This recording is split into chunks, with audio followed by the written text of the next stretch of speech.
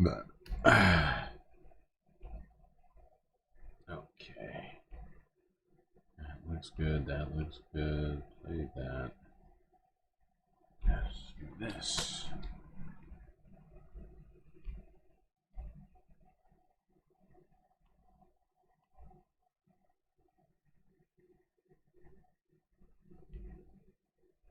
Nice.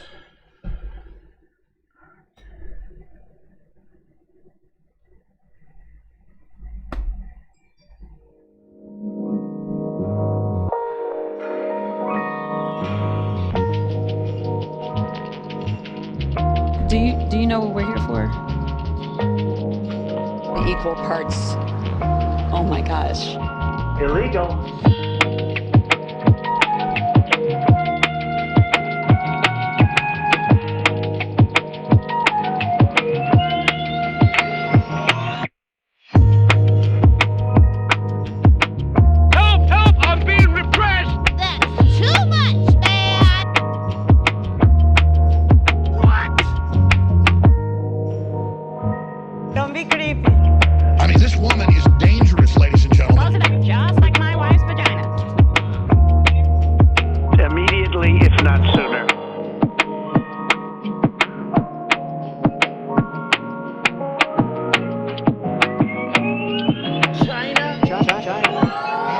China.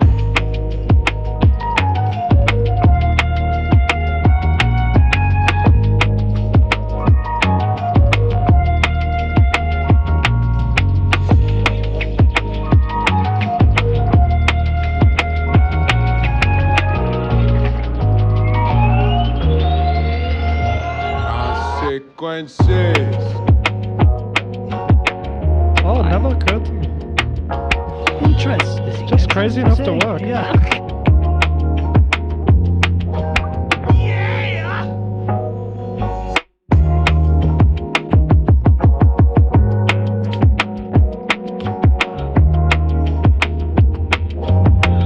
I cannot believe how people come for you already. I don't know if you know this.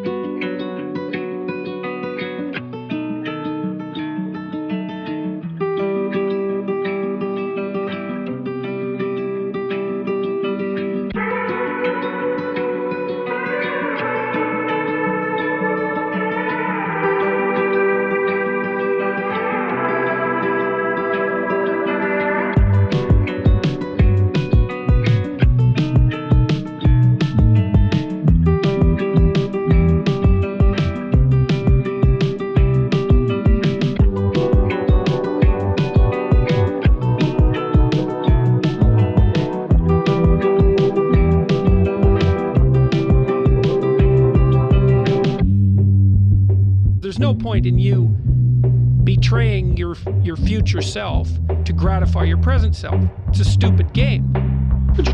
Drum up.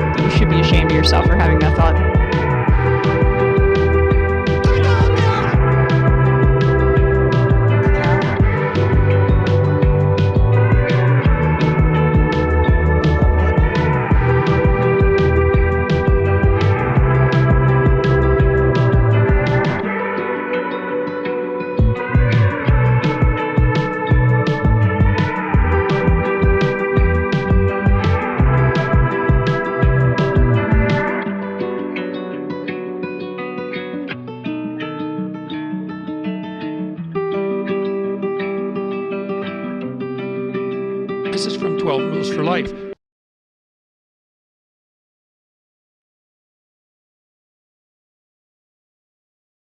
I don't want reality.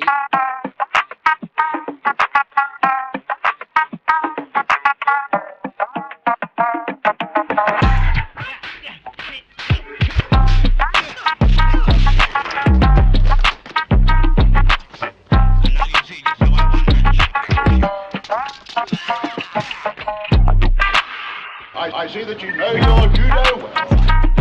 That's hot. It's science. What?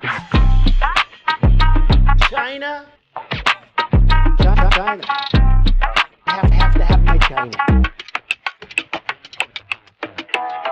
I did everything right and they indicted me. I'm staying in the race.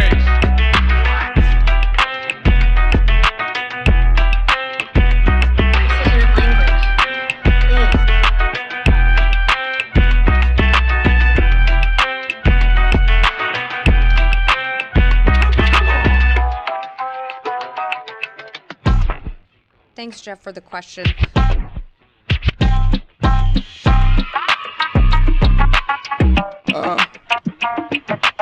Your name, please? A fucking bitch. Oh, girl, baby girl. Don't even play.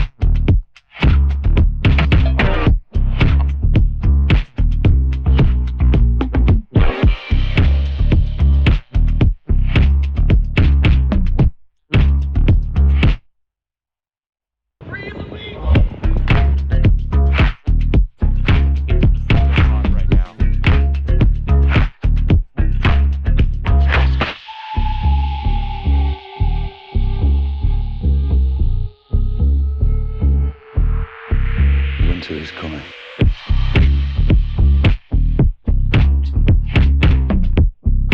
Immediately, if not sooner.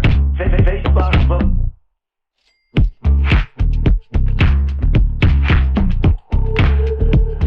Donald Trump spent a lot of quality time with my wife. Don't be greedy. I mean, this woman is dangerous, ladies and gentlemen. Close it up just like my wife's vagina. You supercalifragilisticexpialidocious. That's too much, man.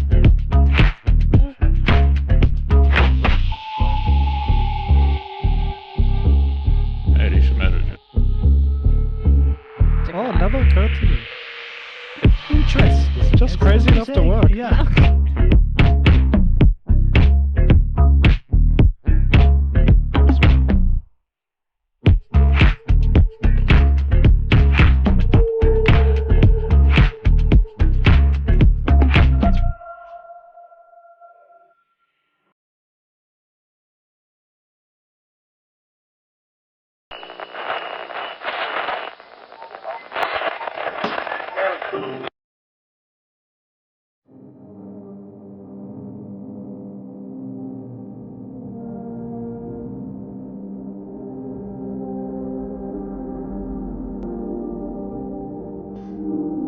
Well, it Good to see you all once again. Floating aimlessly here on this New Year's Eve. A lot to talk about. Gonna recap. Or at least attempt to. What the fuck happened in 2024? With that said, better get right to it. Buckle up those seatbelts, Spacefamz. This journey through the abyss may be dangerous. Turbulence to be expected. That's right, rave on the space station. New Year's Eve, I got the lights, I got the disco ball. Here, I've also got them here. Check that out. Good to see all you folks. Let's see, first, second, third, Mo and Noip, my dogs, and Mozart. Close fourth, going to the anti-corporatist? The Soulcraft as well, I see you there. Morbius Dragon, Disco Wolf, Look Bovine, Bob Carmody, Donald James XD Cypher,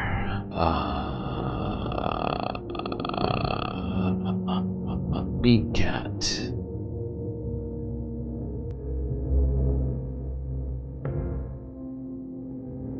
I see Snicks Abea as well. Alright, let's get down to it. Like I said, we are going to attempt to recap 2024 while we talk about 2025 as it comes in hot off the presses. An hour and a half-ish until we start counting down. So we better get right to it. I figured, considering everything, the difficulty of 2024, and the bleak future in 2025, I figured we would take a moment, consider the fight.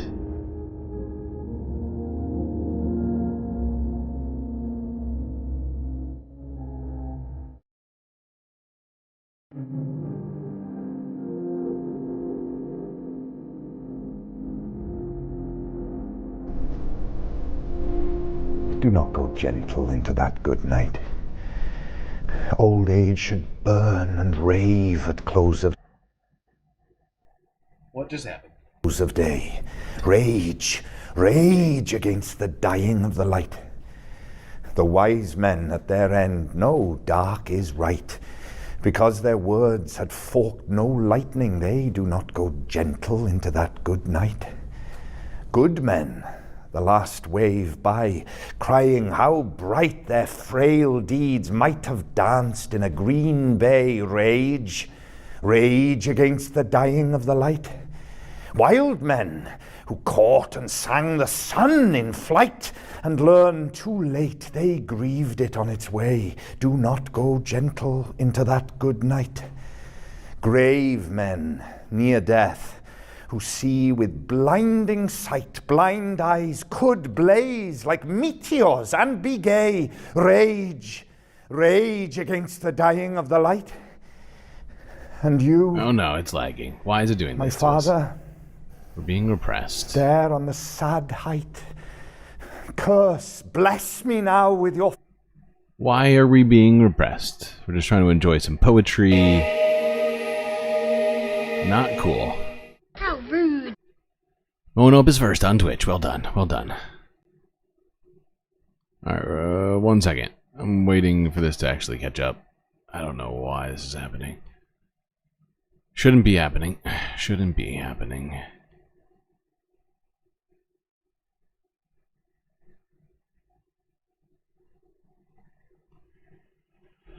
Yes, I do see the lagging. It's going on.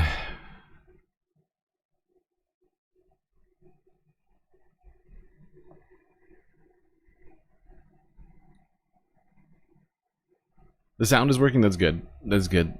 As at least promising, I suppose. You think it's Antifa? Could be. Could be Antifa coming after us for not being Antifa enough.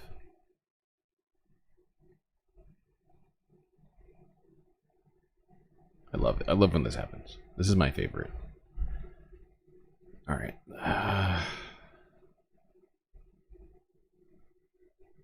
What kind of God would? Don't blame Gary. Okay, let's not blame Gary for this. If anything, we should be praying to Gary to help fix this. You know, that's what we should be doing. The disco ball is the culprit. You think it could be? Could be the disco ball. I don't know. It's gonna stop. It's gonna stop lagging. I'm sure of it.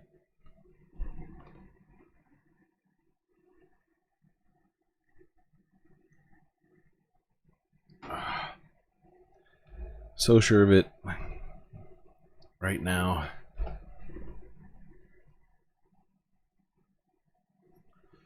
What did I say? What did I say? I said I was sure of it, and then it started working because I was sure. And we prayed to Gary. You know, it was a combination of things.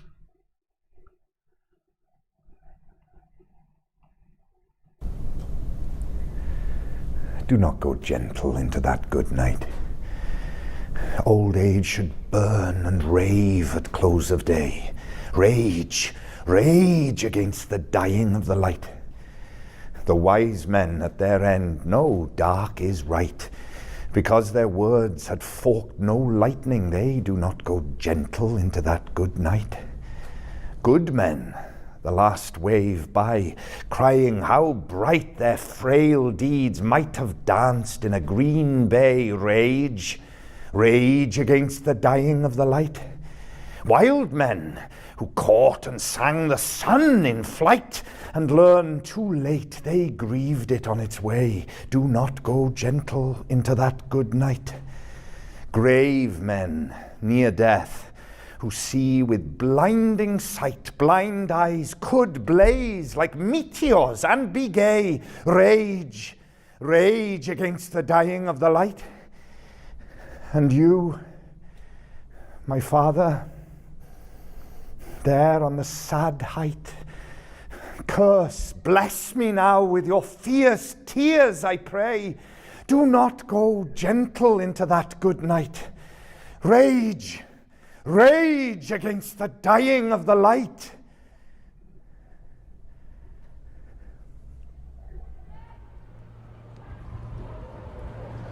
All right, there we go, chat. That's how we're gonna start off this New Year's Eve celebration.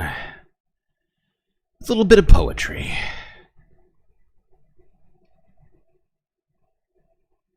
Now, I think you all know that I have been struggling with my sleep schedule and maintaining the number of streams that I had said I wanted to do over this holiday season, and for that I apologize. Now, I've found a video that sort of encapsulates the feeling that I felt after realizing I had slept in and missed the stream earlier, and you know, I'll let them sort of do this one for me.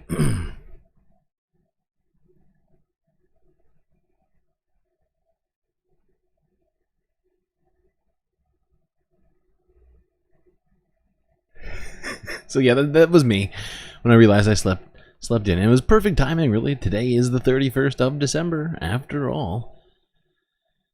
Ah, God. Thankfully, I at least made it in time to do this stream and the stream earlier today. Hopefully, I haven't ruined all of Christmas and well, the holidays, really. All right, technically we did the Christmas stream, but I was gonna do every day of Hanukkah and Kwanzaa, and I definitely I screwed that big time. All right, now as you all know, I take journalism very, very seriously, and you know, I feel like this particular reporter sort of encapsulates the level of journalism which I aspire to every day. I think maybe tomorrow.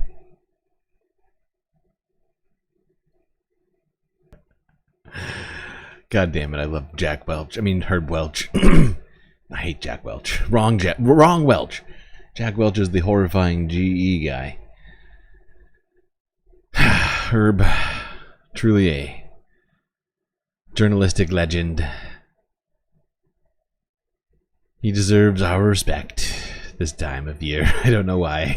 I don't know why. I'm sorry, I was just trying to keep New Year's Eve light. It's gonna get rough real quick. Believe that. Don't you remember 2024? We're gonna recap it. It's gonna be tough. We need to start it off light, people. We need to start it off a couple of giggles. Now this one's not gonna give you any giggles, but this happened. Remember this? Remember this? Remember this happened earlier this year? When people tried to be funny.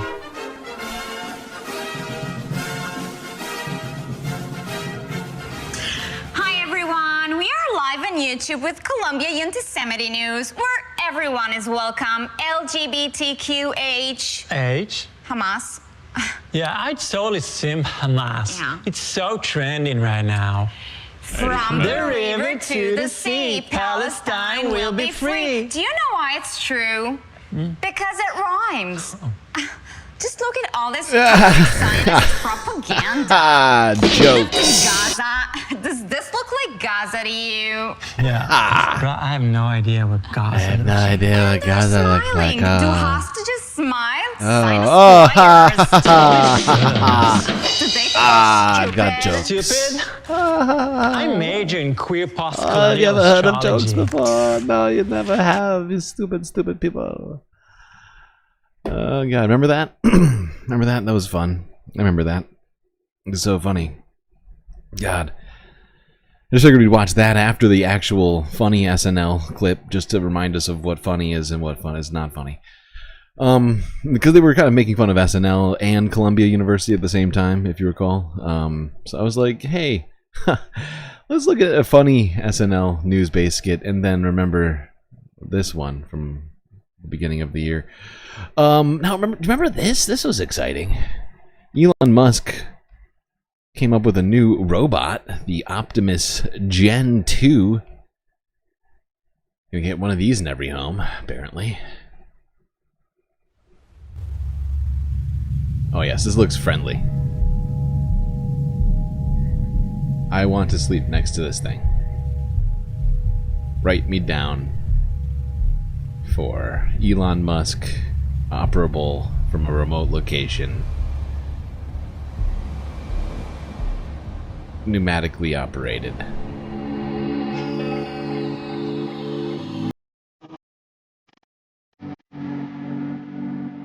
Nothing terrifying about this at all, and you know, it's creepy. This creepy shit. Well, look, you can walk around in its Cybertruck facility. It's home. This is its home world. It's a preferred ecosystem. The factory of a Tesla. Ooh, and it works out.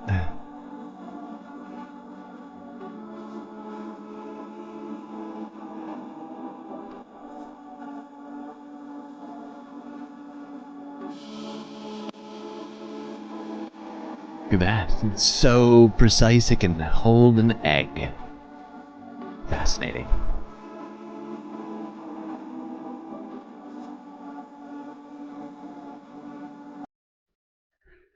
All right, we're going to try and go, in each section, we're going to try and go chronologically between all the stuff that happened over the year. Now, there might be some gaps, and you might be like, hey, why'd you miss that story? I'll tell you why. Because I'm a fallible human being. I'm a fallible man. I'm a one-man Galactic News Network operation. I don't know how else to explain it to you. I'm gonna make mistakes. It's just a fact. Now, do you remember this? Remember this?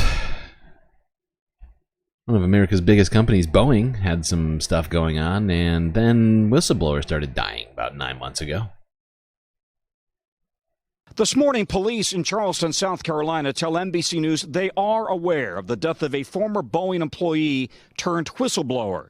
62-year-old John Barnett found dead on Friday from what the coroner calls an apparent self-inflicted gunshot wound. So this is my retirement plaque. Barnett retired from Boeing in 2017 after working as a quality manager for more than 30 years. Since his departure, he has taken legal action against the company, claiming he was retaliated against for raising safety issues internally, issues that Boeing denied at the time. Back in 2019, Barnett sat down with Today, describing a haphazard safety culture at Boeing. From day one, it's just all been about schedule and hurry up and just get it done, push the planes out, we're behind schedule. You know, we don't have time to worry about issues that y'all bring up. In 2017, the FAA released a review upholding many of Barnett's concerns. With regards to his sudden death, the company released a statement writing, "We are saddened by Mr. Barnett's passing, and our thoughts are with his family and friends." Production standards at Boeing are under intense scrutiny, following a series of troubling incidents involving Boeing planes. The latest on Monday, when a 787 from the South American airline LATAM apparently dropped abruptly mid-flight from Sydney to Auckland, injuring at least 50 passengers and crew members. The airline says it's unclear what caused the strong movement on the flight. NBC News has also confirmed the Justice Department has launched a criminal investigation into Boeing following the blowout door plug on a 787 MAX 9 in January. The NTSB determined the plane left the Boeing plant without critical bolts that hold the plug in place. A scathing... That's no good. Illegal. FAA audit also found Boeing it has been a crazy with year. Its own Am I wrong? Control procedure. Am I wrong? Like some of this stuff, when I was like trying to like go back in my brain and like put together this list, which is like 125 videos, I'm gonna point that out to you. I did not like skimp on this list. I was trying like to the very minute that I was starting this stream today, I was adding videos, being like, oh my god, I forgot about that happening. I know that there's stuff that I still wish were in here that I just couldn't think of while I was, you know, going through all of this. But it's just been an insane fucking year.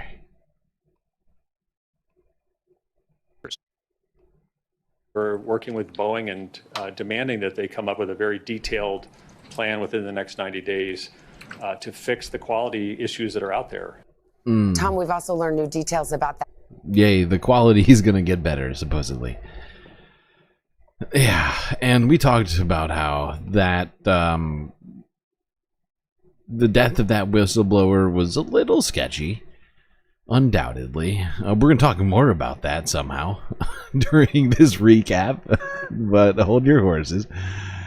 Back to robots, because 8 months ago, this happened. In the world of robotics, Boston Dynamics releasing their new humanoid robot. Boston Dynamics posted video. a teaser video of its new all-electric Atlas robot, showing the humanoid number 001 standing up from a lying down position, swiveling its body around to face the camera with a glowing head that resembles a ring light, and then turning and walking out of frame. The robot's limbs and torso seem to be omnidirectional, with the ability to rotate in any direction, while its face appears to be a simple round piece of glass, likely containing an array of cameras and an antenna on the back of its head. The robot turns its head before its torso to turn and walk away, giving off a sci-fi movie vibe. The description of the video reads, "We are unveiling the next generation of humanoid robots, a fully electric Atlas robot designed for real-world applications." The 26-second video clip comes a day after the robotics company posted a heartfelt farewell tribute video to its hydraulic Atlas robot, which has been in development for almost 11 years. The Atlas robot was first developed by DARPA, the Defense Advanced Research Projects Agency, and slowly evolved over the last decade from the original Petman robot, one of their first bipedal robots, into the impressive dancing and acrobatic robot we've come to know in a number of clever demonstration videos published by Boston Dynamics. Although Atlas never came to market, Boston Dynamics has been focused on industrial robots for enterprise applications, including automation, I just thought of like 3 things I wanted to add to the list. Workplace safety, and situational. So much shit happened this year. It is insane. I can't believe we're wrapping it up already. And at the same time, I'm like, dude, how is it only 1 year? It's the weirdest feeling. It went by so quickly in so many ways. It felt like it never ended, and like the news just kept on coming. Just insane fucking news over and over again. We're not going to leave technology. Let's not forget there was supposed advancements in the world of AI, including robots learning to be funny. What's up with that?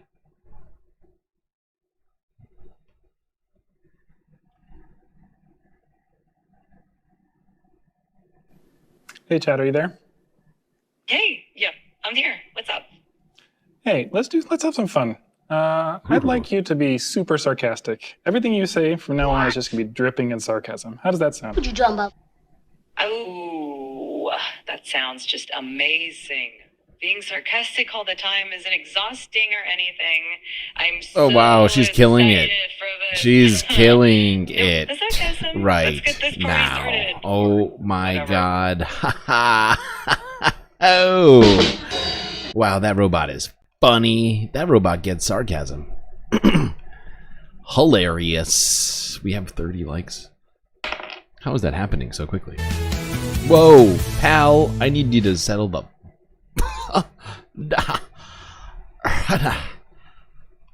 We need another support character. Who do we have already?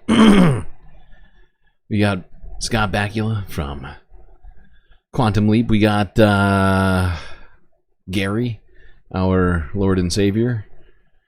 And now, what was that, 3? Who is that? I think that's Captain Planet back there at the booth with Sam Cedar and company. Okay, all right. We'll make that happen. All right, now let's go back to talking about not Amazon, Boeing. Because 2 months after that first whistleblower supposedly killed himself, another one did. It's a weird trend. Good morning and welcome back. Here's an eyebrow raiser.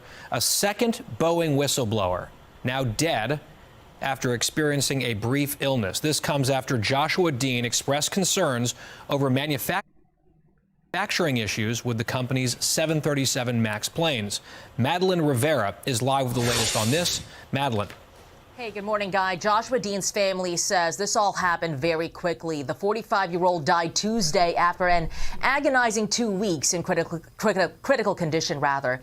His aunt tells the Seattle Times Dean started having trouble breathing. He was intubated, got pneumonia, and then MRSA. Before he died, doctors were considering amputating his hands and feet, but he was too weak for surgery. His attorney says Josh's passing is a loss to the aviation community and the flying public. He possessed tremendous courage to stand up for what he felt was true and right and raise quality and safety issues. Dean used to work as a quality inspector for Spirit Aerosystems. I point out quality inspection was one of the main departments, I guess you would call it, inside of Boeing that was getting the most scrutiny at this time, where much of the complaints and problems existed, and the fact that this guy died too, the other guy was involved in in quality control. I mean, what, you know, like 2 months in a row. I mean, come on, this was an insane story. The fact that there isn't a bigger investigation into what the fuck happened here is fascinating, considering some of the other investigations we saw happen this year. I'm sure some of us know what I'm talking. I'm sure all of us know what I'm talking about. Honestly, we're not gonna get there yet. We're going chronologically. We're still 8 months back, 8 months back. Let's talk about this, because this was going on basically for much of the spring, although some changes have made across the country to somewhat stop this, but this was going on about 8 months ago. The campus protests across the nation. This coming as College Commitment Day for high school seniors is less than a week away. More than a dozen people were arrested at Ohio State University overnight and at Columbia University here in New York. The NYPD guarding the gates to the campus. Stephanie Ramos joins us live there this morning. Good morning to you, Stephanie. Janae, good morning. The protests here at Columbia University are in its 9th straight day. The university officials here and student demonstrators trying to come to an agreement. Overnight, police clashing with protesters in the heart of Ohio State's campus. At least 30 people arrested after protesters formed a circle, refusing to let police into the encampment.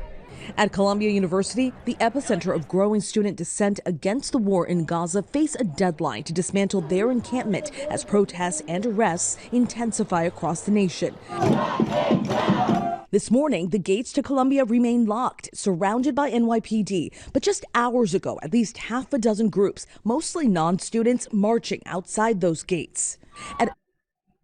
At Emory University in Atlanta, a state trooper repeatedly tasing a man as protesters clashed with police. I go to the school! Illegal.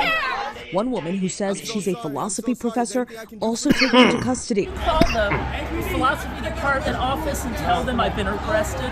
At Indiana University, police warning students to remove their tents or face suspension or expulsion. You've been given 2 warnings. Later, taking at least 30 people into custody. I believe that Palestine should be free, and many others on this campus are out here to show their support, and that's why we're here. Right? What a year. And by the way, to some people, I noticed some people in here who are new to chat. Welcome. I don't know how you found me, whether or not it was... I noticed that the recent live stream that we did of talking about TYT has been getting views after, which is something that doesn't happen to most of our live streams. Usually we get, a few hundred, maybe a few thousand views, depending on the stream live, and then the views die. But then I've noticed like this, the TYT discussion we did yesterday, it's getting a ton of views after the fact. Very strange. So I don't know if that's how you found us, but welcome to any new viewers. Let's just try and all be a welcoming Spacefamz. But seriously though, who was saying that just what a year? Del Sol? Yeah, dude, I mean, what a fucking insane... We're 8 months back right now still. Remember that. We're in April, right? My brain just broke. We're not here to cause a riot. We're not here to create violence. At Northwestern University, our Chicago station, WLS, capturing video of students. And this is US. We're doing US stuff first, right? Basically. There's a little bit of tech stuff mixed in that is applicable worldwide. But we're doing the normal halves, right? We're doing first half US, second half environmental, the third half Earth news, right? I mean, imagine what anybody remember the environmental news from this year? I know we did a half on it every single show. Anybody fucking remember how insane that was? It's gonna be a fun evening tonight, recapping 2024 and what happened this year. Looking forward. Boy, trying to stay optimistic. Now this was at UCLA. Remember this? Hours on this Tuesday, April 30th, like, a pro-Palestinian April. encampment on UCLA's campus swarmed by counter-protesters, triggering a night of violence and prompting questions over why. Do you remember the terrible news coverage that was that we had for this entire time? This was like a video from like after the fact. NBC posted it like a month later. But they were like, "Oh wow, why didn't the police show up sooner?" But like, do you remember this? April 30th, a pro-Palestinian encampment on UCLA's campus swarmed by counter-protesters, and like the police and everybody were coming out and they were like, prompting questions over why authorities did not step in. Good people on both sides, including the people doing the violence. Social media taken by NBC News cameras and recorded by journalists on scene in the hours leading up to and including the clashes, documenting how the night spiraled into chaos. At 9:42 p.m., counter-protesters, some draped in Israeli flags, start gathering around the encampment in front of Royce Hall. The sound of a crying baby blasted through speakers. At 10:49... Do you remember us doing this? There was an entire CNN special that they never posted to YouTube. I checked a few times after, like in the months after, Just to be like, hey, like to give CNN the benefit of the doubt. Like, hey, maybe I missed it in my feed. Nope, they never posted it. But you remember, I don't think, I should have clipped it. I never even clipped it. It's buried in a live stream somewhere. But do you remember when we watched that CNN post that was only on their website that I had to download, like screen cap and download for us to watch? Like that actually like brought to light the fact that all of the instigators that showed up to do the violence weren't from the college. They were like a bunch of middle-aged pro-Israeli men that like showed up to like just propagate violence on peaceful protesters on a college campus. Remember that? It was such bullshit. It still makes me mad. This one still makes me mad, chat. PM, the first major escalation as counter-protesters start dismantling metal barricades and plywood surrounding the fortified area. Security guards in yellow vests are trying to keep the group separated. Just after 11 p.m., this firework is set off. It explodes above the encampment. That's right. So I'm sorry. Whatever. We're having fun tonight. We've all seen many of these stories, so it's really about just sort of recapping, talking, hanging out, enjoying the New Year's Eve as we go in here. The Jesus Raptor, Sarah. That's right. I put Buddy Jesus from, you know, like if nobody understands, I'm just going to tell some people the lore of that emote. But the Buddy Jesus on a raptor, it was a combination of things, right? Initially, how did it go? Initially, somebody said they wanted Buddy Jesus on a raptor, right? I think that's where it started. Or somebody just said Buddy Jesus, right? That's what it was. Somebody wanted Buddy Jesus from Dogma. And if you don't know that, just YouTube. There's a very, very short clip that exists on YouTube, which will explain to you what Buddy Jesus is from a 90s movie. And it's just sort of a funny reference, right? Sort of a satirical reference. And it evolved all the way into Buddy Jesus on a raptor with a pride flag. And so I took the pretty well-known Ronald Reagan on a raptor meme. And if you don't know that, Google that shit. You can get a bunch of memes here all at once. So Dogma, Buddy Jesus, and then I took Ronald Reagan on a raptor meme, combined those two things, and then changed the American flag that Ronald Reagan was carrying while riding the raptor into a pride flag to really, as like, in my opinion, really it was the pièce de résistance, if you will. I'm very proud of that.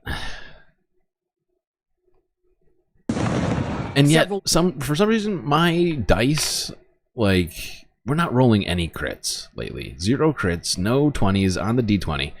We could have that emotional support character, but we don't. We don't get it because the gods, Gary, they don't want us to have it. Or are released throughout the night.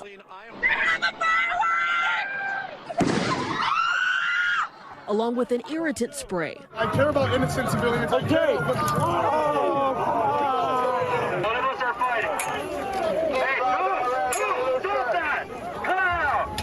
You hear encampment chants including "From the river to the sea." From the river to the sea, Palestine will be free! As pro-Palestinian protesters reposition the barricade. Small fights are ensuing right now. Complete chaos happening right now. Water bottles launched from both sides. Oh, from both sides. See, NBC. I can't. I literally can't. It's just making me so mad. It's making me so mad. It makes me want to puke. I hate these people. Their coverage of this was so garbage. The peaceful protesters were set upon by non-college middle-aged men, and NBC's like, oh, there's both sides. Good people on both sides. Water bottles everywhere. Who knows what's going on? Now, this was a fascinating poll that came out shortly after this. It was funny. It was like weeks after this protest happened. Honestly, I think it was like 2 weeks after. I can't. It was like, this is just my recollection of it. didn't like look at the very dates of them. I'm just going by the generalizations. YouTube gives you 6 months, 7 months, you know, whatever back, and those aren't the most accurate or specific. But this happened, if I recall correctly, shortly after this protest. A little poll came out revealing a disturbing trend. For big talkers, and wow, in an insanely viral video, random women are asked, if you were alone in the woods, would you rather encounter a bear or a man? Well, here's how they answered. Would you rather be stuck in a forest with a man or a bear? Bear. Man is scary. With a bear. Depends what man, but probably a bear. Oh, 100% a bear, which is like terrifying to say, but definitely a bear. Some men are very scary out there. A bear. I would say a man. Crazy pill! 1 vote out of 7 for a man. Wow. And while some people initially laughed at, first of all, the question and then the answer, saying, wow, how crazy is this? Who would want to be in the woods with a bear? It opens up a critical discussion about women's safety. I don't know if they intended this, but this is what happened. I mean, this woman is dangerous, ladies and gentlemen. Men more than potentially deadly bears. Comments have been coming in from all over the world, and they include, quote, I know a bear's intention. I don't know a man's intentions, no matter how nice they are. True. One woman said, no one's going to ask me if I led the bear on or give me a pamphlet on bear attack prevention tips. And wow, this is a big one. Quote, if the bear attacks me and I make it out of the woods, everyone's going to believe me and have sympathy for me. But if a man attacks me and I make it out, I'm going to spend my whole life trying to get people to believe me and have sympathy for me. This says a lot. Many men, as you can imagine, are flabbergasted. Okay. Everybody remember that one? Yeah, took over the internet for like an entire week. I remember it. I certainly remember it. We should never forget. Hashtag never forget. What you also should probably not hashtag forget is this horrifying month that we had earlier this year. I think it was June. If I recall correctly, June was a pretty bad. Was it May or June? No, I'm actually missing. I think it was June. I'm pretty sure. Supreme Court. They were real busy during this summer. Yeah, and they made some bad decisions.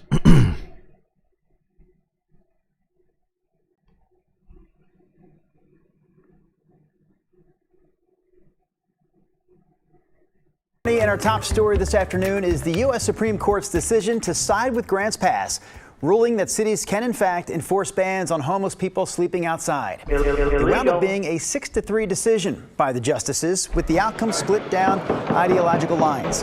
The majority said that laws regulating camping on public property do not violate the U.S. Constitution's ban on cruel and unusual punishment. It's a ruling that's expected to impact cities all across the U.S., including Portland. Reaction is coming in this afternoon from all sides. The city of Grants Pass says it's, quote, grateful to know the High Court's opinion on this. In Multnomah County, Chair Jessica Vega-Peterson says the ruling doesn't change the immediate reality. Even female bears. That's a good one. Snicks. You deserve that one right there. Wow. Well played. Well played. I can't even read it. I don't have the timing to pull that off. In my head, it sounds amazing. I can't even say it properly to make it funny. I'm going to let people read it and to hear the timing in their own head, because I'm not going to do it justice. It's so good. So yeah, remember that when Supreme Court made it being poor illegal, too poor to afford housing. Guess what? Illegal. Go to jail. Right to jail. Immediately, if not sooner. Immediately, if not sooner. Can we deport you for being poor? Maybe. Let's find out. Guess what else? Other stuff happened. They're like, you know what? Do we need experts? It's science. Nope, don't need it. A very big decision from the Supreme Court overturning Chevron NRDC. For that, we'll turn to Eamon Javers. Hey, Eamon. Carl, that's right. This is a sweeping decision by the Supreme Court to overturn what's called the Chevron precedent here.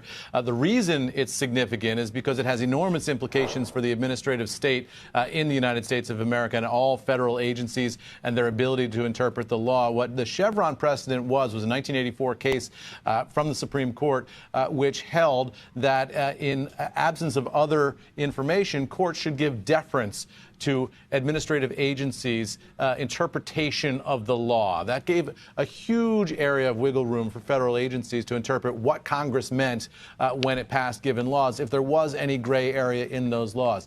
What the Supreme Court is... Wait. We do have to go back and address this. You're saying there's a science... I don't have time to read a Bear article right now, okay? But we're going to take you at face value for this moment, especially considering it's New Year's Eve. You're telling me that you found an article somewhere that says that the female bears are literally choosing, if in terms of safety, would choose other species over male bears. So Yogi, Boo Boo, and then I don't know, whatever. What's a lady bear name? Deborah. Deborah the bear is going to go hang out with one of us. Be like, hey, can you do something about old Yogi over there? He's looking at that picnic basket and me a little too hard right now. Hey, what's wrong, Mr. Park Ranger, sir? I just want a little bit of that, and I'm sorry, okay, I'm going to stop. Getting back to the goddamn Chevron decision where the Supreme Court decided, the government doesn't need experts or science or any of that silly. What's more important is this. Follow the rich white man. Money. That gave a huge area of wiggle room for federal agencies to interpret what Congress meant when it passed given laws, if there was any gray area in those laws. What the Supreme Court is now saying this morning in a 6-3 decision is that courts may not defer to an agency interpretation of the law simply because a statute is ambiguous. Chevron, they say, is overruled. Again, that is a 6-3 decision. One interesting point here, going back to the Chevron case originally in 1984, the Supreme Court writes, Chevron decided in 1984 by a bare quorum of 6 justices triggered a marked departure from the traditional judicial approach of independently examining each statute to determine its meaning. So some skepticism here. Well, it wasn't a good enough Yogi Bear impression for you? I'm sorry. I'm sorry I didn't do a good Yogi Bear impression. I haven't even watched the show in, I don't know, 20 years at least. So I'd have to watch the show to try and work. I appreciate the harsh but real feedback of whether that case was originally decided correctly. The Supreme Court now saying it was not. Chevron is overturned, and there's going to be enormous questions now, Carl, for administrative agencies across the federal government as to how they move forward with interpreting rules when there is a gray area in the law. A lot of uncertainty now for federal agencies, Carl. Back over to you. Yay. We don't need science. Climate and everything are the same word. Yeah, we'll just Jordan Peterson. He'll tell us climate and everything are the same word. It's so great.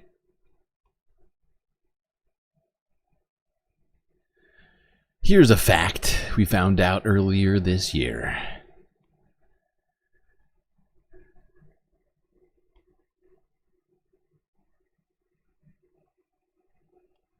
A fact relevant to most Galactic News Network watchers. A scientific fact. It's science. Sleep is vital for our health, but according to the CDC, more than 1 in 3 adults say they are not getting sufficient sleep. Now, new research suggests it's not just how much sleep you get, but when you are going to sleep and waking up that matters. A recent study from the Imperial College London found night owls, those people who stay up late and wake up later, appear to have superior cognitive function, while early risers had lower scores on the cognitive test. Azizi Seixas is the Associate Director at the Center for Translational Sleep and Circadian Sciences at the University of Miami. Professor Seixas, thank you for joining. The researchers in this study found that people who stay up late had, quote, superior cognitive function, while early birds. Hell, there you go. If you're watching this stream right now, there's a high chance that you have superior cognitive function. Okay, just write that down, or, you know, make a mental note of that. Log that away. Many of you found that out along with me on the stream months ago. And I just wanted to remind you, or those of you who are new to the stream, to educate you on this stuff. Now, while we are educating ourselves, I figured we'd also educate ourselves on a little bit of history. And this young girl, well, she became internet famous for preaching the truth. Jesus, I say that. Learn about in school. Martin Luther King Jr. Martin Luther King Jr. What'd he do? He died for our sins. No, that was... So true. Mm-hmm. Thank you. Thank you, young lady. Have a good New Year's. All right, now... It's been a fun year, hasn't it? Come on. It's been a crazy but fun year. Some good stuff has happened. Wait, please hold. Please hold, sir. I'm staying in the race.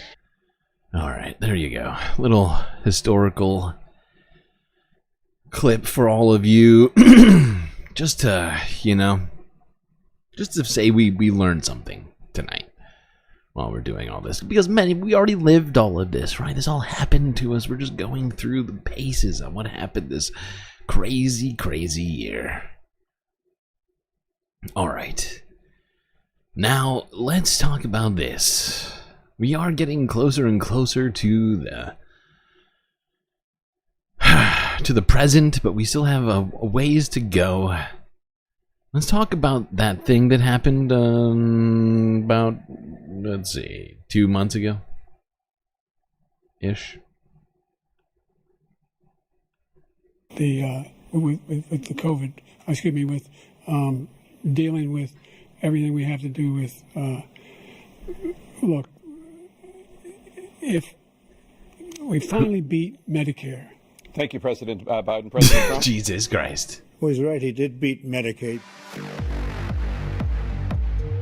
Who made this clip video? You, the votes. The voters did that. The Galactic Despite that some folks don't seem to care who you voted for. Well, guess what? They're trying to push me out of the race. No! Well, let me say this as clearly as I can. I'm staying in the race. That's right. I made this clip video earlier this year. If you want That's to right. I'm really cheating. I'm see using my own something that content. said, take a look at what happened.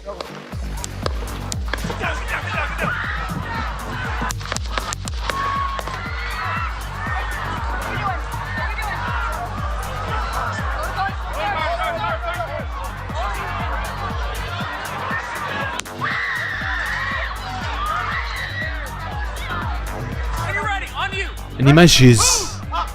Hold on. I need my shoes. Let me get my shoes. I need them. Let me get my shoes. I need my shoes. So we gotta move to the cross. Let me get my shoes. What's up?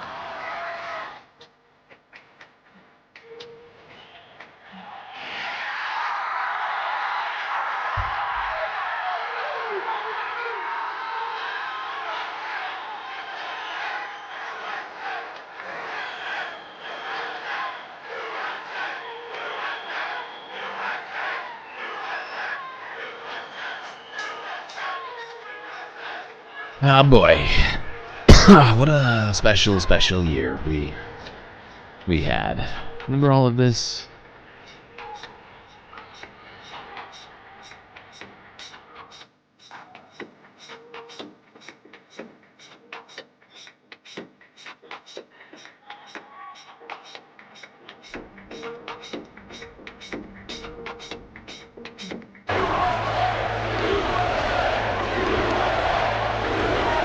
he always finds a way to win. And when he's back in our White House, America is going to start winning again. He's got a higher IQ than any man alive. He's going to fix everything. The price of food and gas and housing is out of control. And the only person who can clean this up is Donald Trump. He'll fix the problems with all the dead crops. He's gonna make them grow again. He's gonna win in November, and we're all gonna be champions again when he wins. Did you my word? He's gonna fix that harmony. Let Trumpomania run wild, brother. Let Trumpomania make America great again. That's what I thought.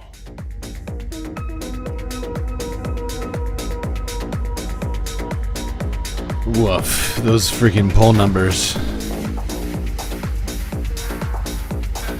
But I'll bet inside she was laughing last night when she saw the way Joe Biden left, because that was a coup.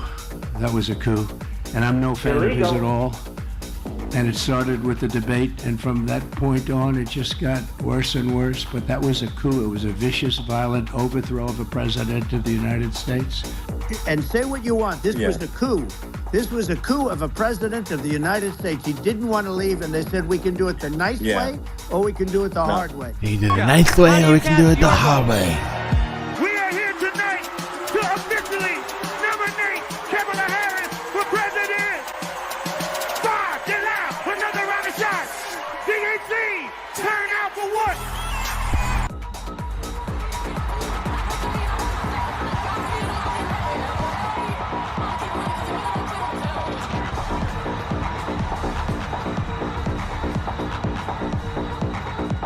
I can feel the excitement in this arena. Joy. And with joy. The air of joy. Joy. Joy. Joy. Joy. Be joyful warriors. The president of joy. Let us choose joy. Oh, it was joyful. Kamala Harris. Is that big baby? Thank you. Welcome to you both. It's wonderful to have you. It's an honor to have you both here tonight. Donald Trump left us the worst unemployment since the Great Depression. Donald Trump left us the worst public health. Let 2025 epidemic not be in the a Greater century. Depression, please. You will see during the course of his rallies, he talks about Everybody, fictional characters knock like on wood. Hannibal Lecter. He will talk about windmills cause cancer. People don't go to her rallies. There's no reason to go. Not black. And I'll say that. And then I read that she was black. I mean, honestly, I think it's a tragedy that we have someone who wants to be president who has consistently, over the course of his career, attempted to use race to divide the American people. In Springfield, they're eating the dogs. It's a really good People video. that came Thank in, you. they're eating the cats. I appreciate that, They're Sarah. eating- I appreciate that.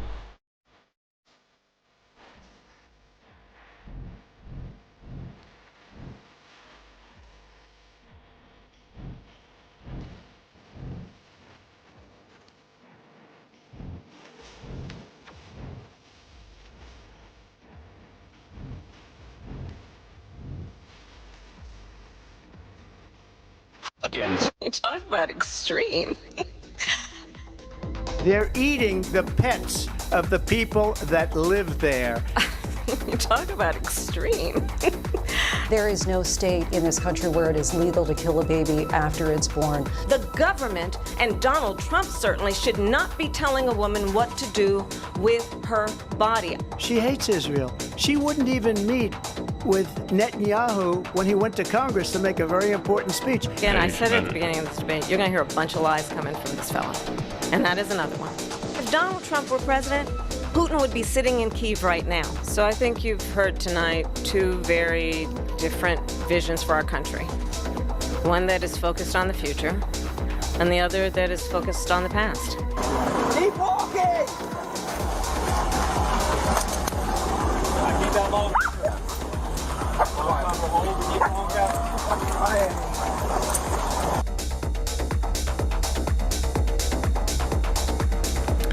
The devastation from Hurricane Helene is immense. Millions of Americans are without power. Thousands of families have lost their homes. Entire neighborhoods have been destroyed. Major roads have been blocked or damaged, leaving entire towns inaccessible at this very moment. I have shared with them that we will do everything in our power to help communities respond and recover.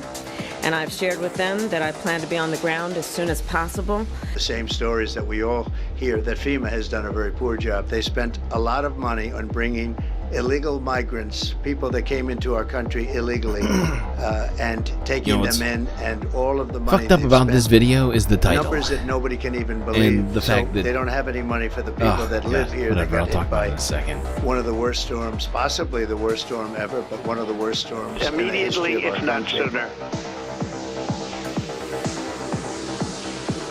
Find common ground. And Bill, that is why I believe in my soul and heart the American people are ready to turn the page. And it's true. They're destroying the blood of our country. That's what they're doing. They're destroying our country. They don't like it when I said that. And I never read Mein Kampf. They said, oh, Hitler said that in a much different way. No, they're coming from all over the world, people all over the world. We have no idea. They could be healthy, they could be very unhealthy. They could bring in disease that's going to catch on in our country. Would you have done something differently than President Biden during the past 4 years? There is not a thing that comes to mind. I think the bigger problem is the enemy from within, and it should be very easily handled by, if necessary, by National Guard, or if really necessary, by the military. We have the greatest military in the world, but you have to know how to use them.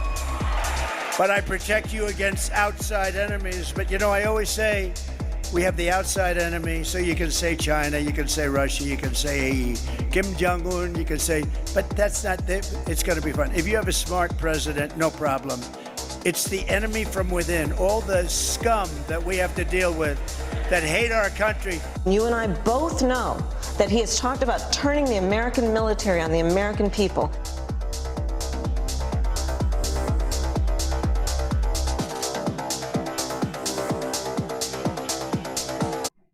And this is the part that I was talking about. The name of this video is Trump leading with 12 days to go, question mark. 2 weeks before the election. This is when I posted this video. And I was like, hey, I think right now, looking at all the numbers that we've been watching literally for months and months, we're not going well. And we're pointing to the very strong potential that Kamala Harris might lose this thing. And that she had lost much of the sort of boost that she had gotten back in this spot. At one point, like after the first debate. I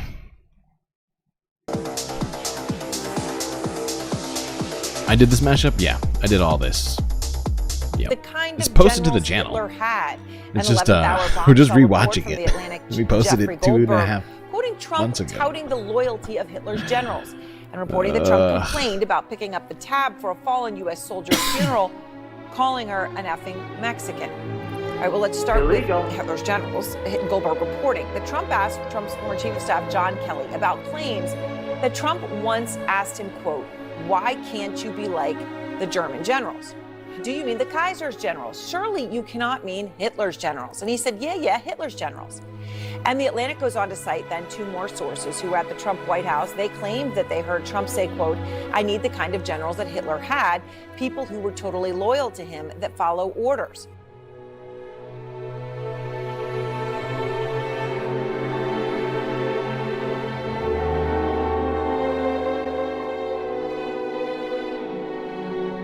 It's a sad map. Look at this map. Let me under. Oh, wait, please hold. Wait, no, go. Stop. Pause. Don't be a dick. Oh God, no. We have to look at this map. I'm sorry. We have to. We're going back.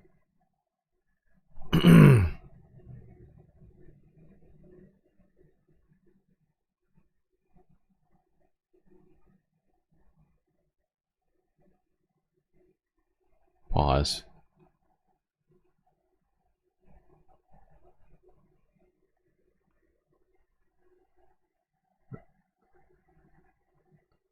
Is it gonna play?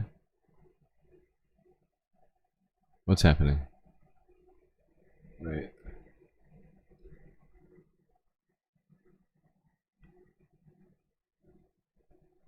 There, here, this works. See it? This was it. This was the map. We had a map. It looked bad. 257, I can't read it. Cannot read this. Are you being a dick to me right now? Pause. Pause for the love of God. Fuck it. You can pause it. It's going to be easier for you to pause it than me, I think. For the phone, if you're on a phone. Okay. Holy fuck. You're entering a realm which is... Oh, God. That made me a little depressed. But yeah, at the end of it, if you go back, you can click the video and you watch it yourself. Or you can scan back, but man...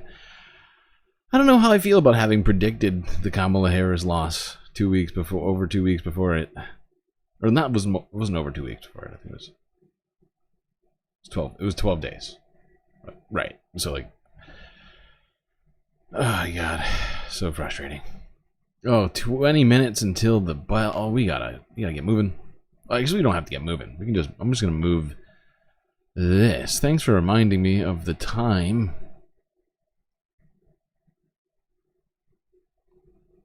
Bring this over here. Probably a good place to do here. I guess. All right. Now, in between all of that, something happened. I don't know what, but clearly something. You're entering a realm which is unusual. Maybe it's magic, or contains some kind of monster. The second one. Prepare to enter the scary door. Please send the man round back and pick up Clyde Smith, a professional gambler who's about to have an unfortunate accident.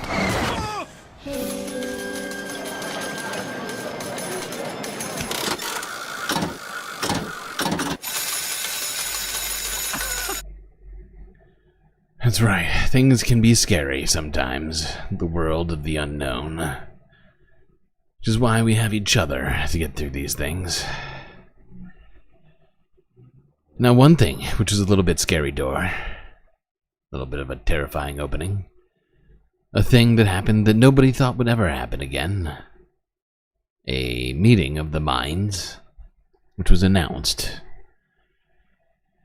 In between all of that, between the posting of that video and the actual election, this happened.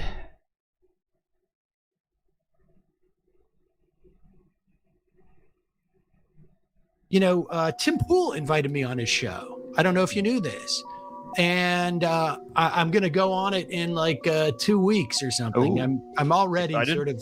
No, I'm not excited at all about it, actually. It's a huge Are you going pain in the into ass. the studio, into his compound or whatever? I'm going down to Off-Brand Neverland, and he's claiming that he's offended that I said something about him. And it's like... Oh, I saw that on... Where have you been? Where have you been? I've been, offending you. I thought that was the reason why I wasn't invited, because you were so offended by me. Because Tim Pool had a somewhat similar trajectory as Jimmy Dore. He also started out as a lefty, flamboyantly as Jimmy did it, but he still, had his roots in like Occupy Wall Street. He was like a journalist for Vice or something at one point. I gave him his first interview on Occupy. Wow. I think I was the first interview he ever had. Thanks a lot, Sam. I know. It's a pleasure to welcome to the program Tim Pool. Tim, welcome to the program. Hey, how's it going? Freshman philosophy bong choke direction. It's utilitarianism versus deontologism. I think that is silly.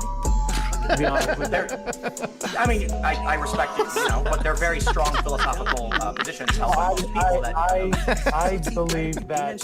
I don't. Yeah. So for instance, like Thanos was utilitarian, and Captain America was deontological. That's right. There's another Galactic Streamlord original edit.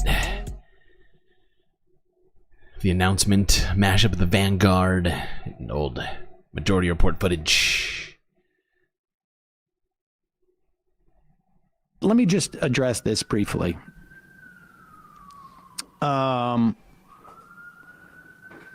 we will discuss the seeming meltdown that Tim Pool seems to be having. I think it's public knowledge, or largely, that Tim invited me on to his show for November 1st. That involves some travel. Anybody who knows me knows I don't like to travel. Anybody who knows me knows that I would rather not travel before the election. Anybody who knows me knows I've been traveling more than I like to. I went down to New Orleans for a radio conference a couple of weeks ago. I went to Vegas. I had to go to Worcester for, the Jewish high holidays. So you hit the three big party capitals of America: New Orleans, Las Vegas, and Worcester. Worcester, yeah. Worcester just was exhausting. Everything else was fine. But we got this offer, and he's down in West Virginia. I don't think that's a secret. I think people know that. And so the idea is you fly down the night before, and then they go in because it's a 10 o'clock in the morning show. And so, I agreed to do it. And then I realized, oh, shit. The night before is October 31st, which is at least in New York, Halloween. And it's Halloween everywhere. Old son, actually, I've probably got 2 more Halloweens before I am booted for good, and that's it. My kids are not going to. Oh my God. They're not going to allow me to be around. PB, nobody told you. I put 2 notifications in the Discord on purpose just to make sure people knew, and somehow you didn't get it. That's horrifying. This is not fair. This is not fair. Help! Help! I'm being repressed! I'm very sorry. I tried to give people a run-up. I was like, all right, 5 minutes until we're starting. And then I gave people another one as we were starting. I was like, that should be enough. I feel bad. Halloween. I'm not a huge Halloween. Halloween doesn't really start until the parents stay home and you get to go around with your friends. Exactly. All right, hold on. Let's go to where we talk. Yeah.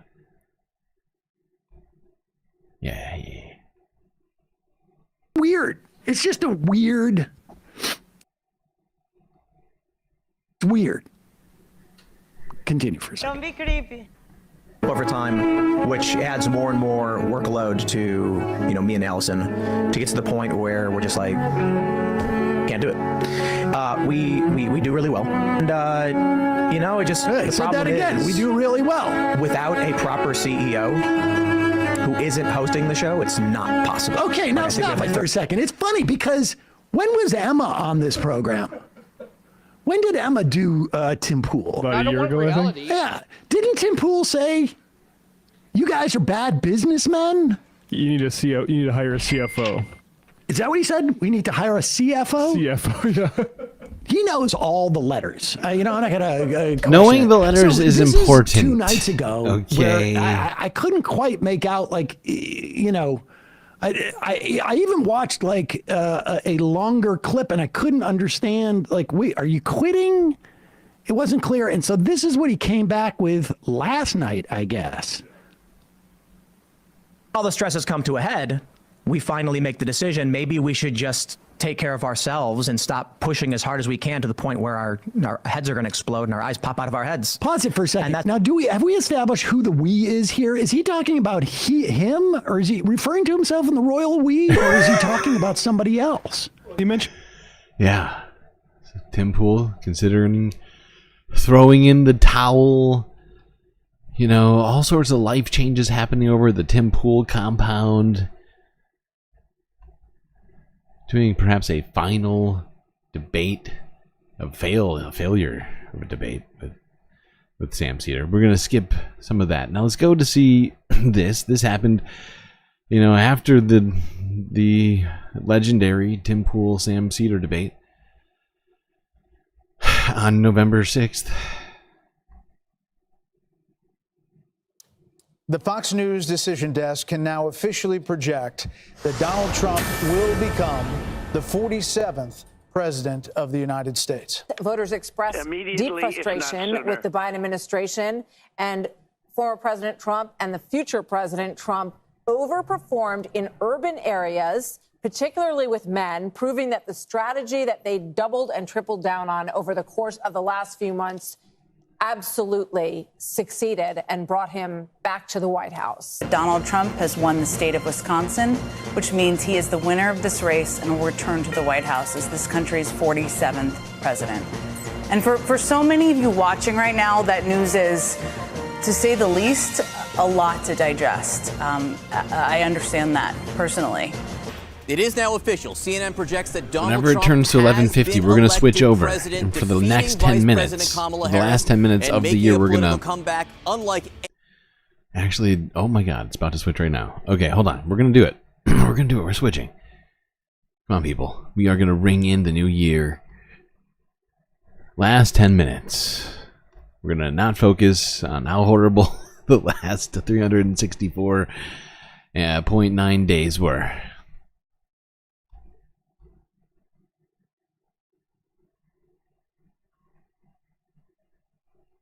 Wait, this is no good. This is the wrong one. What is this?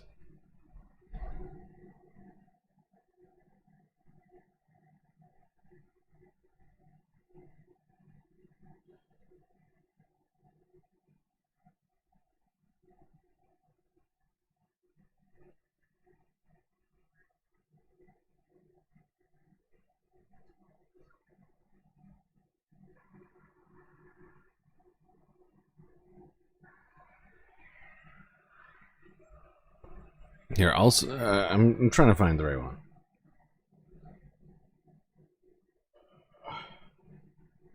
This one's not bad for now. Switch to this.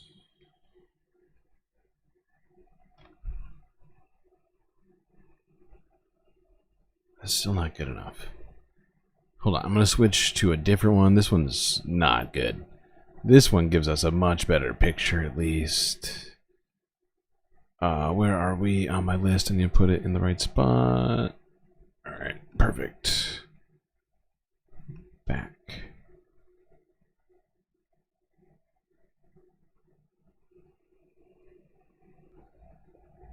Technical difficulties. The Fox News decision desk can now officially project Please that Donald hold. Trump...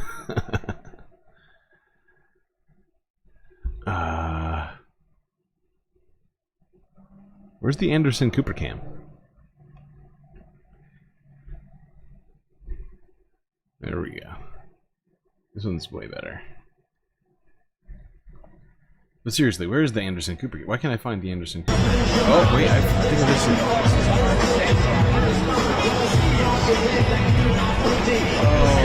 Oh, I see. Nice.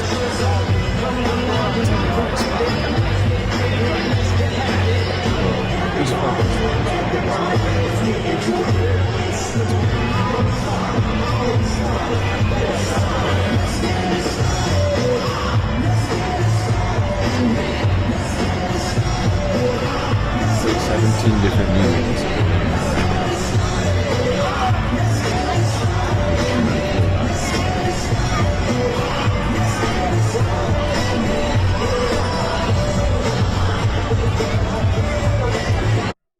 Hold on. I think I've got the Anderson Cooper cam. Is it CNN? I thought it was CBS. I thought that he like switched networks one night a year. I could have sworn. I could be wrong. If I'm wrong, that's my fault. Oh, gray screen. Why are we getting gray screened? It's probably because someone was playing freaking Get It Started in here.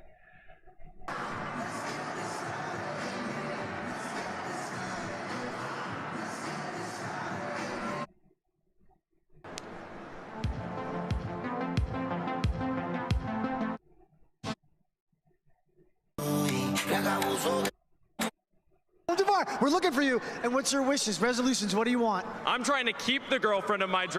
Trying to keep her. Okay, all right, buddy. I hear that. I hear that.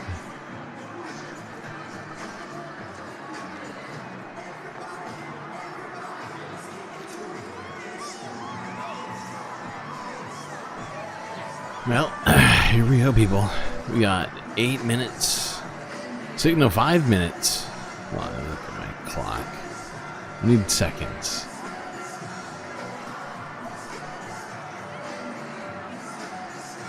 Five minutes and 40 seconds until the new year, people. Am I wrong about CBS? Do I need to look for the Cooper Cam somewhere else? We don't need the Cooper Cam. I mean, it's not necessary.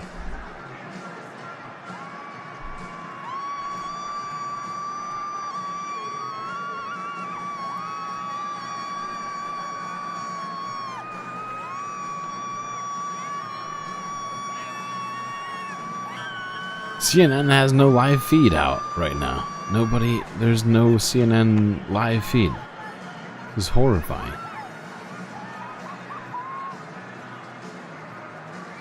They refuse to allow us to see the Cooper Cam. We're being repressed. Help! Help! I'm being repressed! At least we have each other. I mean, I feel like that's a good one. That's a good thing. That's a win. You forgive me? What are you forgiving me for? Which thing are you forgiving me for? A bunch of mistakes have been made.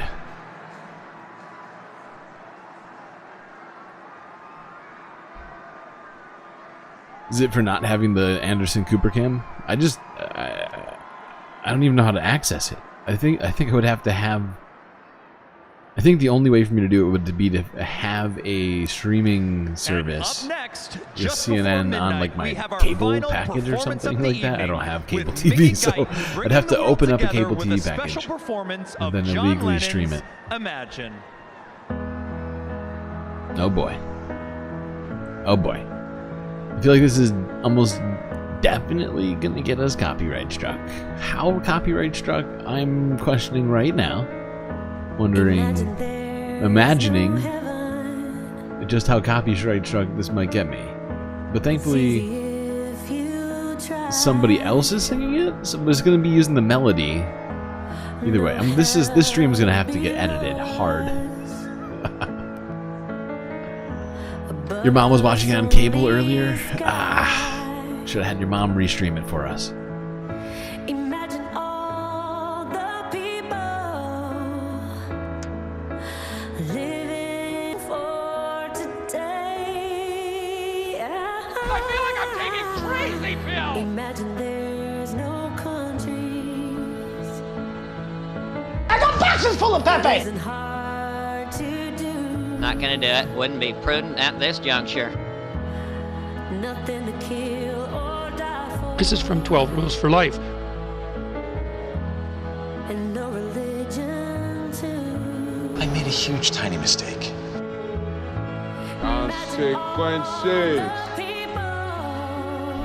It's a great day for being sad. What?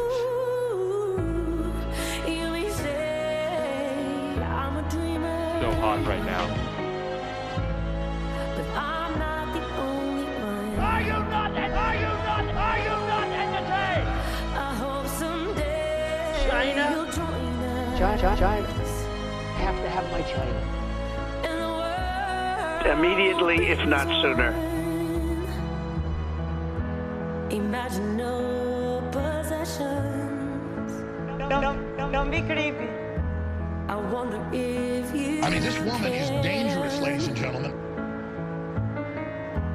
No need for greed or hunger. A brotherhood of men. Imagine all the people sharing all the world. How rude. You should be ashamed of yourself for having that thought.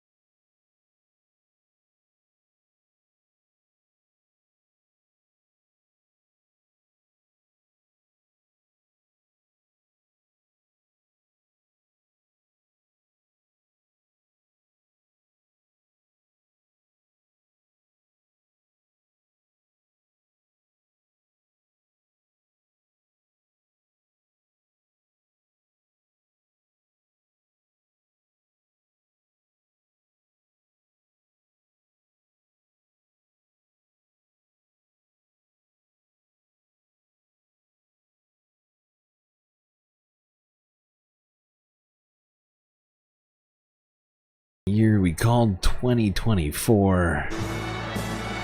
So much to get into here. Get back to talking about. So let's not tarry about. Let's go on to more current news. We're still not taking a break, galactically speaking, yet. We still got some time. You are Poe, so you can't be a member. Well, you can be a member. Potentially, somebody could gift to you a membership. All right.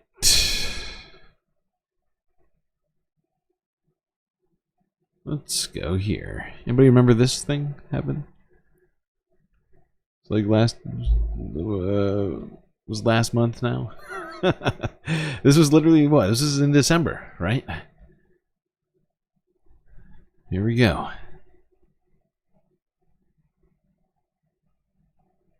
Chilling video. Shows suspect run off after murder of United Healthcare CEO. 3 weeks ago, CBS New York. Why does it keep doing this? What's happening?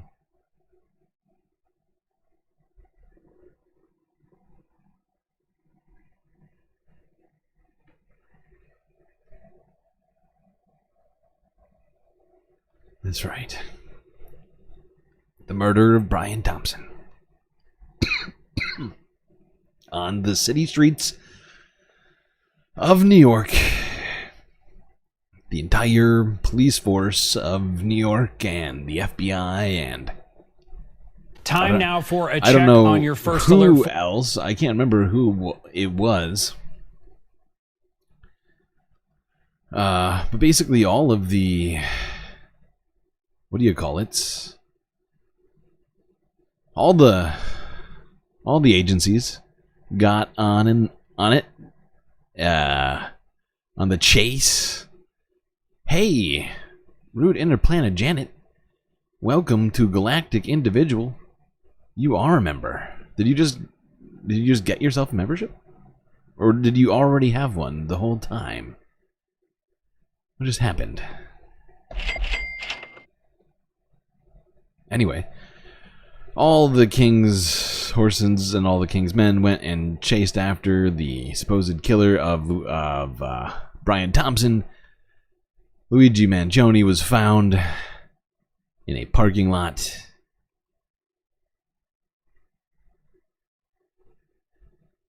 And arrested. And then this video came out.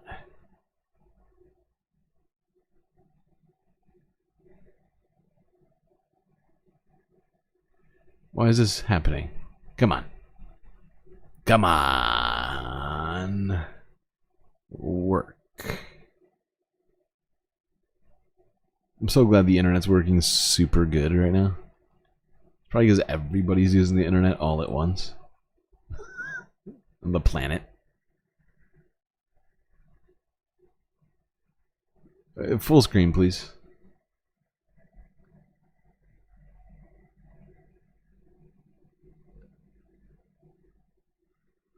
Oh my god. Why is why? Why is why?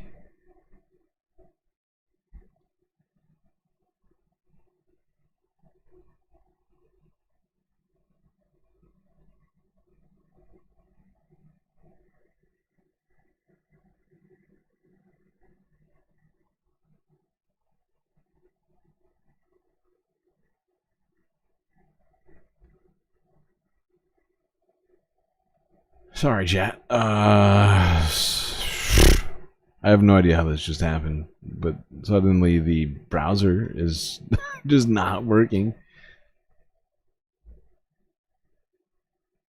I get a sense it has something to do with the fact it's midnight on the East Coast, which is where we are located over at this time in low Earth orbit, and the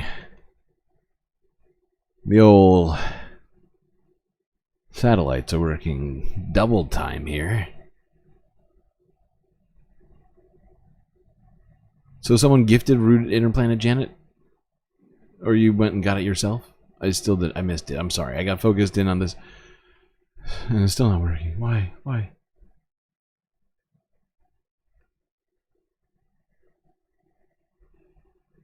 Why do you refuse? Just be friendly. That was them screaming. I just waved. Alex, I just waved, and that was the... Can you hear that? Hi, guys.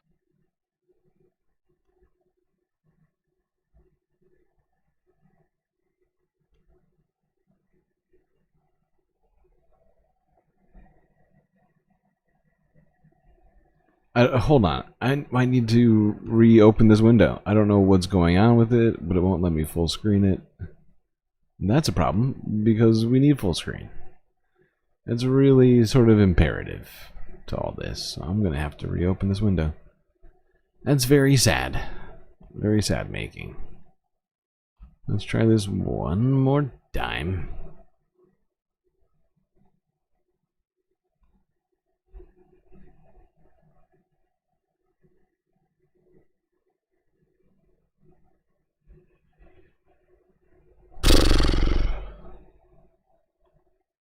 Holy fuck.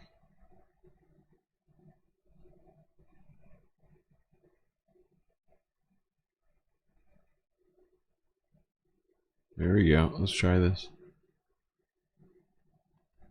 Take 3.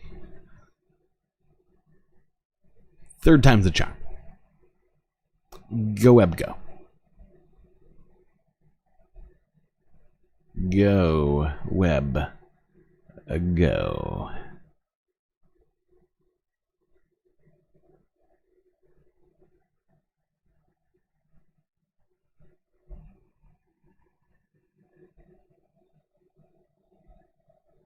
Aha. We've done it. So it's an interesting interaction you had with the inmates from over the chain link. Tell me about it, Alex. Yeah, pretty unbelievable moment. And Ashley, I can tell you at this very moment, I can look over my left shoulder up at the top of this prison wall, see through a window, and see that your face is right there. They're watching Banfield at this exact moment as they promised they would. All right, so let's backtrack a little bit, okay? So earlier today, I was reporting outside this prison wall. So, oh my gosh, I'm not sure if you just heard that, Ashley. That was them screaming. I just waved. Alex, I just waved, and that was the... Can you hear that? Hi, guys. Say hello to Alex Capriello. They said, we got you, Alex. Ashley says hello. I can't believe this. There they are. I can't tell if you can hear this. Oh, we can hear it. There you go. Hi, guys. Look up at that window. Let me yell them a question. Alex, hold on. Let me yell a question. Guys, if you can hear me clearly, okay. Do you guys have any sights on Luigi Mangione? Just yell yes or no.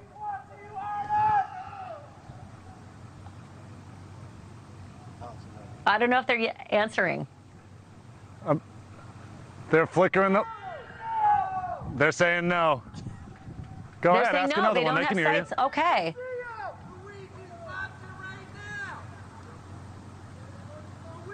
You'll have to translate, Alex. All right, so earlier today I was reporting outside these prison walls when all of a sudden I heard my name, and I couldn't tell if they were, catcalling me or heckling me or even saying my name whatsoever. And so I started reporting on Luigi Mangione's prison conditions as I was finding them out. And as soon as the live shot was over, that's when I turned around and they said, the conditions suck. And so that was my confirmation. Oh my gosh, they're watching News Nation at that very moment. I pulled out my camera, I recorded, and here's more of that interaction. Take a look from earlier today. Luigi's conditions suck. Free Luigi. There we go. Free Luigi. That's all we needed to get out of that one. It's a huge, huge story this year. Took over all of December. And people were jailed. As a result of some of the viralness of this situation. Police say a Lakeland woman used phrases from the accused killer of the United Healthcare CEO when making threats against her own insurance company. Yeah, the mother of 3 could now face 15 years in prison. UCLA's Polk County Bureau reporter Stacy DeSilva joins us now live outside the Lakeland Police Department. Stacy, police definitely sending a message here. Yeah, Josh and Stacey, police are going to take threats seriously every day of the week, especially after what happened in Manhattan. In court today, the woman accused in this case appeared surprised and emotional about the legal trouble she finds herself in. Given the nature of the threats, we would also be asking for GPS with house arrest conditions to protect the community. With her head in her hands, Brianna Boston learned she would be held in jail on $100,000 bond. The Polk County judge adding the bond was appropriate given the, quote, status of our country. It's not like she's a child. She's 42 years old, so we're not dealing with a child here. She should certainly know better. Lakeland Police Chief Sam Taylor says his department was contacted by the FBI Tuesday. Authorities say in a recorded phone call about a denied insurance claim, Boston told a Blue Cross Blue Shield employee, quote, delay, deny, depose. Oh no. Oh no, how dare she say those words, even though that's literally what was happening to her. Oh, she just accurately described what's going on. Oh. Help! Help! I'm being repressed! Follow the rich white man.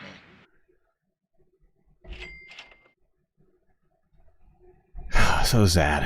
Insurance executives everywhere hiring security, crying into their, I assume, pillowcases made of money and tears of healthcare patients. They're basically setting it up. This is 8 days ago. We're getting very close to current right now. Already has a well-established bias against our boy Luigi Mangione, which will already happen.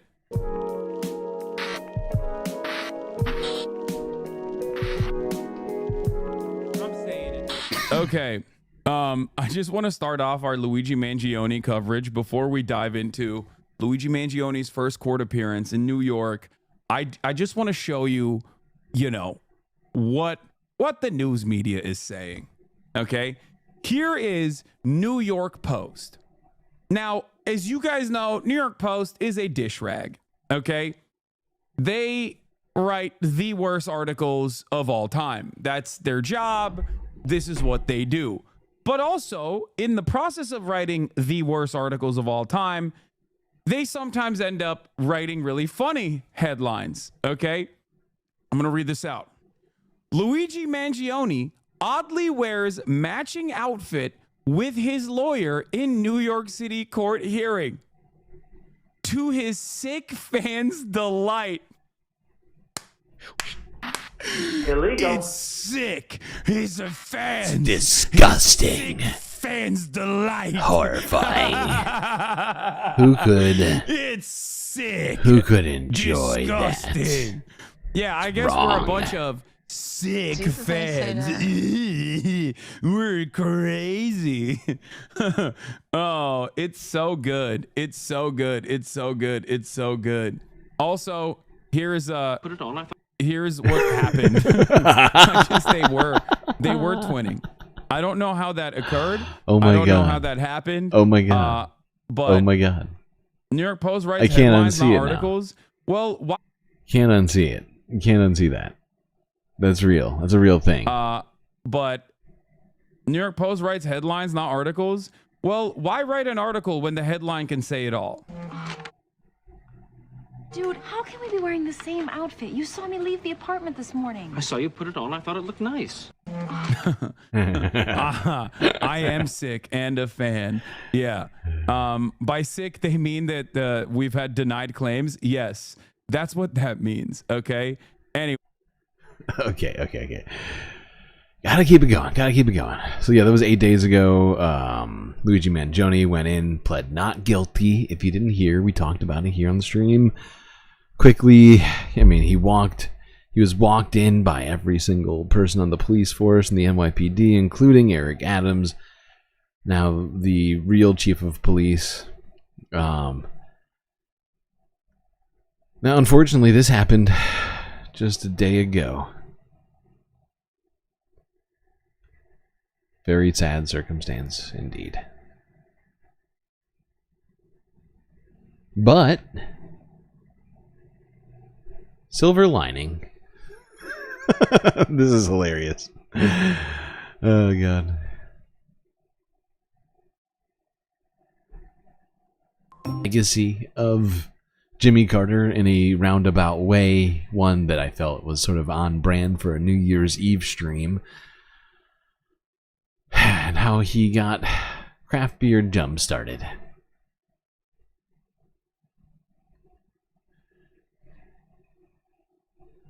All right, let's go here now. A look back at key events in 2024.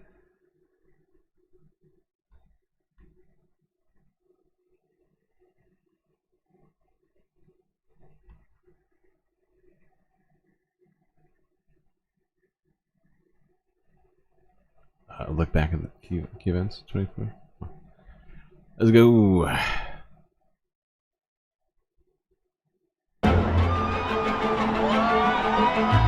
Actually, we don't need this one. Let's go to this. This one sucks. I remember this. Why did I leave this in here? We're going here. This is the best one. This is the best compilation of 2024 news we got here. In the high-flying world of business and finance, one thing we can all agree on is that far too many things happen. Each day the sun rises and we peel ourselves out of bed, just trying to remember all the things that happened the day before, only to be forced to drink from the fire hose of happening things all over again, fattened and stuffed with a barrage of headlines like a little foie gras mallard. So what the hell even happened this year?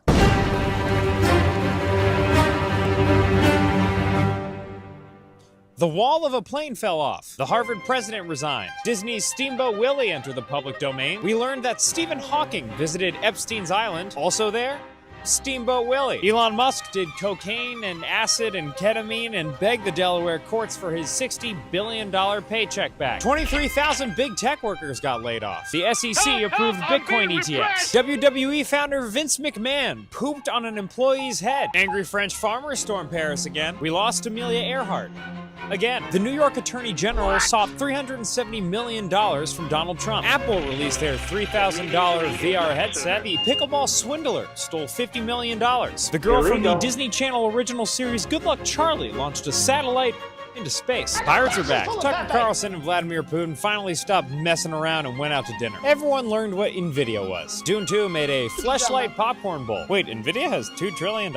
Everyone got mad that Google's AI made George Washington black, but we were cool with Shrimp Jesus. Lyft made that $3 billion typo. Brooks and Brothers got everyone their money back. They said the Boeing whistleblower took his own life.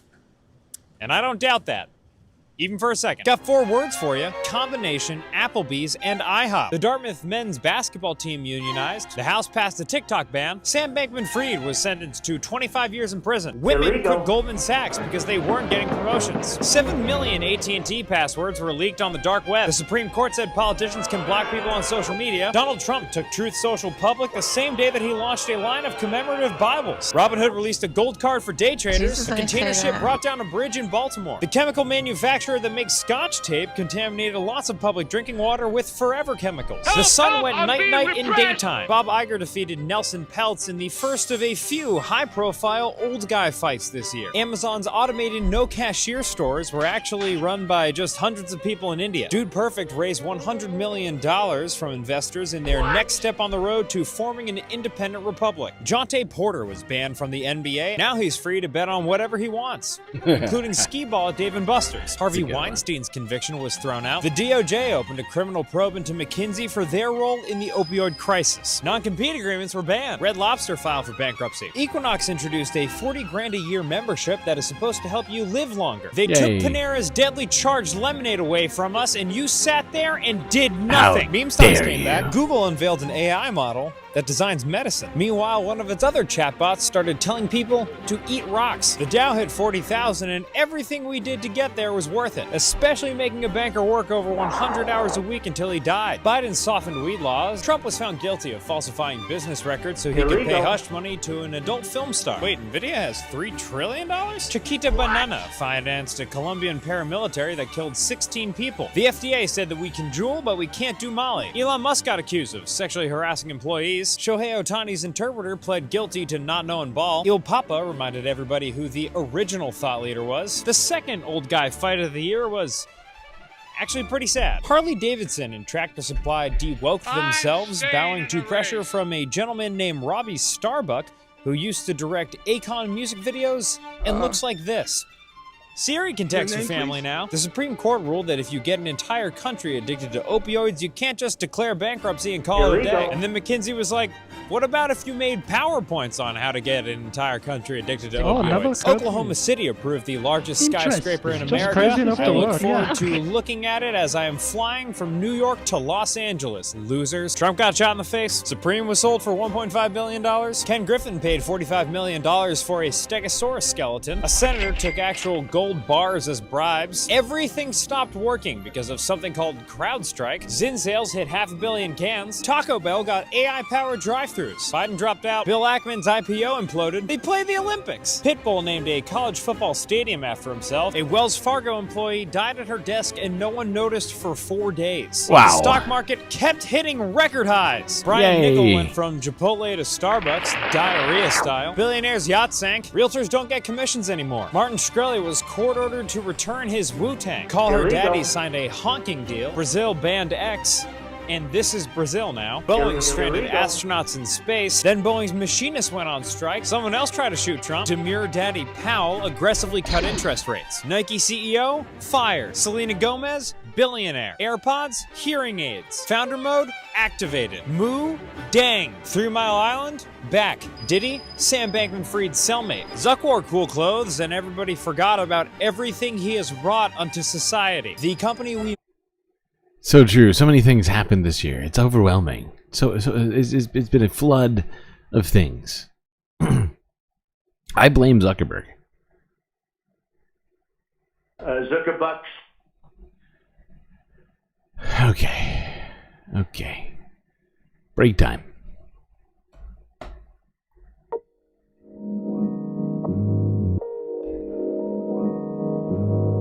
Well, I hope everybody is enjoying the show so far. If you haven't already, hit the like button. Don't forget to subscribe.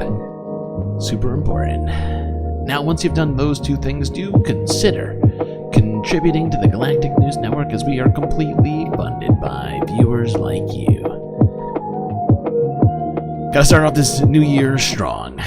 And currently we are in dire straits. We need your help, and you are our only hope. Write that down. So many great ways to contribute, of course.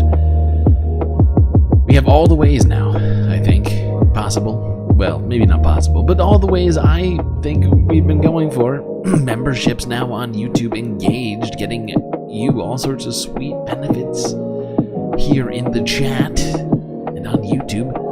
Twitch, of course, still the same stuff. Subscriptions and bits, Cash App and PayPal, just for giving me money, if that's a thing you'd like to do.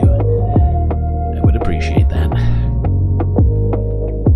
But, of course, if you want the most space benefits available, I do recommend becoming a Galactic patron on Patreon. For just a few US dollars a month, you can get access to the most space benefits available to the entire Milky Way galaxy. Link is, that's not how you spell Patreon. Link is in chat and in the bio on the channel on YouTube and Twitch. Anyway, chat, enjoy this space break. I will be right back.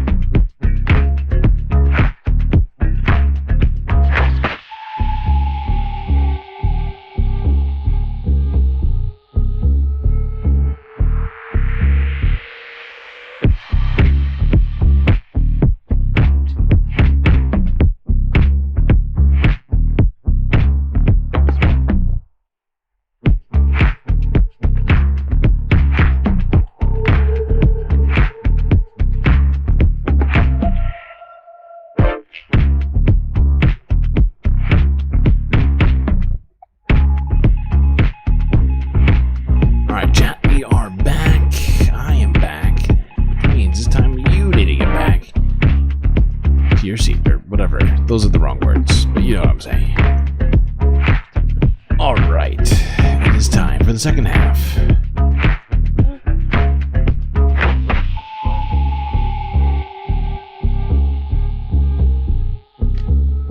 And as you very well know, we are recapping 2024. We just got done recapping the U.S. mostly.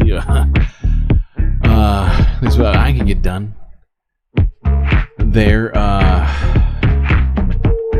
just now in the first half. Now it's time for the environmental half. And boy, oh boy, do we have a lot to unpack, because this was a busy, busy year. Okay, let's start here. This was a little video from United Nations 5 months ago. A message about the future. Greetings from the future. Each passing second, minute, hour, we meet again and again, and we discuss again and again. We live as if we always have forever.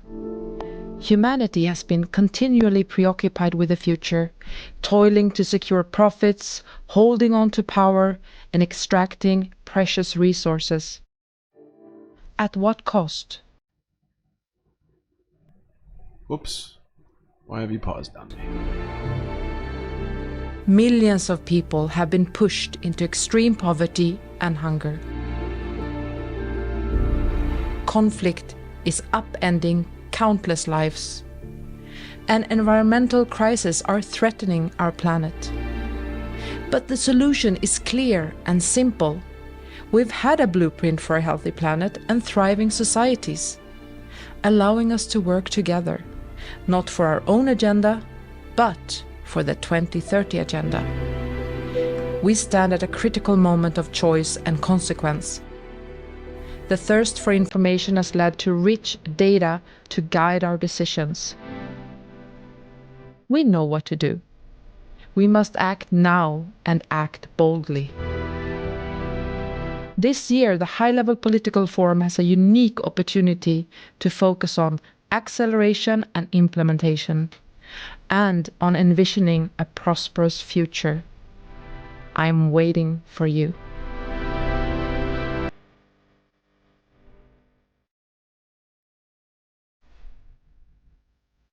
There was a message from the HLPF, UN organization on a sustainable future. A future that's looking pretty bleak, but I'm trying to stay optimistic on this here New Year's Eve.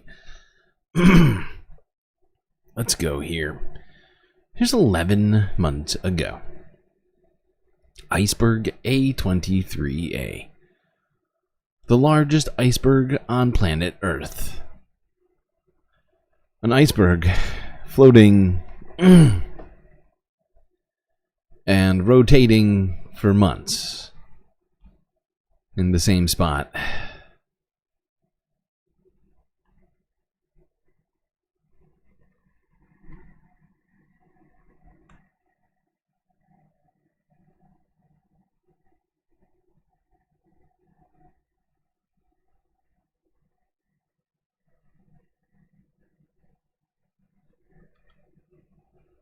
As you can see here, thing is freaking huge.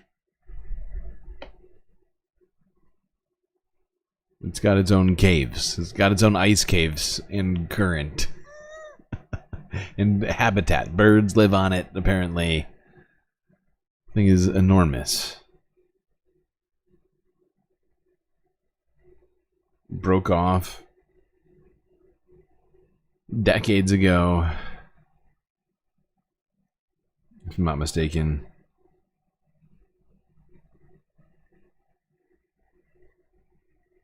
And got stuck while floating out to sea. The end of Antarctica, shocking scientists, spinning on its own axis. The video is pretty wild. Just how long it... I mean, you can't see the extent of it. Granted, it's a little foggy. There's some snow going on. Doesn't help. But it's enormous.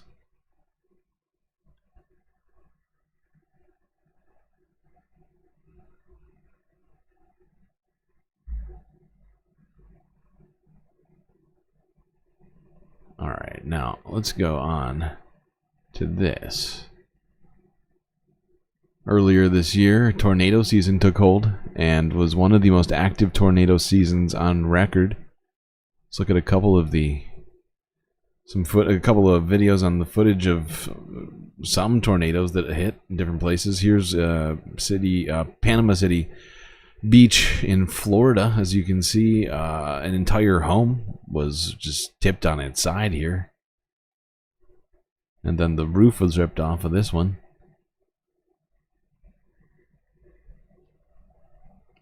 Holy fuck. This warehouse completely obliterated. Looks like, what is that? Boats, it looks like, inside of it. Yeah. Must be on like a marina. Holy shit. And look at all the devastation here along the coast. It was incredibly active storm season, tornadoes, hurricanes, utterly devastating, causing tens of billions of dollars of damage all over the US. This was in Ohio about 9 months ago in Wapakoneta, however you say that.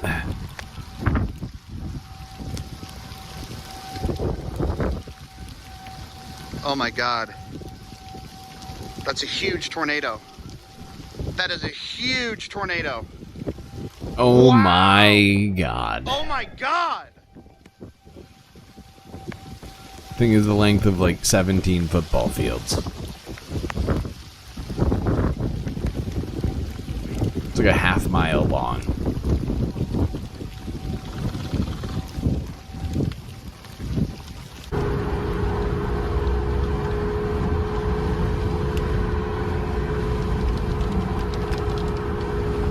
I just realized this says not for broadcast, like on bold. Alright, whatever. We're gonna keep moving. These guys with their not for broadcast shit.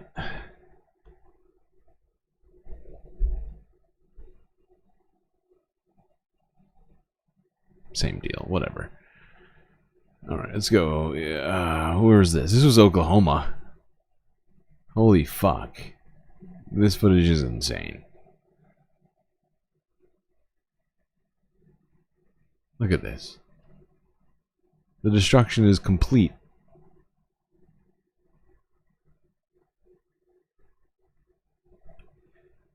You know the destruction is complete when there's a postal vehicle inside of a house. Holy fuck. And the fact is we saw so many images like this over the year.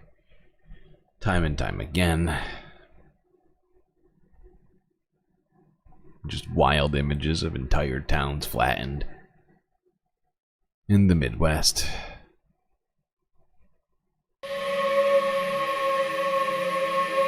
Alright, we're gonna keep this moving. Green New Deal, got a third, good job. We're not a broadcast. Yeah, that's right. It's a space cast. There's a clear and there's a distinct difference. All right. There's a clear and distinct difference. Now, one thing that happened, one disturbing trend from 2024, was one that was happening in our oceans on planet Earth. The trend of coral bleaching.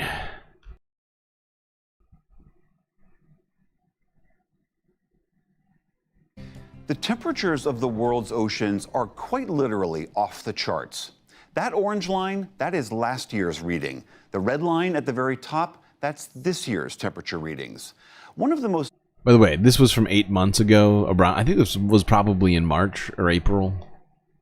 Severe consequences of these warming falls on the world's coral reefs, which nearly a quarter of all ocean species rely on. According to NOAA, the National Oceanic and Atmospheric Administration, scientists issued a warning due to record-breaking temperatures in 2023, which accelerated the speed of the second largest mass bleaching event across the Atlantic, Pacific, and Indian Oceans. For more on the global situation and what's at stake, we are joined by Julia Baum. She's a marine ecologist and coral reefs researcher and a professor at the University of Victoria in Canada. Julia Baum, thank you so much for being here. So NOAA just issued this report showing this widespread bleaching, which is a sign of distress in corals. We have seen reports over the years of declining health in corals. So how do you put what's happening now in the context of what we've seen before? What we're seeing now is the fourth global coral bleaching event, as you said, and it's alarming and likely catastrophic. And what's particularly alarming about it is that in the past, these bleaching events occurred, a sufficient amount of time apart that coral reefs had sufficient time to recover in between them. But now we're seeing these global coral bleaching events occur two within the past decade. So there was a mega event during the 2015-2016 El Nino that devastated coral reefs right around the world, including mass bleaching and mortality on the Great Barrier Reef and in many, many other locations. And coral reefs take many years to recover. So 10, 20, 30, 40 years to recover. So now to see another bleaching event that is very, very intense and widespread happening just 8 years later is extremely worrying. So I mentioned briefly corals' importance in the ocean ecosystem. I mean, we love them because they're not just what we see in Jacques Cousteau and David Attenborough documentaries. They are that, but there are also many other things. Can you sort of remind us of their importance? Absolutely. So I'm a marine ecologist, so of course I think about all of the wildlife that lives on coral reefs, and you already mentioned that a quarter of the world's diversity, different species of animals in the ocean live on coral reefs, which is completely astounding when you think about the fact that coral reefs cover less than 0.1% of the surface area of the world's oceans. But coral reefs are also extraordinarily important to people. So they are worth hundreds of billions of dollars every year. And that's through things like tourism, recreation, all of the coastal protection that they provide. So when we risk losing a huge proportion of the world's coral reefs, we're actually at risk of losing all sorts of other things that are vitally important to many, many people around the planet. Indeed. Indeed. And this year was especially horrifying. Mass coral bleachings on multiple reefs. That was 8 months ago. Now let's go 7 months ago. Look at more tornado damage that happened. This was in Iowa.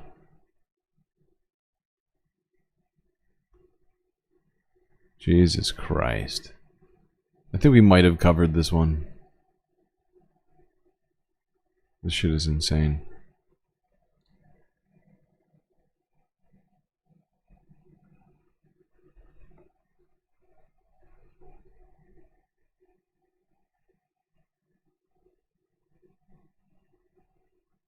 Just went through and just obliterated everything that it touched. The only thing that survived was a steel container, shipping container. Everything else gone. Concrete basement gone.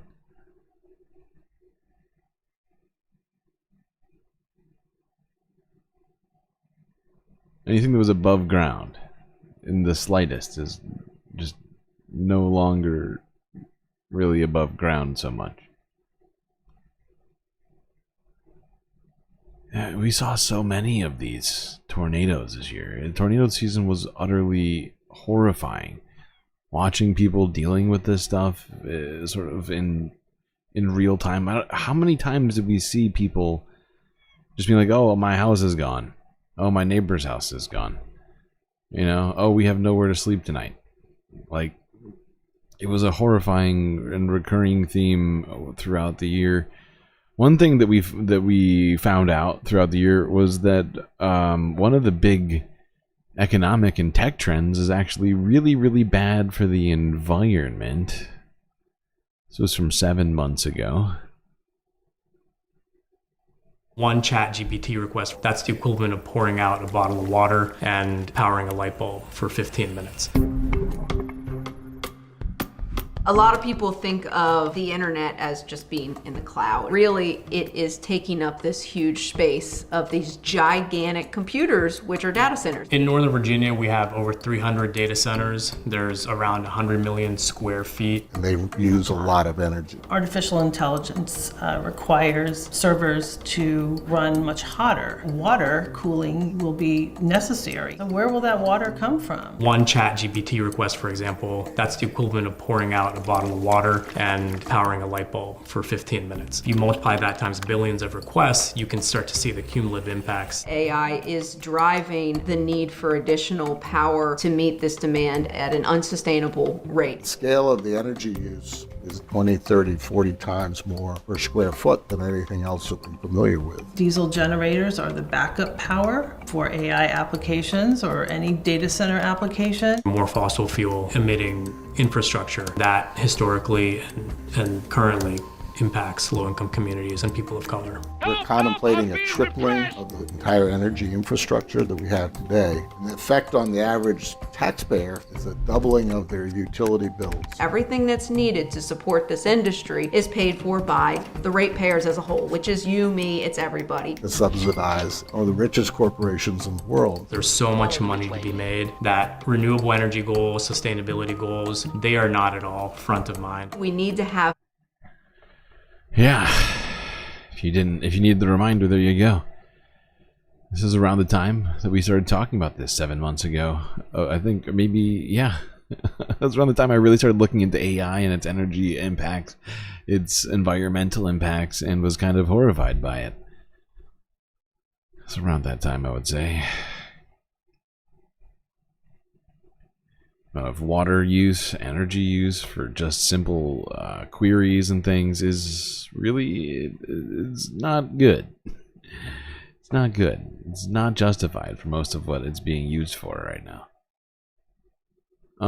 Let's go now on to this trend that was going on around the same time 7 months ago in the oceans.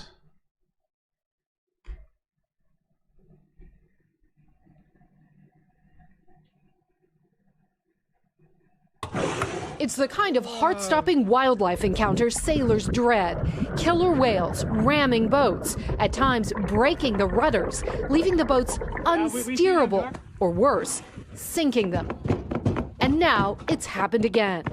The crew of the 50-foot Albaran Cognac sailboat calling for help early Sunday, a few miles from the Strait of Gibraltar in Moroccan waters, saying orcas damaged the rudder and the yacht was taking on water. The crew rescued, the boat sank. The same pod of orcas have been toying with boats off the Atlantic coast of Spain, Portugal, and France since 2020. More than 400 encounters, sinking at least 5 boats. Sailors call this attacks, and biologists don't call it attacks because we don't know why they're doing it. One hypothesis is that this is some kind of playfulness. They swim over, they play with the rudders, and then they leave again. Orcas, the largest member of the dolphin family, can grow up to 32 feet long and weigh 6 tons, living as long as 90 years. This particular pod is critically endangered, and scientists say returns to the same area every year looking for bluefin tuna. Marine conservation group Ocean Care stressing we do not believe that the orca's behavior is any form of revenge or a deliberate attack on people. Now, we covered the different orca-verse yacht attacks that occurred in the Gibraltar Strait and other areas of the ocean. We even conducted an interview live here on the Galactic stream. If some of you were here that long ago, you may remember it. his hard-hitting and revelatory interview, which I conducted in Orca, of course, and or at least you remember it. It was good, and unfortunately, so far the truce is it's a very thin truce that's being held right now between whale and human, and we may have more stories in 2025 relating to the whales. Who knows what we will have in store for us. Now, 7 months ago was like May, and by May, it was real hot. That's hot. So hot right now. And one place that was extra hot was India. Let's talk more now about what is happening in India, recording its highest ever temperatures, Delhi hitting 52.3 degrees Celsius. The government's Weather Bureau reported severe heatwave conditions, breaking the landmark 50 Celsius mark for the first time. Officials had already issued a red alert for several parts of the country's northern and western areas. Several parts of Asia have been grappling with unusually high temperatures this summer. It's a trend that scientists say has been worsened by climate change. With me is our weather presenter, Ben Rich, who has been looking into this for us. 52.3 degrees. Wow, Ben, that's so hot. Truly astonishing, Lucy. That temperature recorded by a weather station to the northwest of the city of Delhi, recorded by an automatic weather station. Now, why am I saying that? Well, automatic weather stations all around the globe report temperatures every hour, sometimes more often than that. And this weather station does appear to have reported a temperature of 52.3 degrees Celsius, which would break the previous record for all of India by more than a degree. Now, what will have to happen is that temperature will have to be verified. So that weather station will need to be checked to make sure it's in standard conditions, far enough away from buildings, in the right sort of location, because we need standardized temperature readings around the world to be able to say things about how our weather and climate is changing. So that temperature has been recorded. We'll be waiting to hear from the Indian Met Department to hear whether that temperature is verified and how that sort of feeds into the records. But it's almost a moot point, because temperatures across large parts of northern and central India have been well above 50 degrees Celsius. Whew, that is hot. That's hot. That is very, very hot. And that was in May of this year. Now, for fun, I figured we would do this. Just to keep things light, I guess you could call it. Hard to call this one soup. Well, there we go. Now we might not be getting closer to the sun, but the Earth is certainly getting hotter day by day, it would seem. Alright, now let's go to this wild happening, which we covered on this stream earlier this year. I think this was in June. Yeah, this was late in June in Minnesota.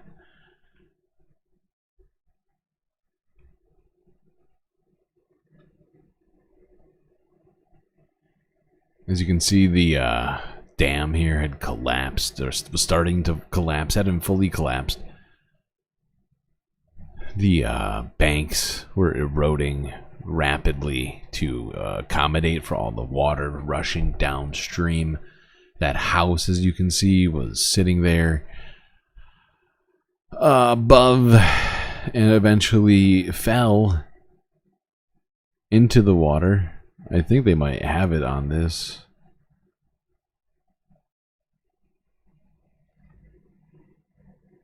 Yeah, look at that. We have a Rod Serling emote. Look at that. Look at that. So perfect. Now I'm going to be updating emotes. They might not all stay forever, so get them in while you can.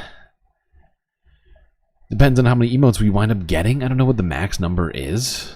A lot of people got gifted emotes, not emotes, got gifted memberships earlier today, so we got a bunch of new slots.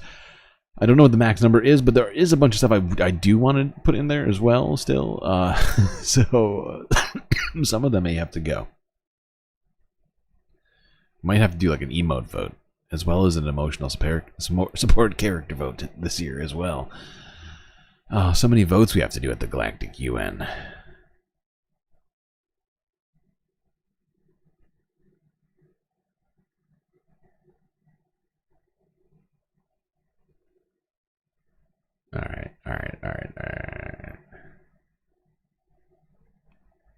Now,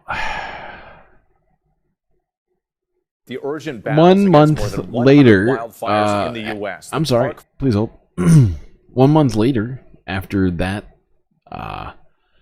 event in July, fires were raging all across the United States, so many places, and some incredibly large ones started taking over much of the West,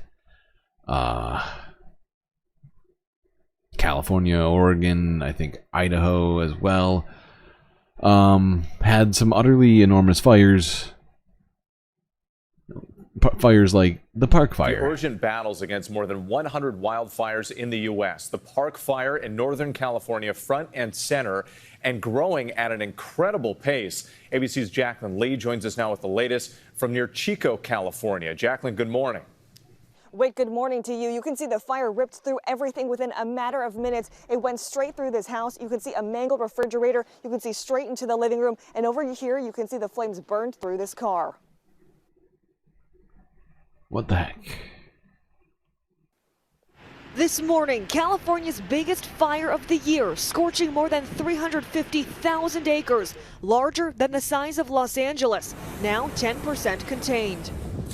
With more than 130 structures destroyed, the fire consuming everything in its path, burning more than 5,000. Oh my god, PB just gifted 10 Galactic News Network memberships. Whoa, wait. No sound.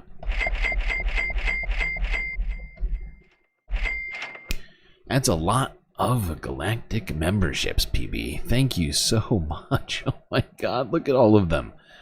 So many people just got memberships. They're all going to be very excited when they see. I'm sure most of these people here come into this stream on a pretty regular basis. That's amazing. So many gifted memberships in the first 48 hours, first 24 hours of having memberships. I am overwhelmed. I love you all so much. Oh my god. That might be the biggest gifting yet now. I think people were gifting them at the most I think I saw was 5 before. That was incredibly philanthropic act on this New Year's Eve stream. These are the before and after satellite images showing the extent of the Park Fire's massive devastation. As you can see, there's a lot of spot fires popping up. The smoke incredibly thick, turning the sky orange. And this comes as firefighters are racing to get the Park Fire under control ahead of the next heat wave. This, as evacuation orders are expanding beyond the initial Tehama and Butte counties, pushing into the neighboring Shasta and Plumas counties. Governor Gavin Newsom declaring a state of emergency. It got really burned up. As we toured the devastation just outside Chico, we came across rancher John Russell. How much in damages did this cost your family? I can't tell you yet. He took us on a ride through the 200-acre Joellen Hall Ranch. Firefighters constructing a fire line around the barn. That's what saved this place. And most importantly, that's Amaryllis. Their beloved cattle survived. Now, if we can just get everybody who can afford one to get a YouTube membership, and then, other than that, the people who can't get them gifted in, you know, this sort of galactic socialism, if we can make that happen, that'd be a perfect spot for me, honestly. It'd be pretty good. That'd be pretty good. And in my head, we have less members than we do, I think. We gained a lot of subscribers today and over the last couple months, honestly. All right. So yeah, things have been real hot on planet Earth, and rainy, floody, windy, all those things, and they continued to be. Here in Oregon, 5 months ago, the Pacific Dirt Key Northwest currently the top wildfire priority in the entire Turkey. country, and conditions today, they are only getting worse. There are more than 30 large wildfires burning more than 900,000 acres across Oregon and Washington. Right now, Oregon is the top concern, with crews here stretched thin. There are 4 mega I fires missed burning in the state. multiple. The largest is whatever. in There's eastern like Oregon 10,000 that is fires. triggering an air quality warning for the entire region.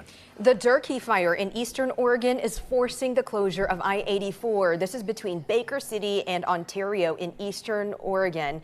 The Oregon Department of Transportation, that's ODOT, tells us this fire is burning over 244,000 acres. It's also creating visibility issues on roads nearby. We spoke with ODOT about those concerns. You can't get gifted memberships. It's in your settings somewhere. It's in like some vague spot. I can't think of exactly where it is. I'm sure if you Googled it, there would be instructions somewhere. But it is in your account settings to allow gifted memberships. I don't know where. Then caused the interstate to close, and the work that's being done out there right now. The closure really is because the fire is so close to the highway. And right now they're looking at the possibility of the fire jumping the highway. We have ODOT staff traveling around and checking their sections of highway, especially in those areas where the fires are burning. So a big impact on traffic there, but of course a big safety. So yeah, that was in Oregon 5 months ago. Durkee fire, biggest fire in Oregon's history, I think, and was the largest active wildfire in the United States at that time in the summer, and right in the middle of fire season. You try Googling it and it's confusing. God damn it! I'll try and figure it out and give a better explanation. I know. I've seen it before, so I know how to do it. Like in theory, I'll post something somewhere on how to do it. Because we need people to be able to receive Galactic memberships on YouTube. That's ridiculous. Every vid is out of date? We're recapping 2024. Yeah. Oh, every vid is out of date? Like on Google, you mean? No, I'm confused. I've confused myself into a corner.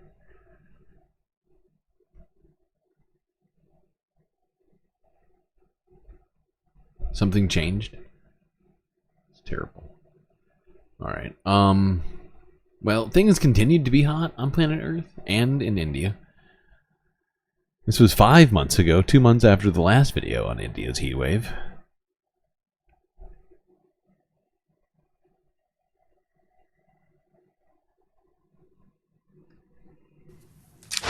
India's monsoon rains were supposed to bring relief from scorching heat.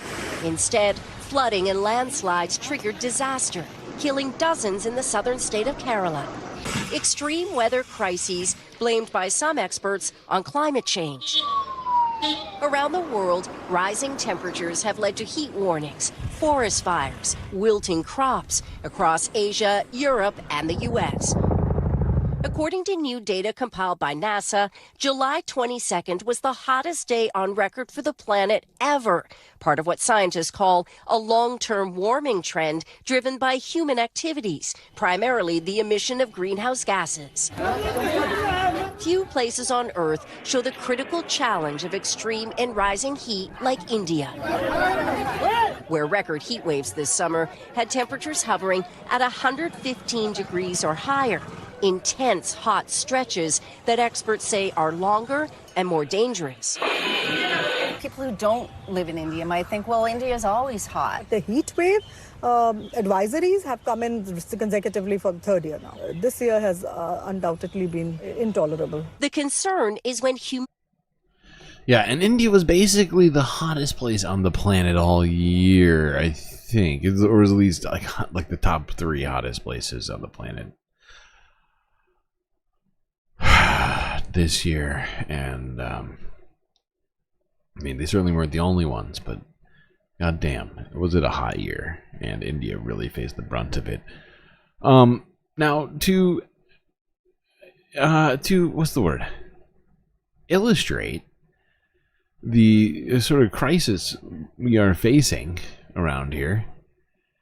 It has been, it's been difficult. But one artist attempted to do so about 4 months ago on the streets.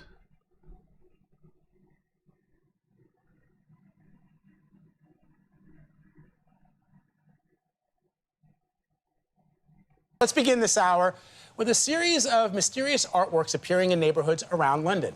The renowned street artist Banksy has unveiled 9 new animal-themed murals over the past week and a half. They range from a goat teetering on a cliff to piranhas infesting a police box to a gorilla outside the London Zoo. Look at this. So good. Yeah, the images are also posted on the anonymous artist's Instagram account. Their meaning, unknown, much like the artist himself. London now has an animal art trail, thanks to Banksy's 9 new murals, each secretly spray painted one night at a time. I think he has to be quite quick and do it within, 15, 20 seconds and then move on. The series started with this mountain goat more than a week ago. The next day, 2 elephants reaching towards each other from different windows. Then, swinging monkeys, a wolf howling on a satellite dish, pelicans atop a fish and chip shop, a stretching cat, piranhas swimming inside a police box, and a climbing rhino, all leading up to Tuesday's piece depicting a gorilla outside the London Zoo prying open the gate to release birds and a sea lion. The artist's team told BBC News it is the final mural of the series. We appreciate the value, the broader sense value of this work, and so we're going to look after it. We'll certainly take measures to make sure that not only is it protected, but also critically that it's something that can be shared. The elusive street artist rose to fame in the early 2000s with his stenciled and often politically charged designs. Okay. See, there were some interesting and beautiful things that happened this year. Speaking of interesting and beautiful and maybe cute things that happened this year, speaking of wildlife that took over the mother frickin' internet. What you talking about? I'm talking about Mudang, of course. She's quickly become an internet sensation. These days, Muding, the baby pygmy hippopotamus, seems to be everywhere. She is so adorable. Across social media and websites, the meme of the moment. And so we're in Thailand. She's this way. Seeking out this unlikely superstar in the flesh.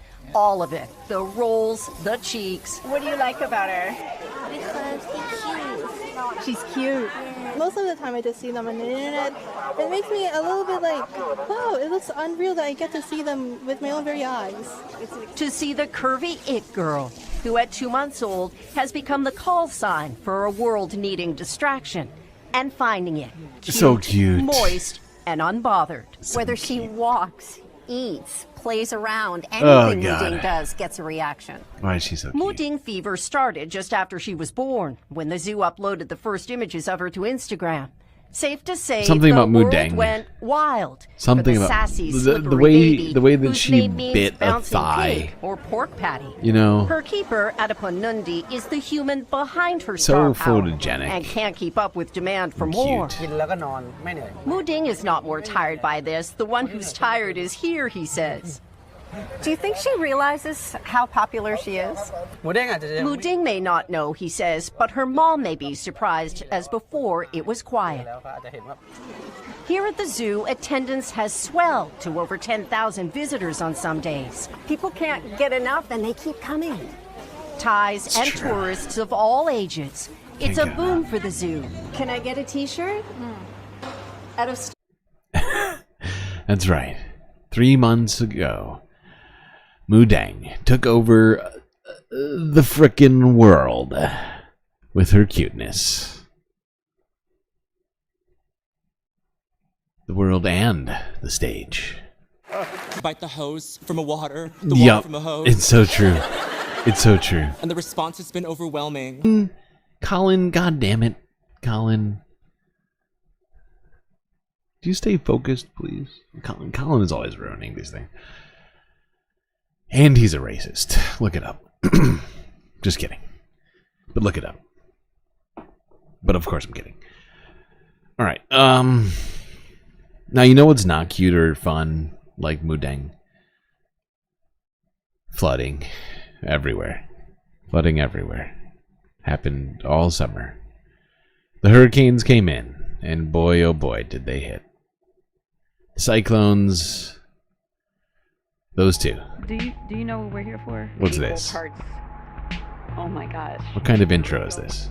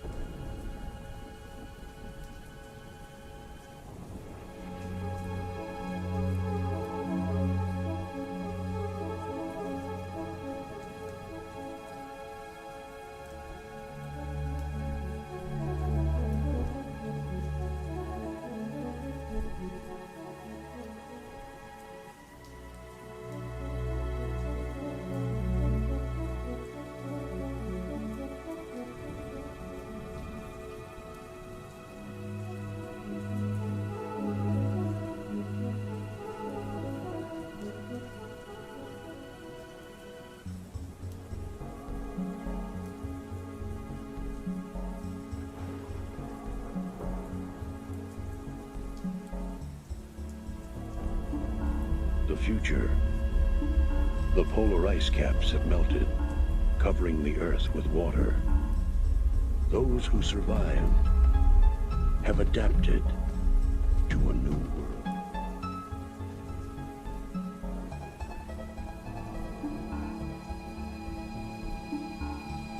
This was in Brazil, if I recall correctly, on the footage. Yeah, this was Brazil after Rio do Sul got hit by storms, causing the entire city to be flooded. Literally the entire city had to be evacuated. As you can see here, buses were just going through floodwaters to get people out. Parking lots were just ponds. The sewers were completely flooded, causing much of the water to be dangerous, filled with feces, filled with shit, filled with harmful bacteria, sewage. It was devastating to Brazil and to the south here. This was in this was Storm Boris, which hit Central and Eastern Europe, Austria, Czech Republic, Hungary, Romania, and Slovakia.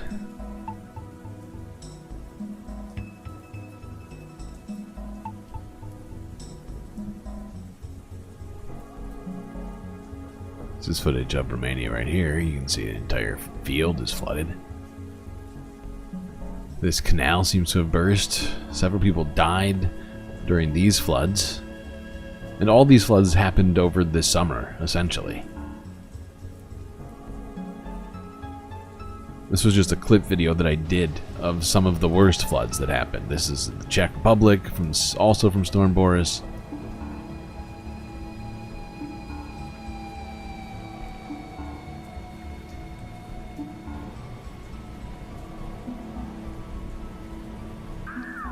Well, you're hating on the fact that I'm recycling content on... It's New Year's Eve, okay? I know I'm recycling some Galactic content, but not everybody's seen it, and I think it's not the best, not the worst way for us to sort of go over what happened on this horrifying year. Things that we've all seen together. In a way, it brings us together. Something that I hope we can do today is come together and enjoy one another. And perhaps prepare for 2025, which is here now. It's not even, we can't even prepare for it. We're here. We now have to circle the wagons. All right, no, we have time. We can still plan. We can still plan, make our New Year's resolutions and things.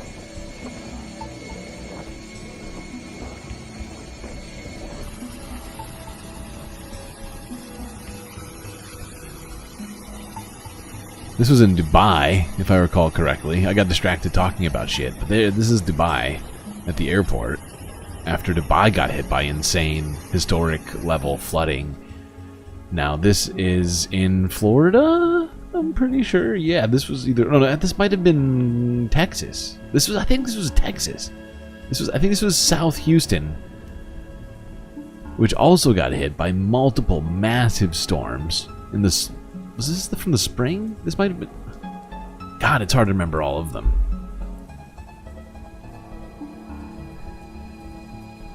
I'm pretty sure, because of how many of these videos I watched and talked about, I could have sworn that that's where this is. God damn. This was an insane year. Now this is in the Philippines, I think, where they are using a refrigerator to keep at least a couple people and maybe some important items dry as they walk through a completely flooded town. Philippines got hit by... Jesus Christ, how many horrifying... Oh, Philippine Charity. Yep, I was right. I called it. Yeah, they got hit by so many storms. Storms that, like, this was the footage, right? Just completely shut everything down. People's homes underwater, many people living on ground floor, essentially. And there's, of course, some larger buildings, but basically everyone was cut off from any sorts of important aid, whatever. Utilities, all sort of over when you're carrying groceries. And this guy laughing here. When you're carrying groceries in a fucking laundry basket, you know things are dire.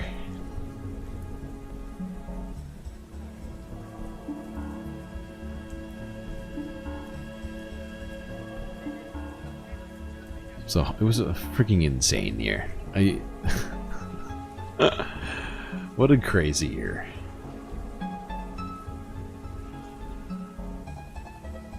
And the fact is I had to pick and choose. And I was like, that's partly why I just went with some of the videos I had on the channel. I was like, you know what?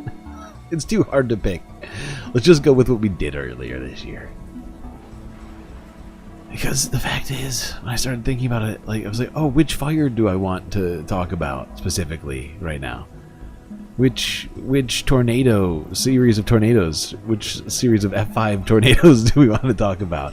Which hurricane, which cyclone, which... I don't even think I got earthquakes in here. There's a bunch of those too. Which coral reef bleaching should we talk about?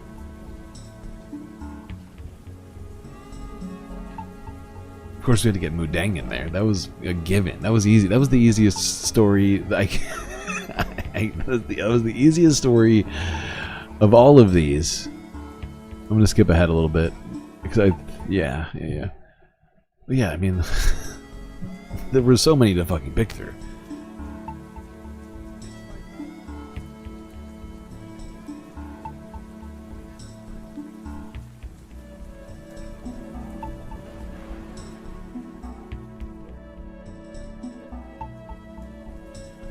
Oh god, 2025 is gonna be freaky. Let's hope not.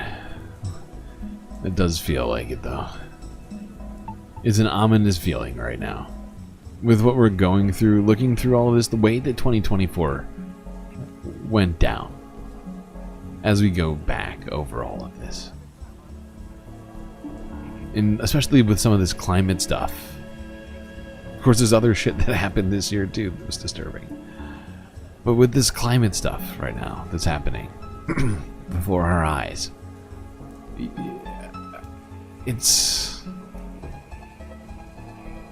is a scary looking future with Donald Trump in office, talking about drill, baby, drill.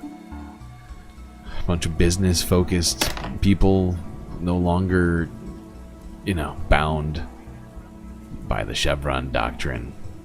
Experts. We're just going to get a bunch of insane climate deniers, oil magnates, people who drink bleach on camera. they're going to be in charge of climate policy. The biggest carbon-emitting nation on Earth. The one with the most sway on what happens with all that.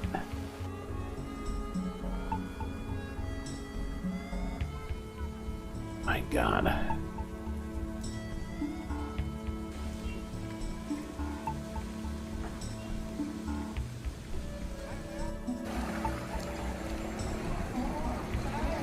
This was a different flood. This was like a month later.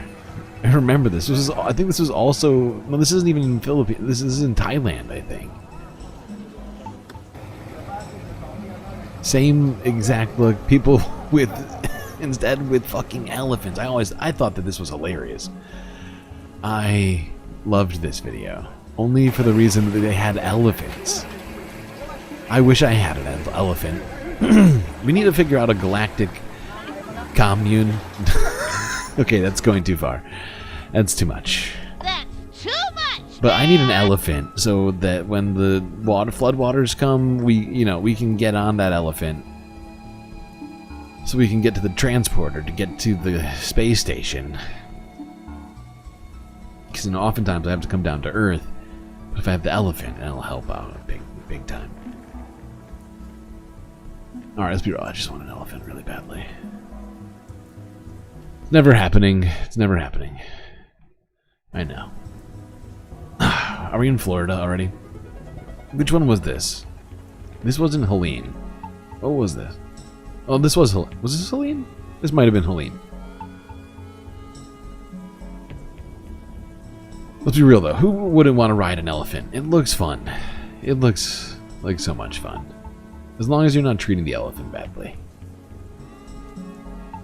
I have seen some horrifying things about the way people treat elephants. But let's not talk about that on this New Year's Eve, this Galactic New Year's Eve. That's ridiculous. Let's not talk about sad elephants. That's too much.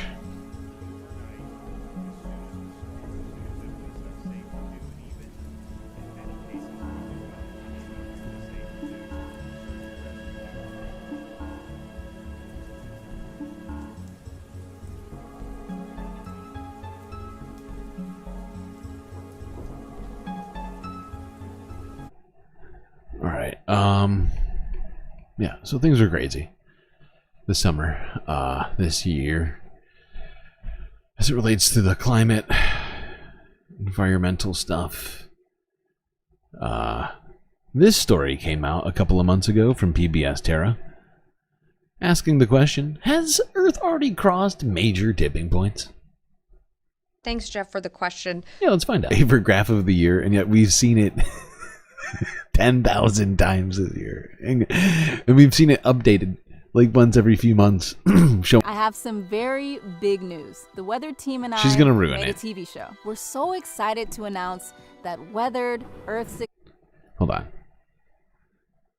This is ad for the show that we're watching right now, which I don't know why it doesn't seem necessary.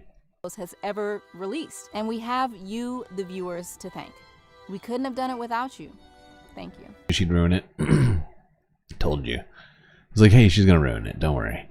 She was really peppy about it. She's like, oh, actually, I'm pretty optimistic because we're doing cool stuff, trying to engineer coral, but also it's not good. And you know why? Probably because at the same time that they were filming this goddamn video, trying to save the coral by breeding coral to be more heat resistant and to help try and protect those very reefs, which the coral not just inhabits but basically create. Reefs wouldn't exist without coral. This was happening. Yeah, where was this?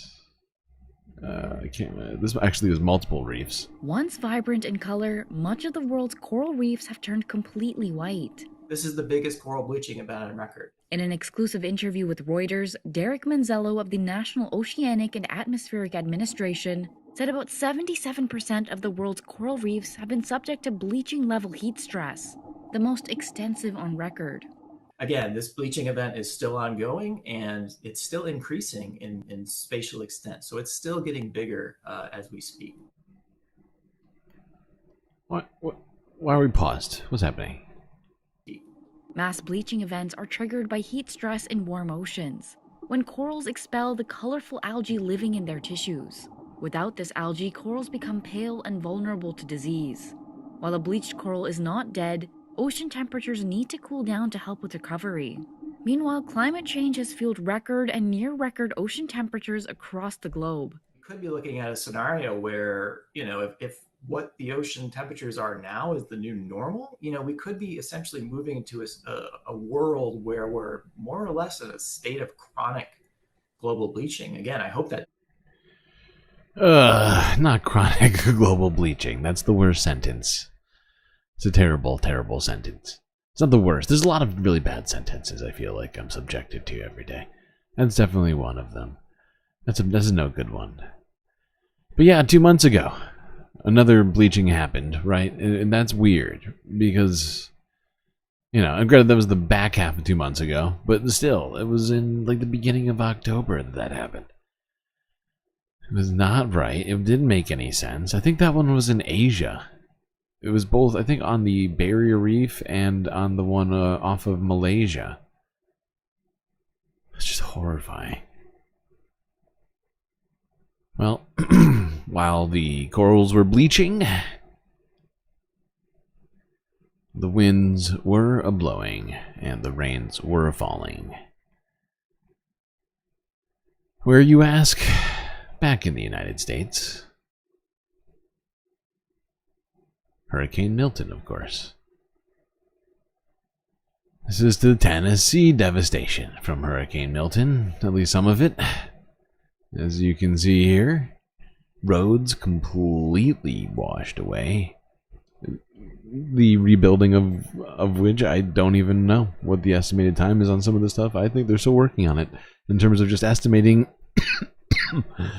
all of it. I mean, it's not, the cleanup is going slowly right now. We recently talked about that like a week ago, that, going into the end of 2024, FEMA had basically run themselves down to their emergency backup budget.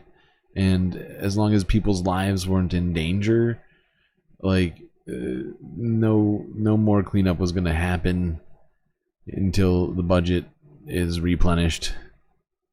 Potentially next year, depending on what the Republicans decide to do with federal agencies like FEMA.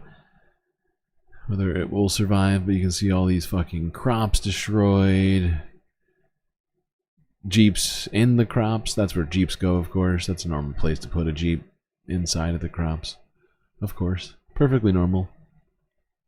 Perfectly normal stuff. Let's go down to Florida.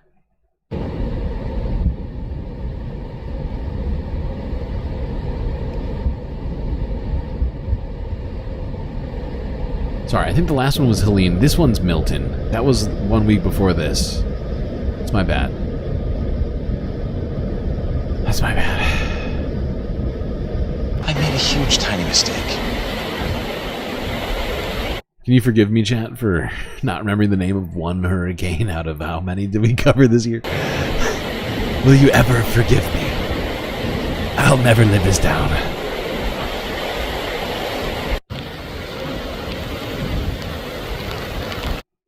So yeah, got absolutely thrashed by hurricanes. Let's go to this. This was a choice little clip here.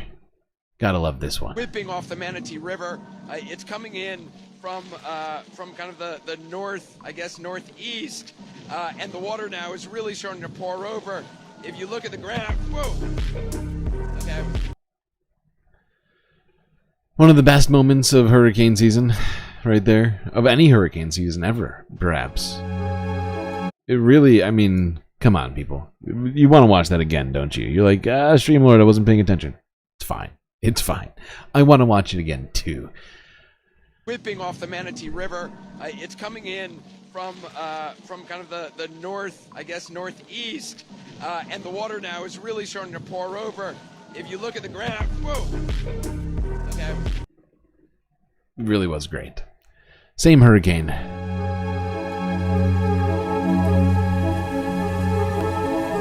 Well, I'm gonna turn the volume down a little on this. Who did the audio on this? Oh, me? Oh, it's my bad.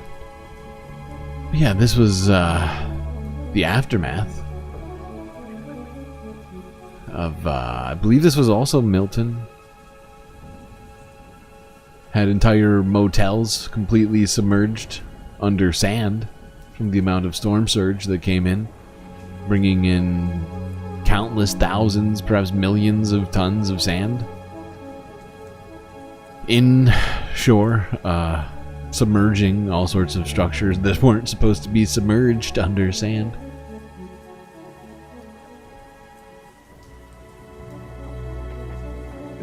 This footage really sort of floored me when I first found it. I was like, what the fuck?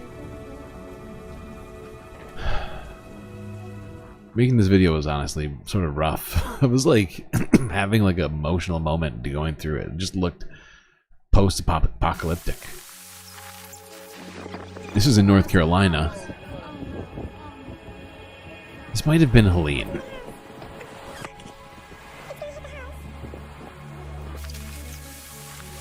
Pretty sure. Whoopsies. They were like back to back, and so like like on my channel they're right next to each other, and I honestly can't remember where they all were. That's my bad. This was just, you know, more footage of what was going on during these hurricanes in the United States this year. It's devastating for many people. Millions. Oh my god, wait, she's here? The size of the storms and their paths they took, especially Helene, as it went straight through the most of the South.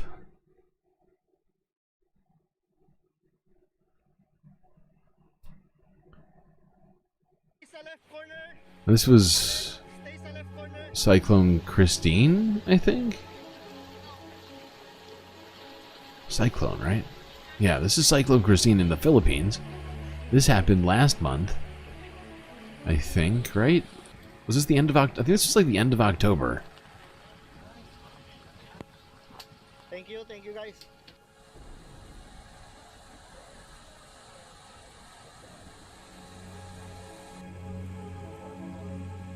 The footage here was insane too. I mean, people just, the entire town just encased in mud. People look like they have no idea what to do. People trying, like, sliding around on bikes, which is how most people travel around here. It's horrifying. So much shit that we saw this year. Just, oh, none of it felt right. It's all fucked up.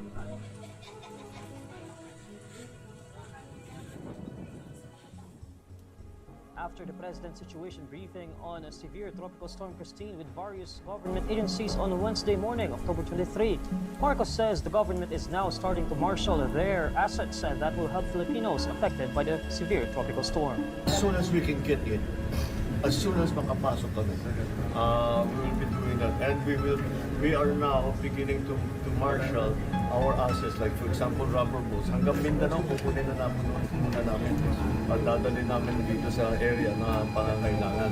On Tuesday, October 22, Robredo and the Naga LGU urgently requested for trucks, pump boats, and other resources that could be used in aiding the locals affected by heavy rains and strong winds brought by severe tropical storm Christine. According to Robredo, many of the rescue trucks have become inoperable due to the flooding. Marcos assures the public that government assets are in place to assist those affected by severe tropical. Okay, yeah, that was, I think, Cyclone, whatever it's called, Typhoon Christine, Cyclone Christine, Cyclone, I think it's Cyclone. I said Cyclone, right? Oh my god. It's unbelievable. It's an insane year. An insane fucking year. Here's a montage from one Oregon fire crew, wildfire crew, that they dropped not yesterday, last month, showing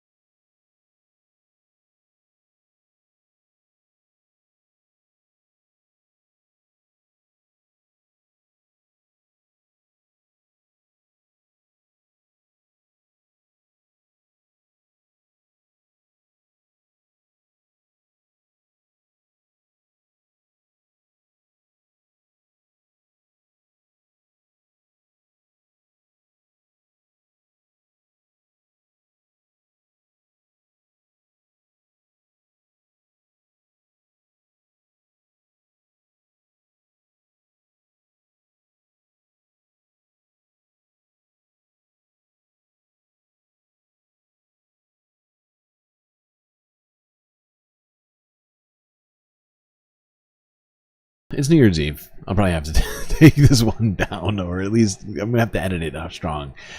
I'm gonna have to strongly edit it, like nobody's ever edited anything before. It's gonna be great. Remember this from last month? This is pretty crazy.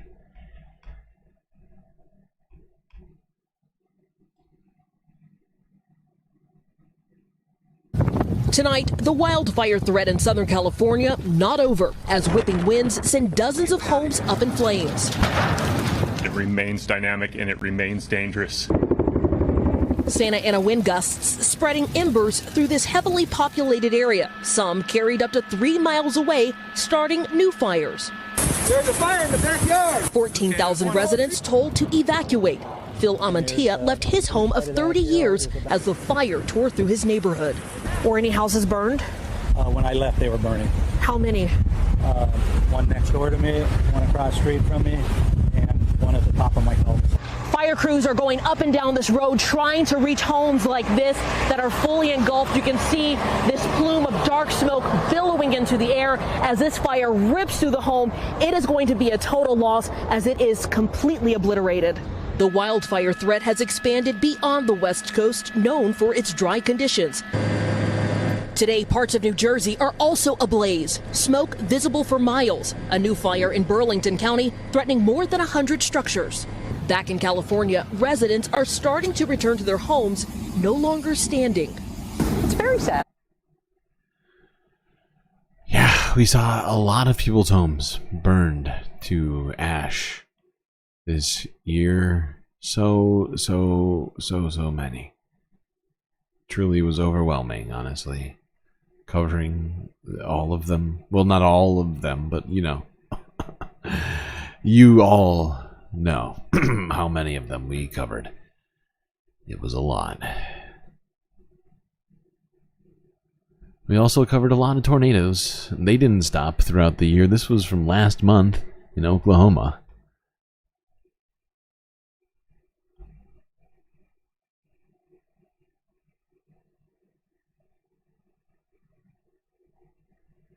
Tornado season went all year. Fire season went all year. Seemingly hurricane season went all. Tropical storm season went all year. It's been a real shitty year. It was a really shitty year. It's going to be better this year, I swear to God. Everything's going to be fine, everybody. You hear that? Write that down. Everything's going to be fine. Actually, don't write that down. But just, pray to Gary. Pray to Gary that it's going to be a better year than it was last year. Because last year was real bad. Remember when I was optimistic around this time last year? Like a month from now when I first started streaming, and I was all like, hey, there's going to be a ceasefire, everybody. We're never going to talk about Gaza ever again. Remember that? When Biden was like, hey, I'm staying in the race. I got a ceasefire, everybody. Come on. Everybody's fine. It's fine, okay? Israel's gonna... This is the Hera power plant. They're gonna agree to have a ceasefire. That's what they said to me. I said, okay. Can I just get a napkin first before you sign the document?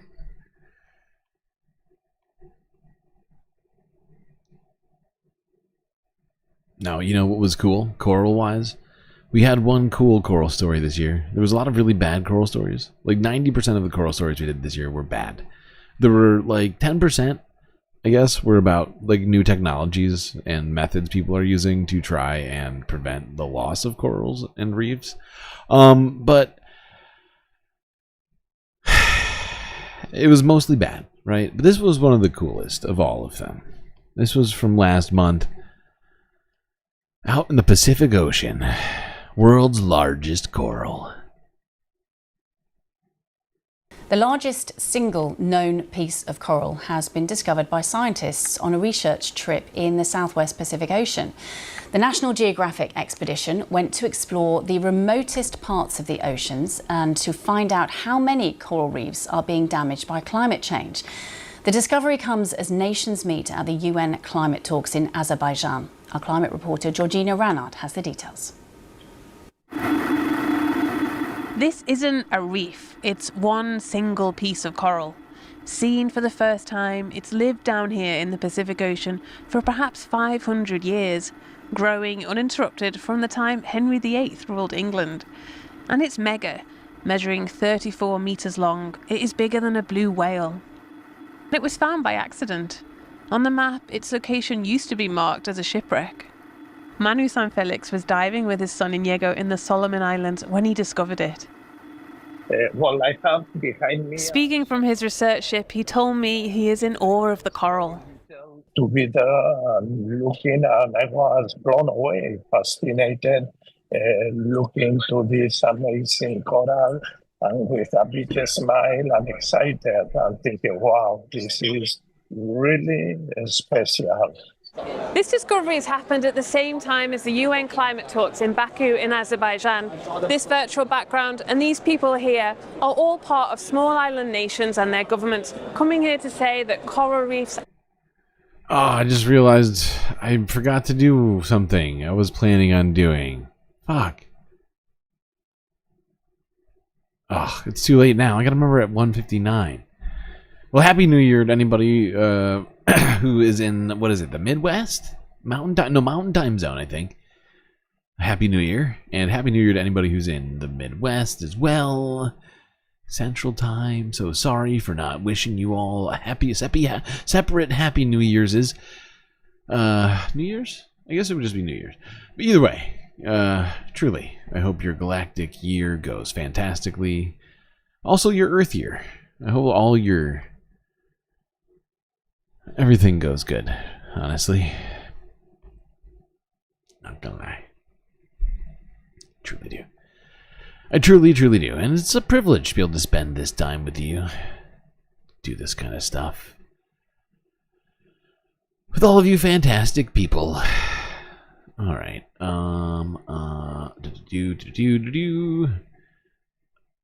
Where are we? Ah, yes. Now let's go here. This was last month.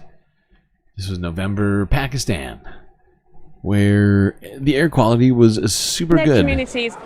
Remember that? Remember how good the air quality in Pakistan was this year? It was great.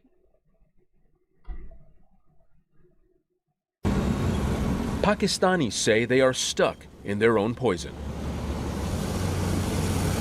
Surging air pollution in recent days has sparked a public health emergency in the country's most populated province. The capital of Punjab, Lahore, was already the most polluted city in the world, now covered in a thick layer of smog. These images are freaking insane. And the worst affected city, Multan, is languishing under a toxic cloud. A man-made disaster no one can escape. Situation. If you go to the doctor, everyone there has either cough, illness, runny nose, or cold. Everyone is having these symptoms, so there is a high risk at the moment. And because of smog, business has really slowed down. Punjab is a farming and manufacturing hub. Fuel emissions from factories and vehicles have meant air pollution has been a major problem for decades. Made worse by the seasonal practice of burning fields for the next harvest. Yup. Air quality not super good over in Southeast Asia. Generally speaking, too many factories, too many crop burning. Not enough places for said smoke to go. Now, of course, that was November. So, in November, many places start getting snow on planet Earth. Places like Erie, Pennsylvania, and Buffalo, New York.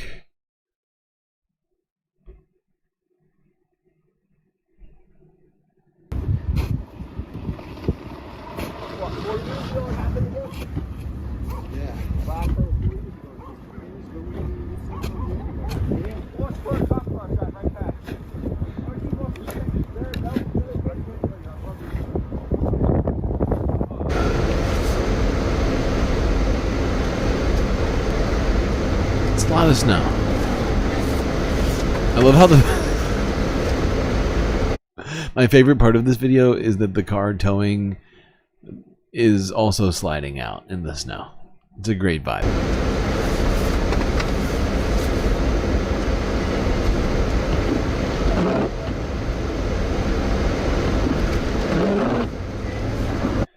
I'm sorry, Daredevil. I should have. I considered starting the stream at 6 because we were recapping 2024, and I knew how shit 2024 was. I'm just going off of the fact that it's still let's just all pretend for now, because in Hawaii it still is that it's 2024. Okay, just wherever you are, it doesn't matter. Just pretend, galactically speaking, that it's 2024 wherever you are, while we are recapping this bit right here, because. It was a bad year. And, we don't have to ruin 2025 with 2024's awfulness. Alright, this is Erie, Pennsylvania. Let's go to Buffalo, New York. Same storm. November 30th, whatever this was. Like, literally 1 month ago.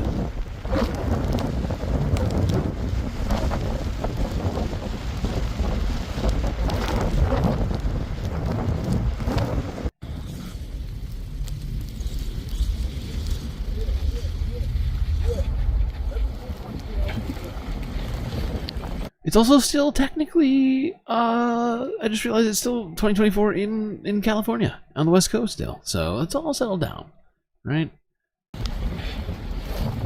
We're not depressed yet because it's not 2025. Officially. In full. And if we are thorough, if not anything here. Alright, that's not true. Oh, God. What next? What next do we look at? Other craziness happened this year. Oh, yeah, this.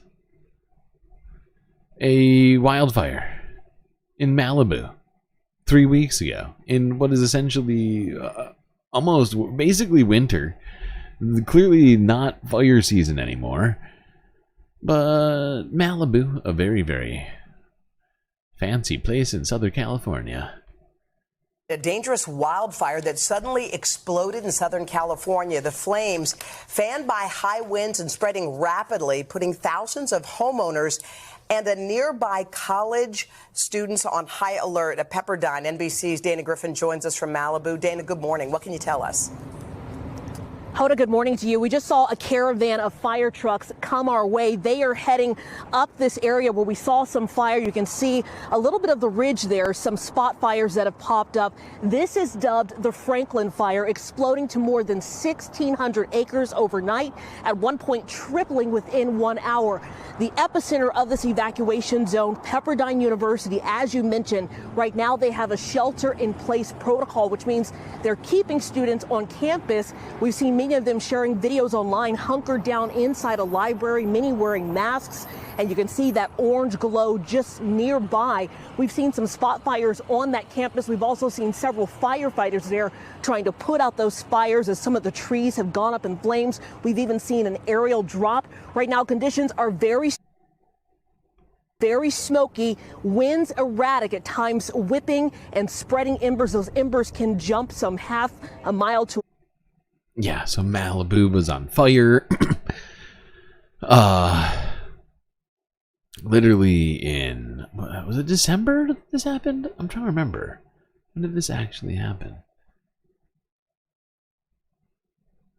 Look at my list. What, this feels like it happened in December. Might have been November, I guess. I don't think it was. No, this was 3 weeks ago. Yeah, this was in December. Literally in December. California is still on fire. Insane. Insane year. Truly wild. I feel like I'm taking crazy pills! Now this happened, remember? A23A, the largest iceberg on the planet, which was spinning off of the Antarctic for years. And well, all year. Sorry. Let's go here. 2 weeks ago. The world's biggest iceberg is on the move. Meet 823A. It's twice the size of Greater London, weighing almost 1 trillion tons. The megaberg calved from the Filchner-Ronne ice sheet, then grounded in the Weddell Sea for 30 years. It started moving again in November 2023 and has been on the loose in the Southern Ocean ever since. Then 823A was trapped in a Taylor column. These rotating waters from over underwater mountains. This one kept 823A spinning for months. And delayed most melting. 823 has just escaped. Scientists are monitoring 823A's impact on ocean ecosystems. Oh, yay. So yeah, we didn't cover this, we should have. But 2 weeks ago, A23A broke loose from its ever-rotating spin in the Antarctic, sending it into warmer waters, meaning it will inevitably melt very soon, which is, you know, going to be bad for 2025. It's going to be bad, probably.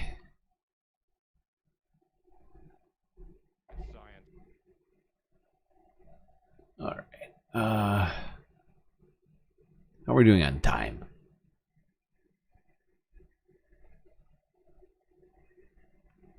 Four days ago.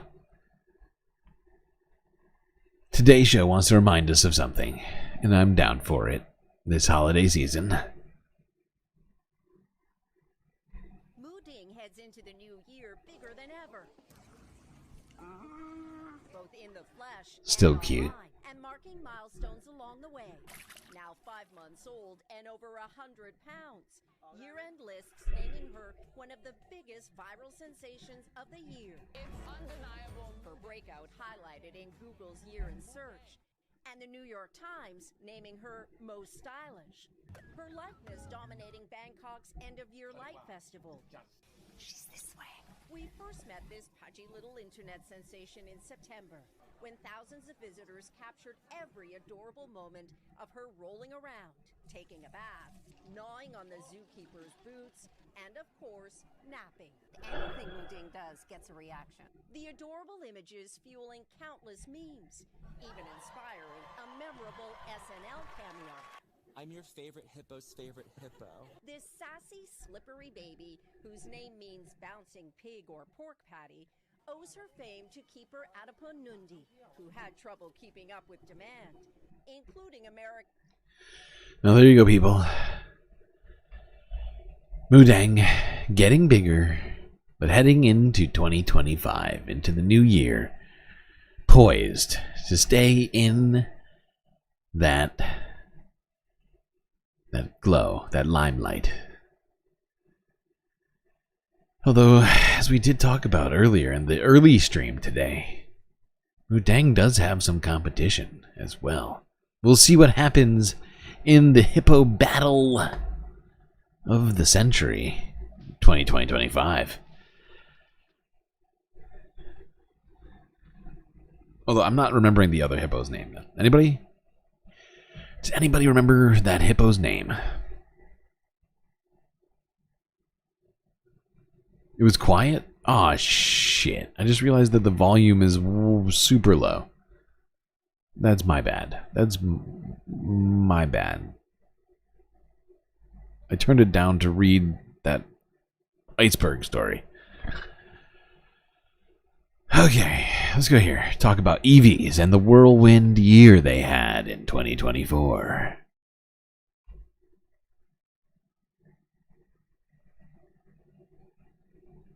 Electric cars had another big year in 2024, despite some challenges in different regions around the world. Now EVs, which includes battery electric vehicles or pure EVs, as well as plug-in hybrid electric vehicles, are really important for reducing the planet-warming greenhouse gas emissions that come from driving fossil-fueled cars. About 15.2 million EVs had been sold worldwide as of November, according to consultancy Romotion, and electrified vehicles were expected to reach 1 in 5 cars sold globally this year. Now in China, sales of electric cars hit a huge milestone of 50% in July. In the US, EVs still saw growth, but the pace of that sales growth slowed. Mainstream consumers, however, are growing curious about new models, higher driving ranges, better performance, and of course, lower prices. Yeah. And of course, the one thing they don't really talk about is how the United States imposed incredibly high tariffs on China, made Chinese vehicles illegal, pressured the EU to stop, to put tariffs on Chinese vehicles. So much stuff. So much stuff. Why is there an Israel spaceship? It's not an Israel spaceship. It's a Hanukkah TIE fighter. It's the Hanukkah fighter. How do we not know this? It's Hanukkah, therefore Hanukkah fighter. Alright. Let's look at this to end our environmental news discussion here on this New Year's Eve stream. Climate change. And how it added 41 whole days of dangerous heat around the world in 2024. Associated Press from 5 days ago.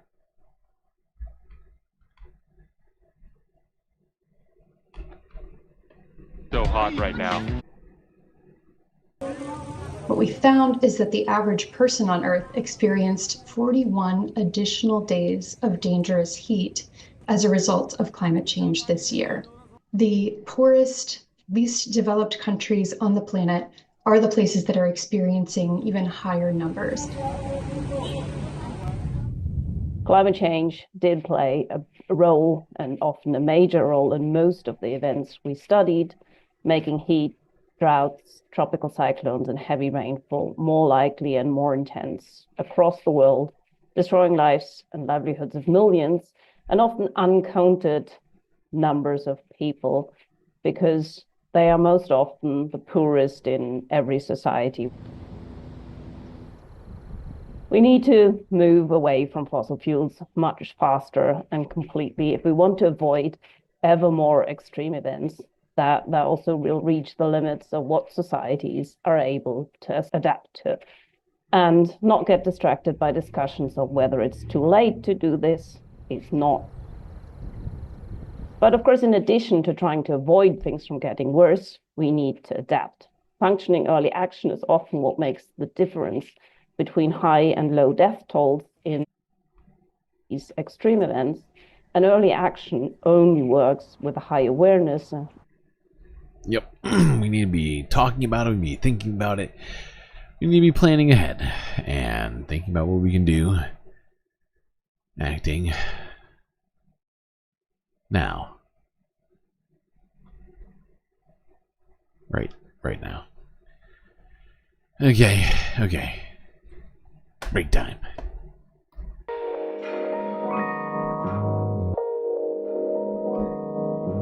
Well, I hope everybody has been enjoying the New Year's Eve stream. If you haven't already, hit that like button. Don't forget to subscribe. Really, really helpful. And once you're done doing those two things, do consider contributing to the Galactic News Network, as we are completely funded by viewers like you. All sorts of great ways for you to do that now. All of the ways available. If you're on YouTube, you can have a membership, but you can also do super chats and stickers. Twitch, you got those subs, and you also got the bits, and all sorts of other weird things that I forget the name of. We got Cash App, we got PayPal, and of course we got Patreon, where you can get the most space benefits available to the Milky Way galaxy for just a few US dollars a month. Anyway, chat, do consider contributing. We need your help. Enjoy the space break. I'll be right back.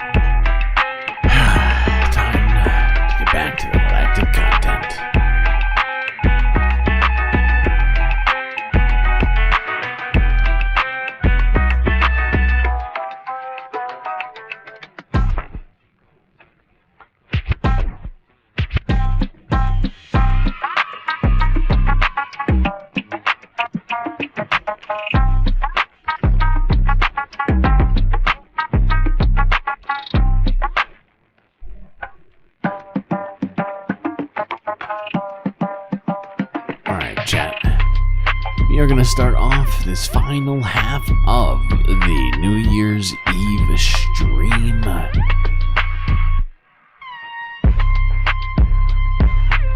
with some space news. Space news of the year. Gonna try and break it all down. Hit the highlights, if you will. As you know, there's been quite a lot of space news we've covered. But I'm gonna try and condense it for you. Let's start off with a little mishap that occurred up in space earlier this year. Imagine you're on an 8-day work trip, someplace far away you've never been before, and it goes fine, but it's time to come home and your flight gets delayed. Some kind of technical problem, safety issues. Kind of sucks, right? But then it's delay after delay. You've been hoping to go home now for 2 months, and you just find out it could be another 6 months until there's finally a flight you can safely ride back. Brutal, right? Well, this is reality for 2 NASA astronauts, Barry Wilmore and Sunita Williams. Butch and Sunny. As mechanical issues with the Starliner could turn their planned 8-day mission into 8 months. Well past Thanksgiving, Christmas, and New Year's. Astronauts may have to wait until early 2025. Yeah, you heard right. 2025 in February. That's another half year aboard the International Space Station. NASA always treats every challenge as a learning opportunity, as should we all. But there's no question that this is really embarrassing for both NASA and for Boeing. So how did an 8-day mission turn into 8 months?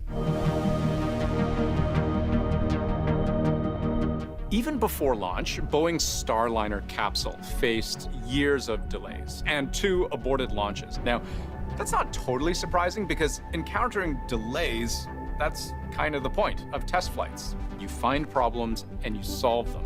But even after launch, back in June, there were issues. Mission managers are dealing with multiple helium leaks on board. Now, helium is important because that's how you pressurize the fuel tanks on a spaceship. What do I mean by that? Well, in space, you need some way to push fuel along a fuel line. There's no gravity to help you, right? So they use helium, like air in a balloon. They're pressurizing the fuel. So when they need to move that fuel to the right places at whatever rate they need in the moment, the pressure from that helium is what's getting the job done. There were helium leaks detected once the spacecraft went into orbit, and then again as it docked into the ISS. Helium is this gas that, you know, it's... All right, just so you know, people, I am going to end the short stream right now because it's kind of quiet over there. So if you're watching it right now, because I see a few people are watching it, we are still going to keep streaming live on Twitch as well as on YouTube, but it'll just be on the flat stream, so just click the channel, and that should show up. No problem. Okay, back to this. Really hard to keep in a box. It likes to leak out. And so you're always going to have little tiny leaks. What's happened since the spacecraft got on orbit is that, yeah, they had bigger leaks than they had expected. That rose to a level of, okay, we're not so comfortable with this. And helium wasn't the only problem. There was a separate issue with Starliner's thrusters. Several of them completely malfunctioned on the initial approach to the ISS. Thrusters are vital for maneuvering. They're little engines that keep the spacecraft on course, turn it around, or point it in the direction you want. Now, the Starliner actually has more thrusters than it needs to steer, 28 in total. So they can afford to lose a few, but 5 of them shut down during docking, and 1 they weren't even able to restart. Ah. It's no good. And yeah, so Butch and Sundance, or whatever their names are, have been stuck up in that old ISS for the entire year almost. We have a fifth support character. We got some diversity on this one.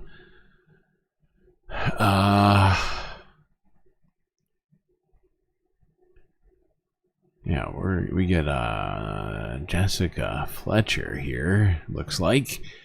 Now let's look at this. This was big news 8 months ago.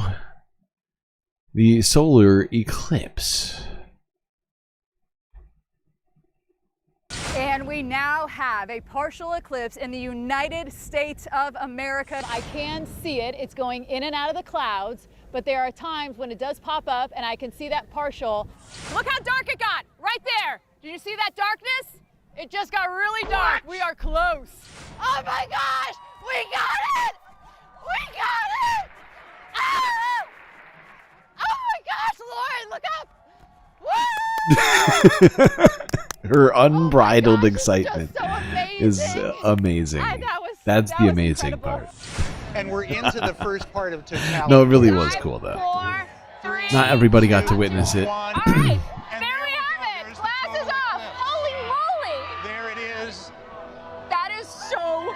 And we have Venus down to the lower right, and we have a nice large and sort of spiky corona, the rare sun's atmosphere that we never see, the very high temperature particles. So this is a really great view of totality. Wow. I think we're counting down. 5, 4, 3, 2, 1. What an insane year. What a truly insane year we had. Guys, it's amazing. I just can't even describe. But really wonderful in many ways. You can see the corona right now. So right now we're looking at the sun's outer atmosphere in our 4 minutes. There's so many cool things, so many terrible things. I don't know what it all adds up to. Kind of glad that we got to do it all together. Documented it in a way, but it's like, what the heck happened in 2024? What else aligned aside from the sun and the moon to make all the shit that happened this year happen? Yes! Totality! Oh, look at that! That is so awesome! It was pretty awesome. You know what was pretty awesome? All the solar activity that was happening this year, causing multiple instances of the aurora borealis to appear in the night sky. Oopsies. Killed it.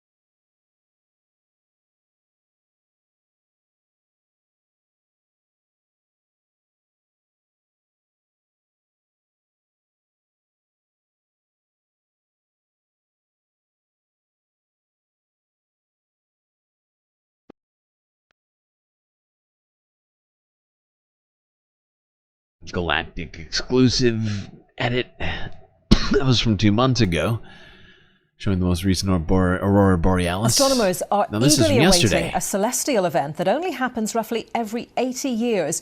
It involves a star system called T Corona Borealis. Our science editor Rebecca Morell explains. What the heck does that mean? Oh, I'm sorry, we don't have that report. But I'm very pleased to say that we do have astronomer and managing editor of Fifth Star Labs, Jennifer Millard, who can certainly explain more about this story. Jennifer, really good to have you with. Not gonna lie though, that makes me feel a lot better. I don't know about you. I mean, you probably means nothing to you, but for me, that meant everything. Watching the BBC fuck up live, not knowing what information they had in the moment. Makes one galactic spacecaster feel just a little bit better about himself. Just gonna say that we do have astronomer and managing editor of Fifth Star Labs, Jennifer Millard, who can certainly explain more about this story. Jennifer, really good to have you with us. So this is going to be a huge event in history because this explosion, as it is, and I'll get you to explain more about that, has never been photographed before. So do tell us more. The last time we witnessed this was 80 years ago, almost. And, back then we were in the very infancy of astrophotography, so it hasn't actually been captured properly before. And certainly not with all of the modern developments that we have in astronomy these days, especially across the multi-wavelength spectrum. And so to be able to examine this system at all different wavelengths and have all different pictures and spectra, so we can look at chemical compositions and things like that, is going to be extraordinary. But we don't know exactly when it's going to go. We are just waiting for this thing to pop. Well, this thing. So much galactic anticipation going on here on Earth. 2025 could bring all sorts of stuff. What will it bring? Who knows? You gotta subscribe and hit the alert button, the bell icon, to make sure you don't miss any of the galactic happenings. That's a given. It's a given. All right, that was the most recent, like I said, from yesterday, space news that I have for you on this stream. Now let's get to what's been going on Earth over the last year, and also try and ring in the new year here as we go about it. Yes, that's right. Rare astral business. A sunny discovery. All right, to the Earth news. Now, if you somehow forgot, Haiti had some crazy stuff happening earlier this year with the collapse of their government, gang violence, tumult in the streets. This is Democracy Now!, democracynow.org, the War and Peace Report. I'm Amy Goodman. In Haiti, at least 12 people have been killed as armed groups attacked Pétionville, an upscale area in the capital Port-au-Prince Monday. Amid the worsening violence and turmoil, Haiti's power company announced 4 substations have been destroyed, leaving swaths of the capital without electricity. Last week, unelected Haitian Prime Minister Ariel Henry announced he'll resign after a coalition of armed groups opposing the de facto leader declared an uprising.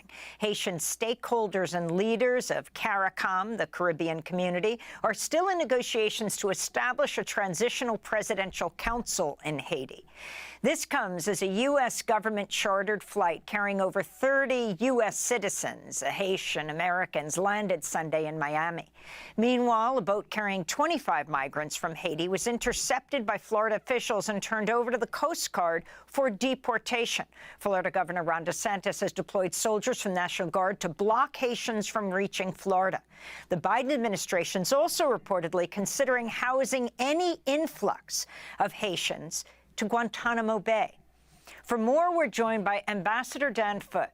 He is the former U.S. Special Envoy for Haiti, resigned from his post in September 2021, citing the Biden administration's inhumane treatment of Haitian asylum seekers and U.S. meddling in Haitian politics. Joining us now from Buffalo, New York. Welcome to Democracy Now!, Ambassador Foote. Can you talk about what's happening right now in Haiti? Yeah, it's complete anarchy and chaos. Haiti's been broken since the assassination of the president 32 months ago. But by anointing Ariel Henry, the United States and the international community put a hated party back in power in Haiti, the party that the Haitians consider responsible for where they are right now. And as a result, 32 months has gone by. Haiti has eroded by a magnitude of 5 or 10 times in that period, and it's just... Yeah, who could have expected doing multiple coups in the same country and sort of running their government like a puppet?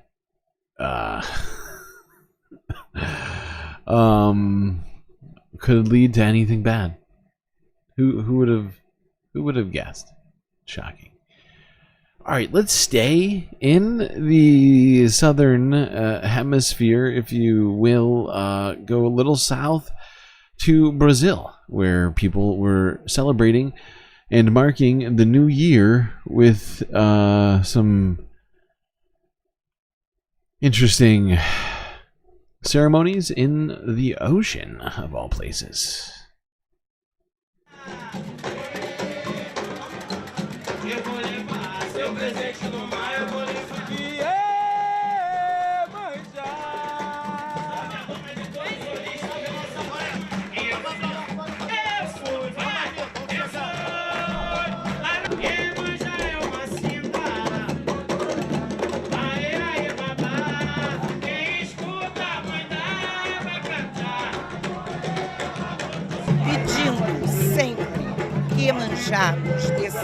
We always ask Yamanya to give us health, plenty, and prosperity. The Yamanya can bring peace, not just to us, but to the world, because the world needs peace.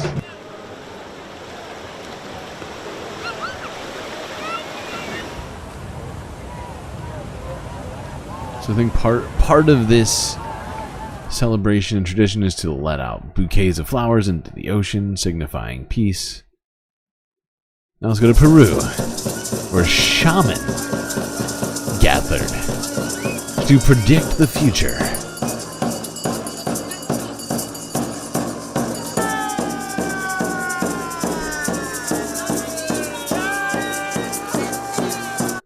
I found this one ultra fascinating. Oh my god, Narwhal by nature gifting Galactic memberships.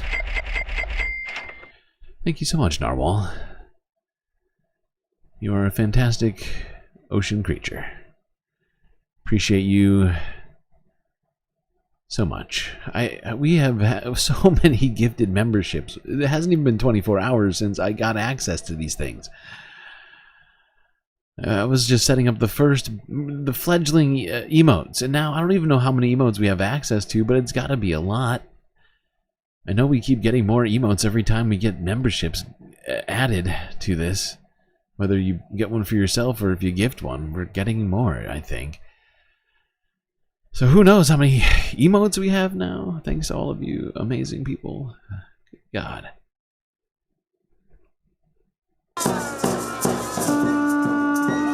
Hemos hecho una ceremonia espiritual con diferentes hermanos de diferentes regiones para We've done a spiritual ceremony with different shamans.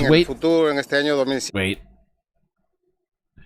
We've done a spiritual ceremony with different shamans from different regions to predict what is going to happen in the future. Para pues predecir lo que va a venir en el futuro en este año 2025 y para adelante and onwards. Pues para que no haya and also so that there will be no wars, no natural disasters. Para que haya so there will be harmony and humans in the world. La gente pide paz, the people pide are asking for peace, harmony, and understanding. You see that? They got one poster of Putin, one of Zelensky, one of Xi, one of Trump. Very interesting. Very, very interesting. All sorts of leaders over here. Fascinating. Hopefully it works. Something about peace in there. Some stuff in there. It sounded pretty good. No natural disasters. All of that. Fingers crossed, everybody. Knock on wood. Whatever you got handy. Pray to Gary if you don't have any wood handy. That's the maybe not even the next best. As good as knocking on wood is praying to Gary. And I'm planning on making some Gary-based emotes to add to the chat very soon. We're gonna have, I think we have spaces for it. What next? All right. Back to doing things in a chronological fashion. Started off 9 months ago in Haiti. Now let's go 7 months ago. We're going to be going back and forth between celebrating. Oh, we got. All right, I got to remember. We got like 15 minutes now. Exactly 15 minutes until the new year for everybody on the West Coast. So we got to remember to do that one. Let's go here now to New Caledonia. 7 months ago, if you don't recall, riots broke out after France passed laws nullifying colonial era agreements.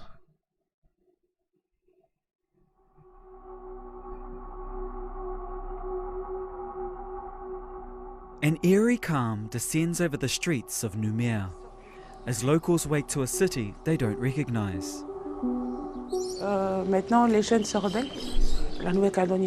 Right now, young people are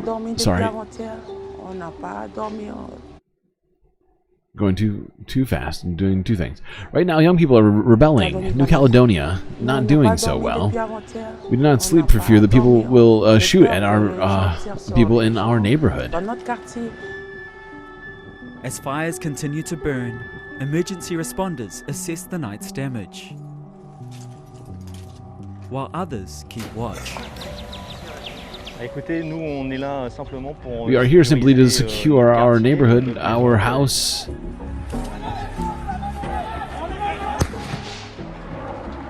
For the first time in 3 decades, a long-standing peace has ruptured. As protests against proposed... Do you face Gary, Indiana, when you pray to Gary? So get back to me on that one. Get back to me on that. I'm still formulating the religion of Gary. It's loosely in my head, but I can't say we have any tenets like that in Gary theism. But no, it's not good enough. See, get back to me. These are details. 2025. In 2025, we will have more. These young people threw stones at me first, and then my parents.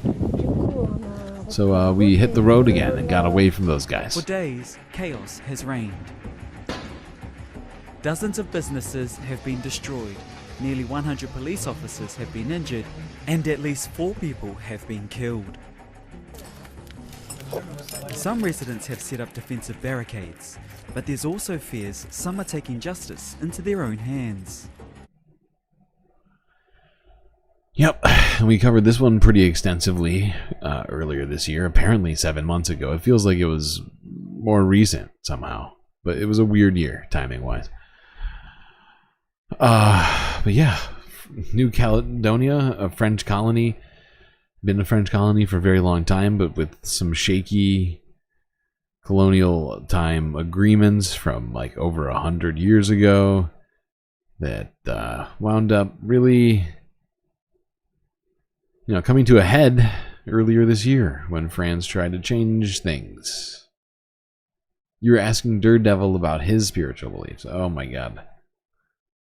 So sorry. In Gary We Trust, exactly. I'm planning on making In Gary We Trust mugs like the one that you see on my desk. If you ever feel like it, zoom in on my mug. 1080p that shit. Zoom in on my mug on my desk. It says In Gary We Trust with a little Gary on top of the pyramid. Yep. All right.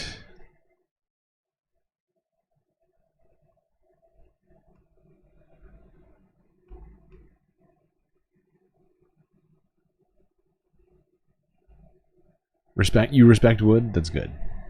That's what you want. Not respecting wood is a bad place to be. Nobody likes that. Let's get back to serious journalism. What do you say? This time, let's do the British version of that. A week of foul-tempered debate in Europe ended this afternoon as finance ministers agreed new quota rates for trade with the United States. In Brussels is our economics correspondent, Peter O'Hanrahan. Peter, what is the new rate? It's 30%, Chris. Agreement was a long time coming, but in the end, the decision was unanimous. What was the Germans' reaction? Because they've been holding out for 40%, haven't they? That's right. When I spoke to Finance Minister Reinhardt earlier today, he said he didn't like the deal, but he had to go along with it. Really? You spoke to him yourself? You managed to pin him down? He's a pretty tricky man, isn't he? That's right. Where did you get hold of him? He was in the hotel. And you conducted a conversation with him about the quota rates? That's right. He said he didn't like it, but he had to go along with it. What language did you conduct this conversation in, Peter? German. Oh, never occurred to me. You spoke to him about the technicalities of the deal in German? Just crazy enough to work. Yes. Yeah. So what's the German for 30%? 30%. 30%. Yes. And what about that quote you attributed to him? I don't like it, but I'll have to go along with it. That's what he said. How did he say it? I don't like it, but I'll have to go along with it. In German. How did he say it? Ich nichten lichten. Presumably you mean, rufen Sie ein Taxi bitte, sonst verpasse ich meinen Flug. Yes. No, you don't, Peter, because that means get me a taxi, I'm late for my plane. Now, I'm going to ask you a question. Did you speak to the German finance minister about the New Deal this afternoon? No. And what was his reaction? I don't know. Peter, thank you. Serious, hard-hitting journalism out of the UK. A throwback to a simpler time.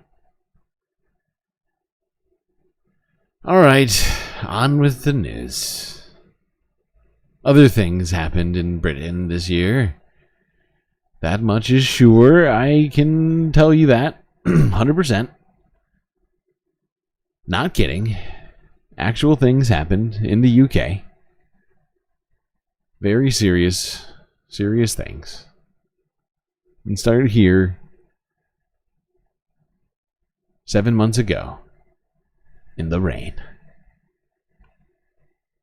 Now is the moment for Britain to choose its future. To decide whether we want to build on the progress we have made or risk going back to square one with no plan and no certainty. Earlier today, I spoke with His Majesty the King to request the dissolution of Parliament. The King has granted this request, and we will have a general election on the 4th of July. This election will take place at a time when the world is more dangerous than it has been since the end of the Cold War. These uncertain times call for a clear plan and bold action to chart a course to a secure future. You must choose in this election who has that plan. Who is prepared to take the bold action necessary to secure a better future for our country and our children. Now, I cannot and will not claim that we have got everything right. No government should. But I am proud of what we have achieved together, the bold actions we have taken, and I'm confident. Okay, just to be clear, if nobody was familiar with with that, Peter O'Hanrahan is a fake journalist. So fake news. It was fake news. It's fake news. Illegal. It's my bad. Not real. This was real. This very wet speech from Rishi on the 4th. Not on the 4th of July. This was before the 4th of July. But announcing that a UK general election would happen. Now, during that election, some stuff happened. Other stuff on that wet island. Let's go here.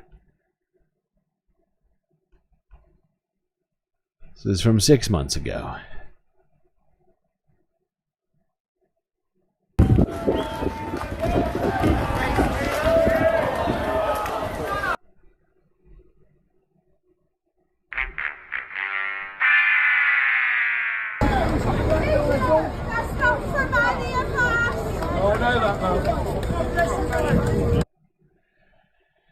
That's right. Nigel Farage got milkshaked in the face, keeping the wet British politician memes going through the summer. As people had run out of material with Rishi Sunak, Nigel Farage and that lovely young woman helped the internet out in that one dry moment, if you will. See what I did there? I got jokes. There's been plenty more of those going into 2025, I can assure you. Don't worry. Now let's look at this. This happened earlier this year. Labour. Stunning victory. What?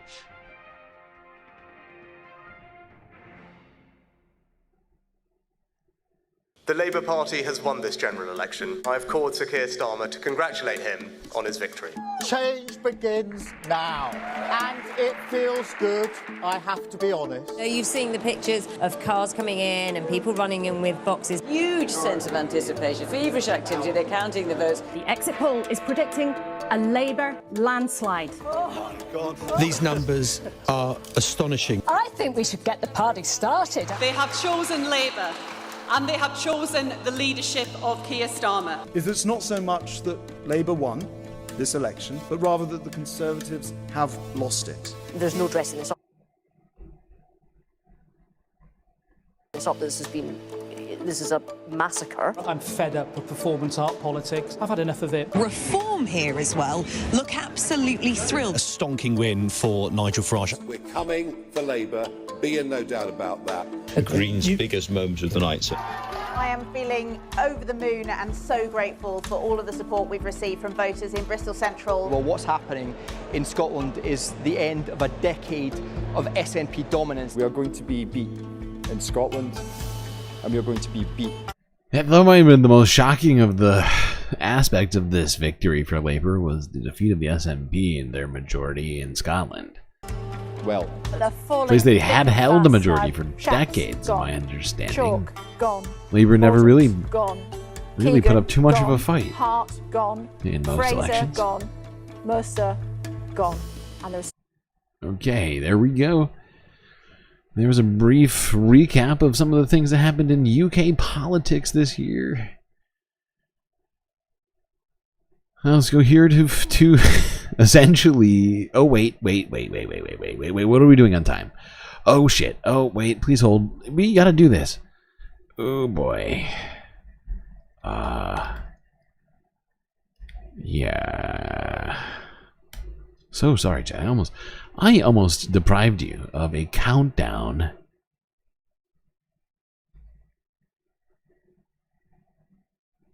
For New Year's.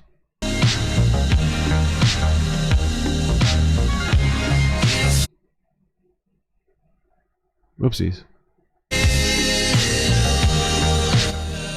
Alright, I'm gonna turn that off because we're definitely gonna get copyright struck pretty bad for that.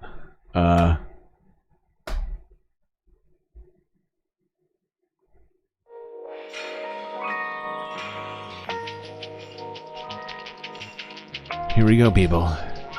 A live drone show over Seattle, Washington. The Space Needle is all lit up. 2 minutes and 19 seconds to the new year. For people on the West Coast, that time is coming in so hot right now, you can almost taste it. That's hot.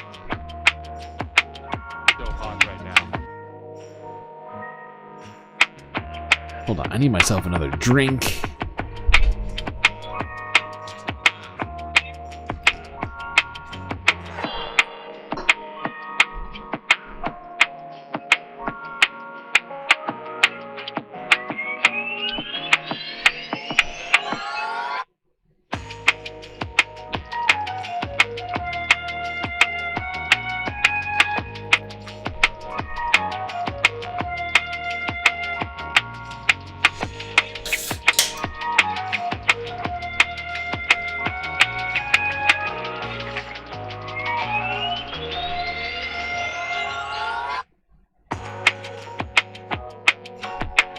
Is the drone show less pollution than fireworks? Yes.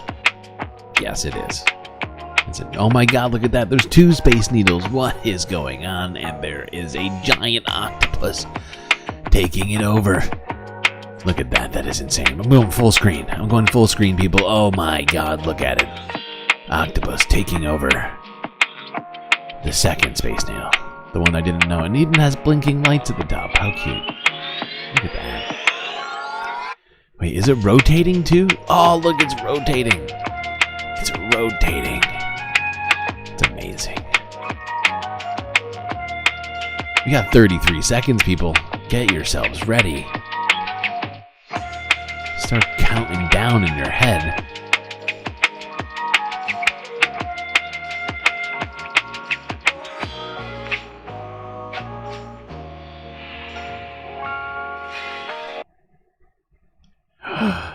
Final 10. There's smoke coming off the Space Needle.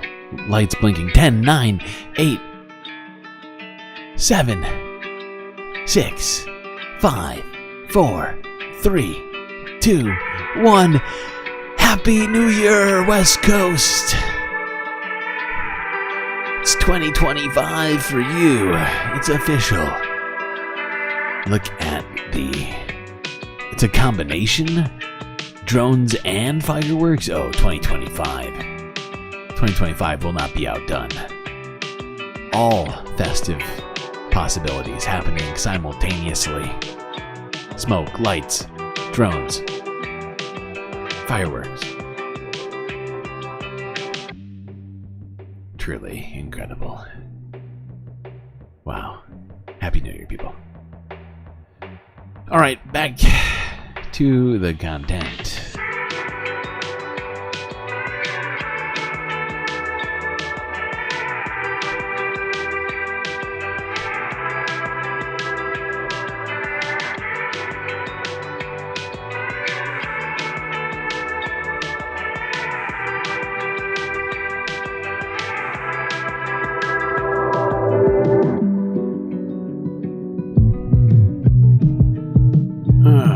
Okay. Oh, whoops, I went to the wrong spot. Wait, did somebody say we have 50 likes earlier?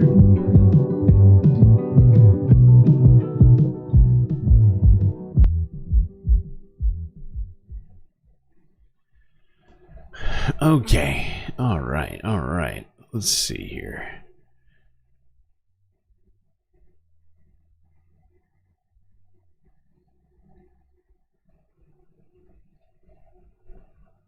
What next?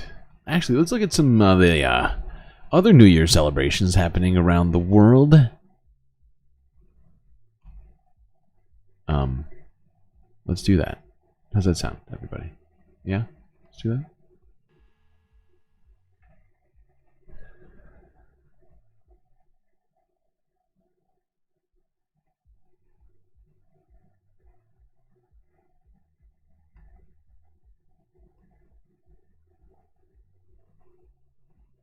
These were some of the celebrations going on earlier today. If the video wants to play, come on now. Let's be friends. This is in, while we're in the Western European region here. If we go to Ireland, this is the Dublin cam. Here in Dublin, you can see people on the streets gathering hours before, already partying. Beautiful. This is a beautiful little corner right here. My God. Ireland. What a place. Truly festive, I say.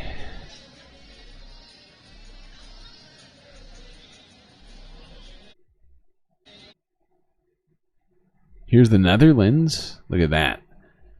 Everybody's out on the streets here in the Netherlands. Gathered for the new year. Kind of like we are right now. It's the Spacefamz gathered for this new year, celebrating it together. It's beautiful. And we've been adding to that Spacefamz over the last couple days. We've added like 30 new subscribers on YouTube. Not counting the new members that we have, which is a huge number. I don't even know how many. So many were gifted today. I genuinely couldn't tell you how many we have. I would, if I had to guess, I'd say we have like 40 members on YouTube right now. Which is just crazy, really, when you think about it. Have that already happen in 24 hours. What does that even mean for the future? All right, before we leave,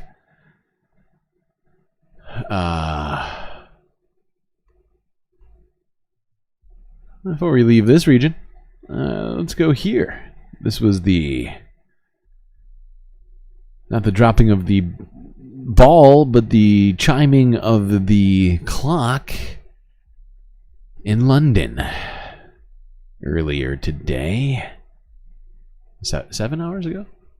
Something like that. Almost, I think 8 hours now. Right? Either way, let's go see what it was like over there.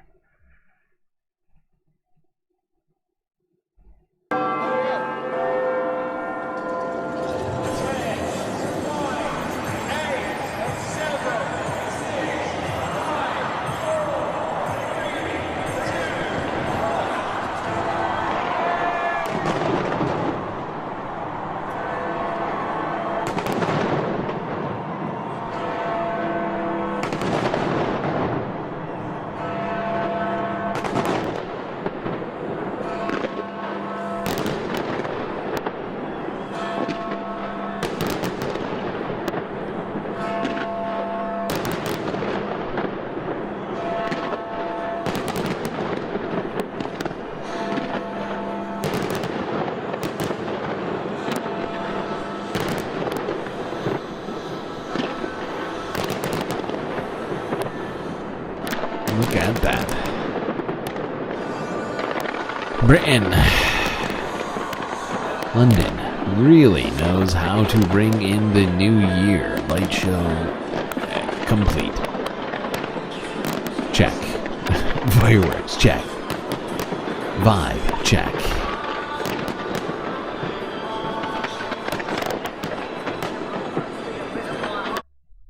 There we go.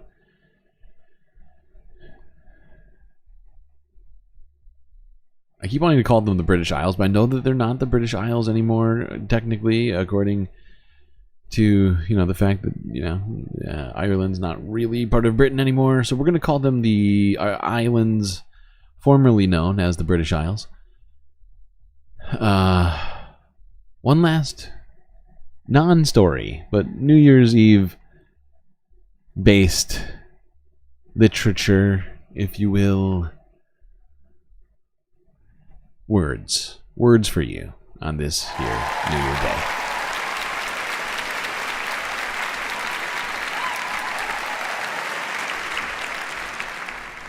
It's been suggested that you might welcome words of wisdom from the past and that several of us in the 20th century should send you some.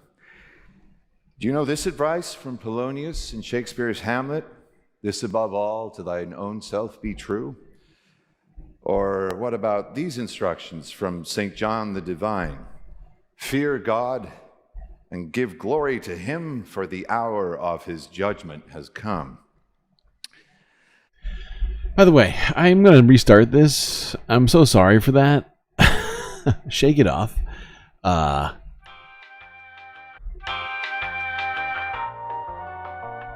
So sorry. I want to give you a little bit of lead into this here. Okay, so I should have explained further what this was. I said literature, but this is actually a letter to us, okay, the future, written by novelist Kurt Vonnegut.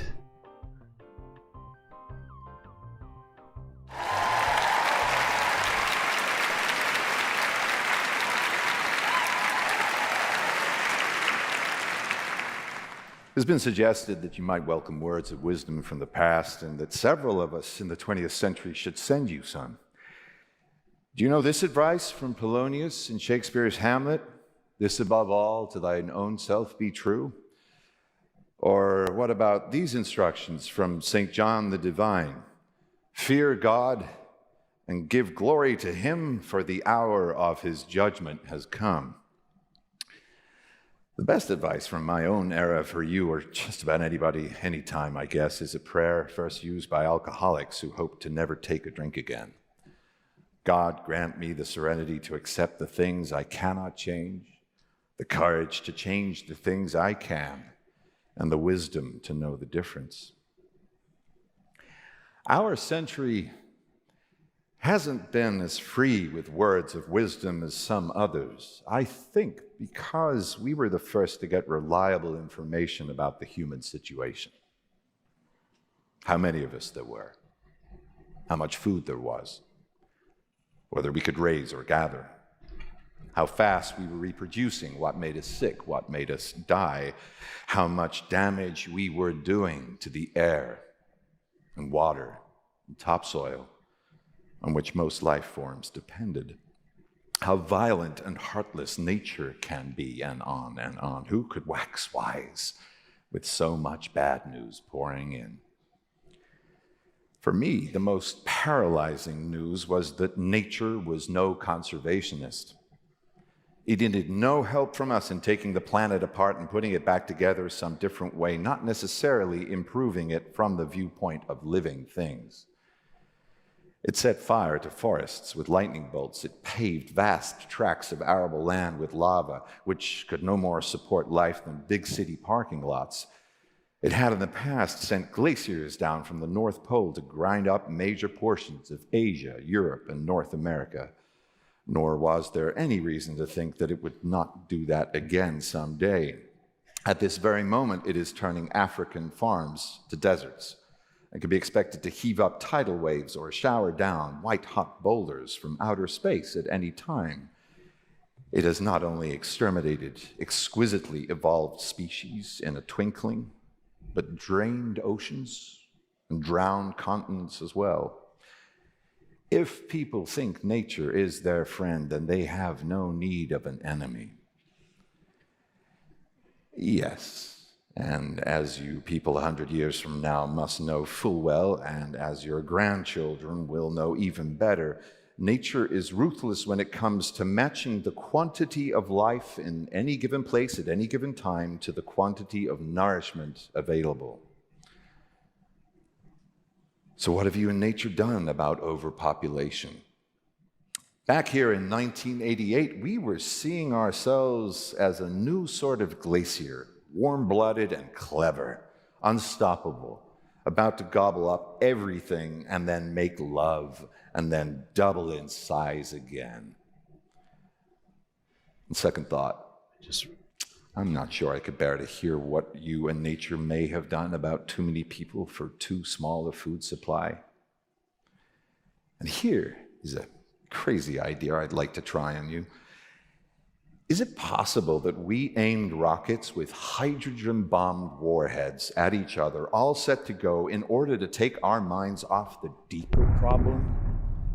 I don't How want cruelly reality. nature can be expected to treat us, nature being nature in the by and by? Now that we can discuss the mess we are in with some precision, I hope you have stopped choosing abysmally ignorant optimists for positions of leadership. Climate and everything are the They same were word. useful only so long as nobody had a clue as to what was really going on during the past 7 million years or so. In my time, there have been catastrophic. They have been, as heads of sophisticated institutions with real work to do.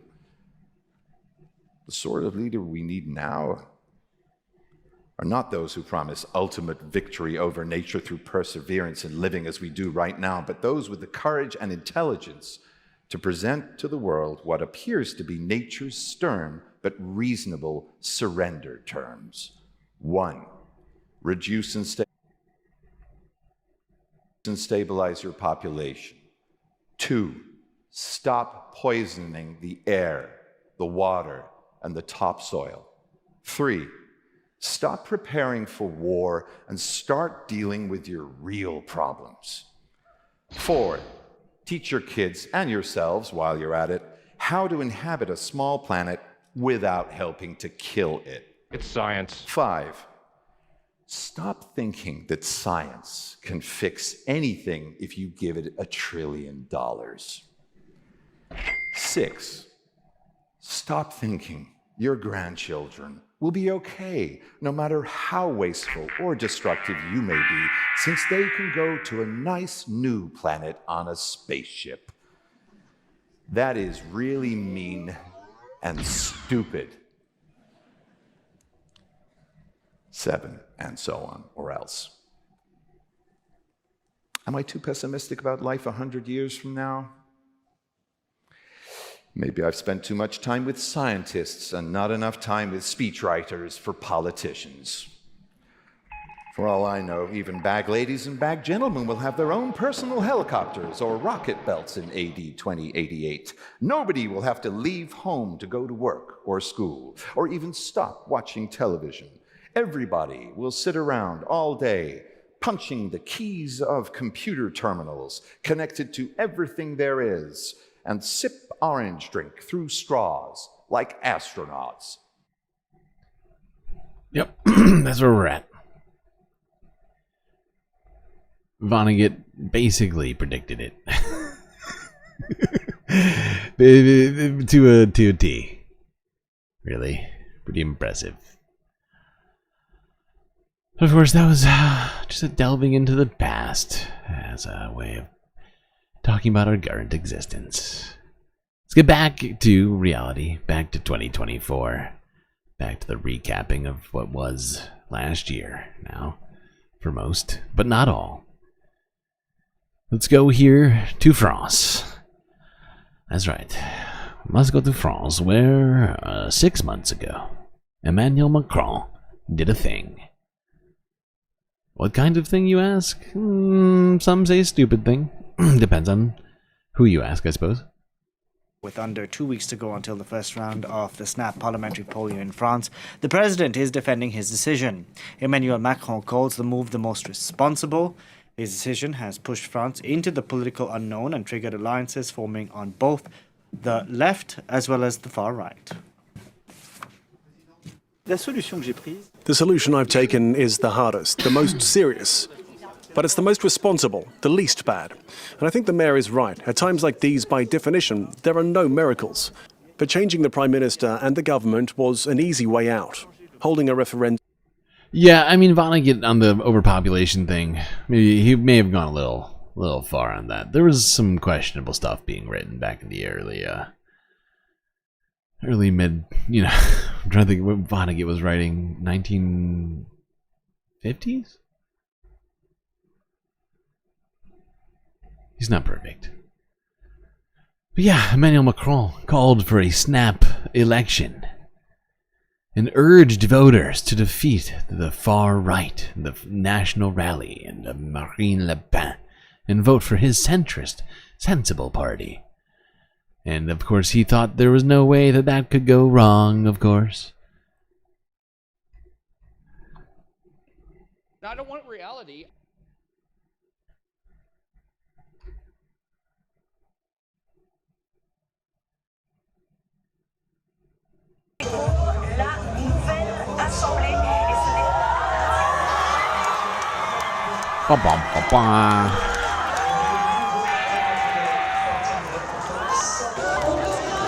So this is the reaction of the NFP, mostly young leftists over here on the left and over here on the right.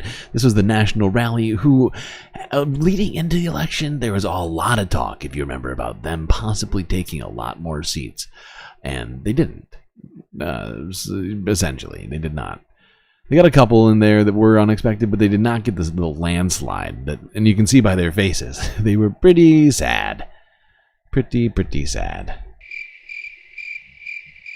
But there's a third party missing here, and that was Emmanuel Macron's party from this picture. And they did not do good. They did really bad.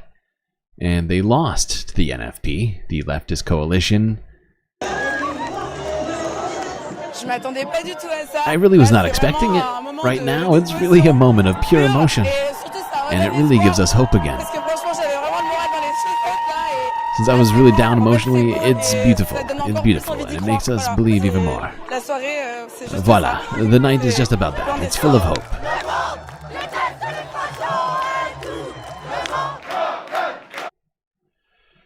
Now, we're not going to cover this, but unfortunately, wait, did I put this in here? No, I didn't. Just because there's so many goddamn things, I missed it. But of course, we know what happened after that.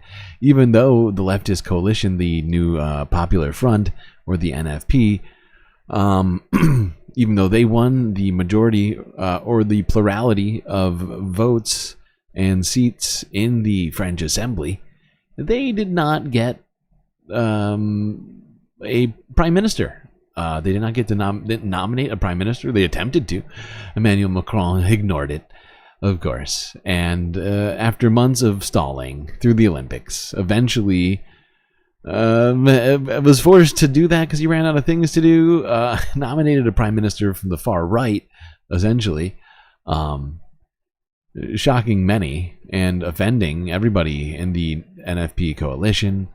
Eventually, what was it, Barnier? Yeah, I think Barnier was the first one. He stepped down 2 months ago, and then Emmanuel Macron had to nominate another person last month. Benoit. I want to say Benoit, but it's not that. It's something else. I can't even remember his name. It's been a fantastic year for France. This is hopeful. Thank you. Is it? I'm glad. I'm trying. It's tough. It was a rough year. I'm trying to make it fun, hopeful-ish, but also realistic on the year that we just went through. I know that there's huge gaps in things, like, you know, just didn't have, there's no way we were going to get through it all. But let's look at what happened in France here in Paris. Is this live? Oh shit, this is live right now. Is it? Wait, no. This can't be live. This could be live. Although that makes no sense. No, there's no way this is live. This is a repo. This is like a never-ending stream. Either way, this was the vibe on Paris's streets here at the Champs-Élysées. Look at that. The city of lights indeed. Looks like it's fucking daytime. It's so bright. Jesus Christ. I thought I went hard with the lights and the holiday decorations here. My office on the space station. Nope, France went harder. Much, much harder. Alright, now we're going to go back across the sea to Mexico. Because we are staying... we are trying to stay true to chronological order. And 6 months ago, Mexico had an election. And they elected their first woman president. Let's take you to another election happening, or has happened, all the way in Mexico. Claudia Sheinbaum has been elected as Mexico's first female president. The former mayor of Mexico City had the support of the outgoing president. The election campaign was marked by unprecedented levels of violence, often carried out by organised crime gangs. Well, Ms. Sheinbaum has promised to reduce the violence and improve the lives of women in a country one of the world's highest rates of femicide. Well, our Mexico correspondent Will Grant has more on the significance of that result, as well as how the new president will work with the US administration. We are at the point where the country's electoral authorities have announced that Claudia Sheinbaum, the former mayor of Mexico City, is Mexico's first woman president. There we go. That's right. Mexico beat the United States. They were first.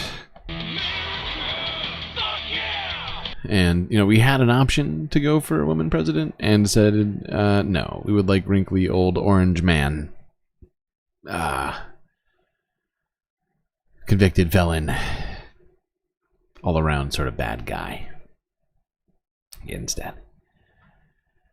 But Claudia Sheinbaum is now president in Mexico. She was sworn in, I think, a couple of months ago. November, I think. But yeah, that happened in June, that election. Now, let's go and look at something that happened right around the same time, was unfolding at least, that being protests in Kenya over corruption in their government.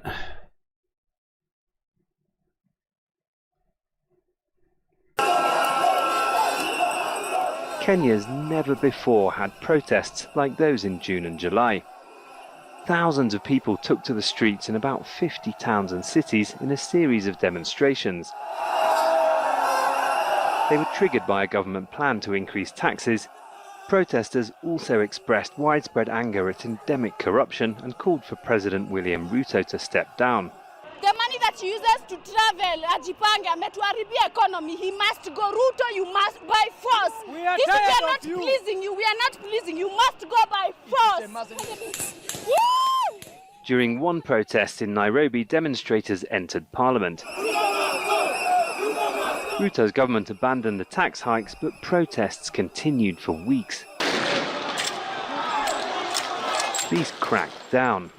Rights groups say more than 60 protesters were killed and more than 70 abducted by security forces or are still missing. The streets have been quieter since July, but discontent remains widespread and is still expressed online. Yep. There's still a bunch of people supposedly missing. A lot of the reports that we saw about finding bodies in garbage dumps and in rivers. In the midst of these protests, where people were just being disappeared by police and military. It's horrifying. And that discontent still continues. We've seen some sporadic protests still going on in Kenya throughout all of these last 6 months. Now, something else went on right after, or during, honestly not after, it was during these protests. A different protest started on the other side of the world in Bangladesh. Remember that one, people? I know I do. This one got big quick. Oh my god. I forgot about how big it got. Incredible scenes. Some of these out of photos Bangladesh are just as wild. A crowd rushes what looks to be a police. I have to go back. These photos are just so insane.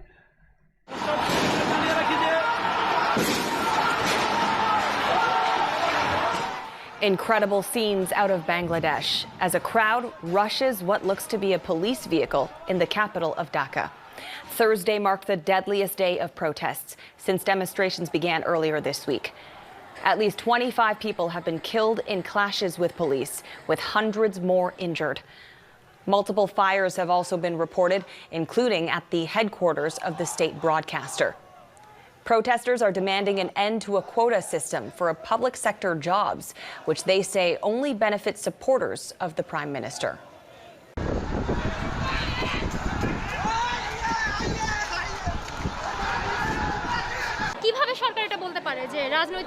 How can the government run these attacks? We've been saying since the beginning that we are general students. It is a matter of common sense that over 50% of the jobs cannot be given away to quota holders.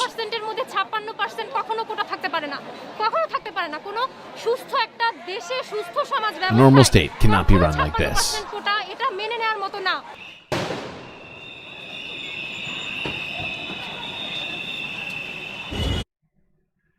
Yep, and things popped off until eventually the Prime Minister of Bangladesh was forced to resign We and begin flee. in Bangladesh, where tens of thousands of students and their supporters have gathered in the... Oh, this is the wrong video. Shit, I added the wrong thing. Whatever. I made a huge, tiny mistake. Whatever. Skipping past this. I thought I had the footage of her running away from her. There was like existing footage of them burning down the mansion that she lived in, and her leaving on a helicopter and a bunch of other shit for Thailand, I think.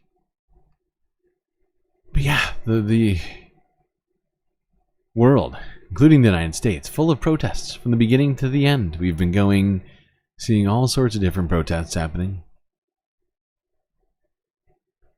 Oh my god, how did I... Oh god, I'm regretting so much right now. Things I missed. Oh my god. It was a long year, to get it all in one stream is a little tough. Not gonna lie. Let's go to this fascinating and truly lucrative find from earlier this year. 4 months ago? 4 months ago in Africa. Now, the second largest diamond ever found, a rough 2,492 carat stone, has been unearthed in Botswana at a mine owned by the Canadian firm Lucara Diamond. It's the biggest find since the 3,000 carat Cullinan diamond was found in South Africa in 1905 and cut into 9 separate stones. Botswana's... You know, my favorite part of this story is that a Canadian company found it in Botswana, in Africa. So I'm sure people in Botswana are definitely 100%, please no further questions, going to profit from that big ass diamond.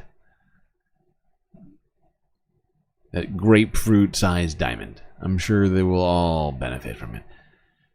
You know what else happened 4 months ago? A particular internet personality got placed under house arrest in Romania.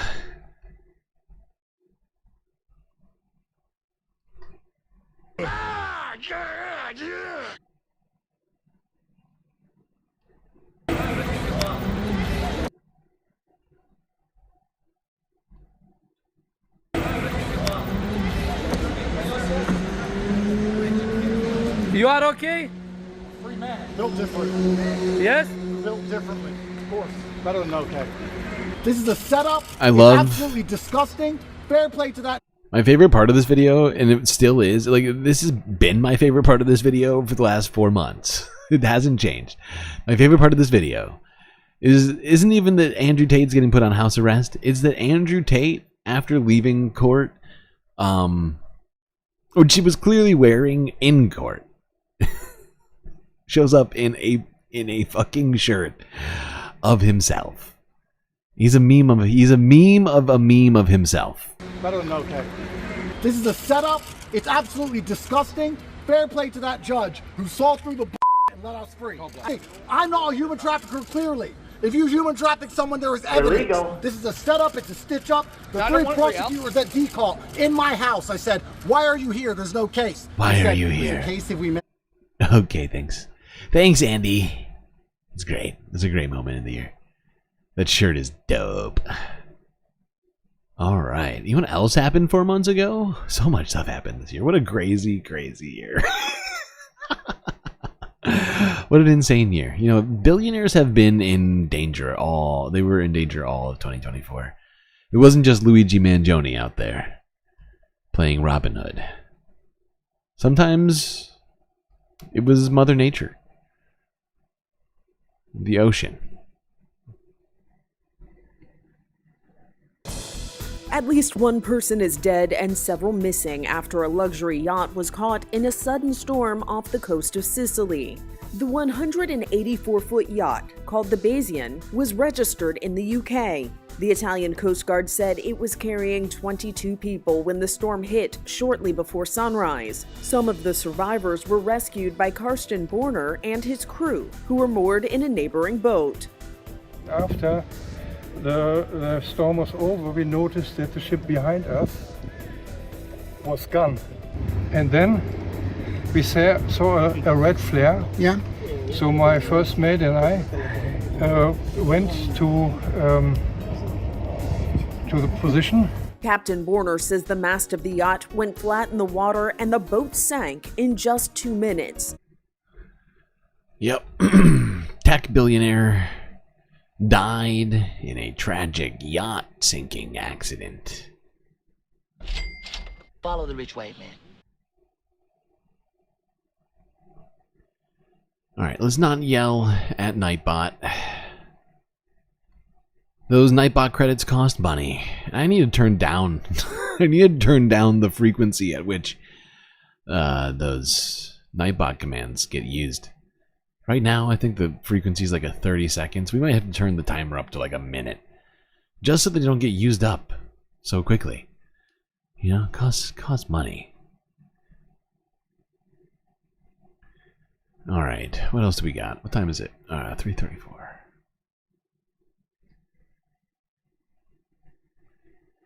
Let's go here.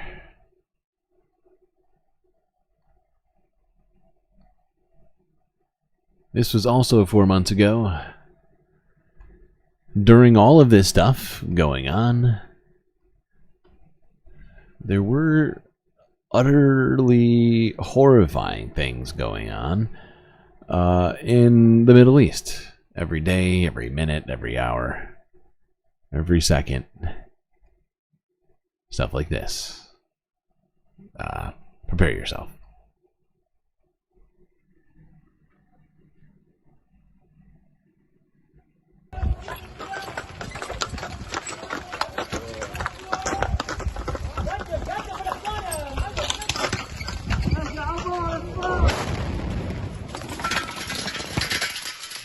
Illegal.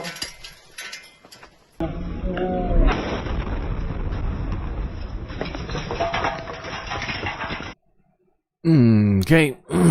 So yeah, that was 4 months ago. All right, let's not war in chat. Okay, it's New Year's Day.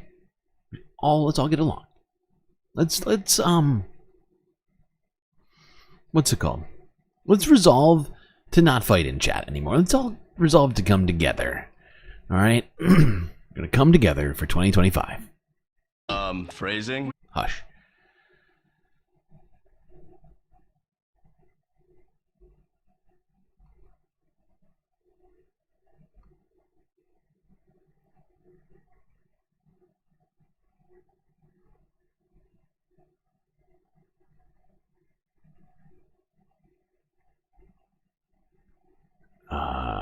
Where I lost my place.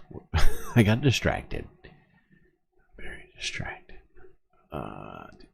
What just happened? What the fuck just happened?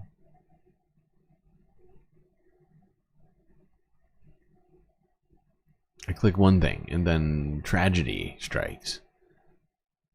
Good God.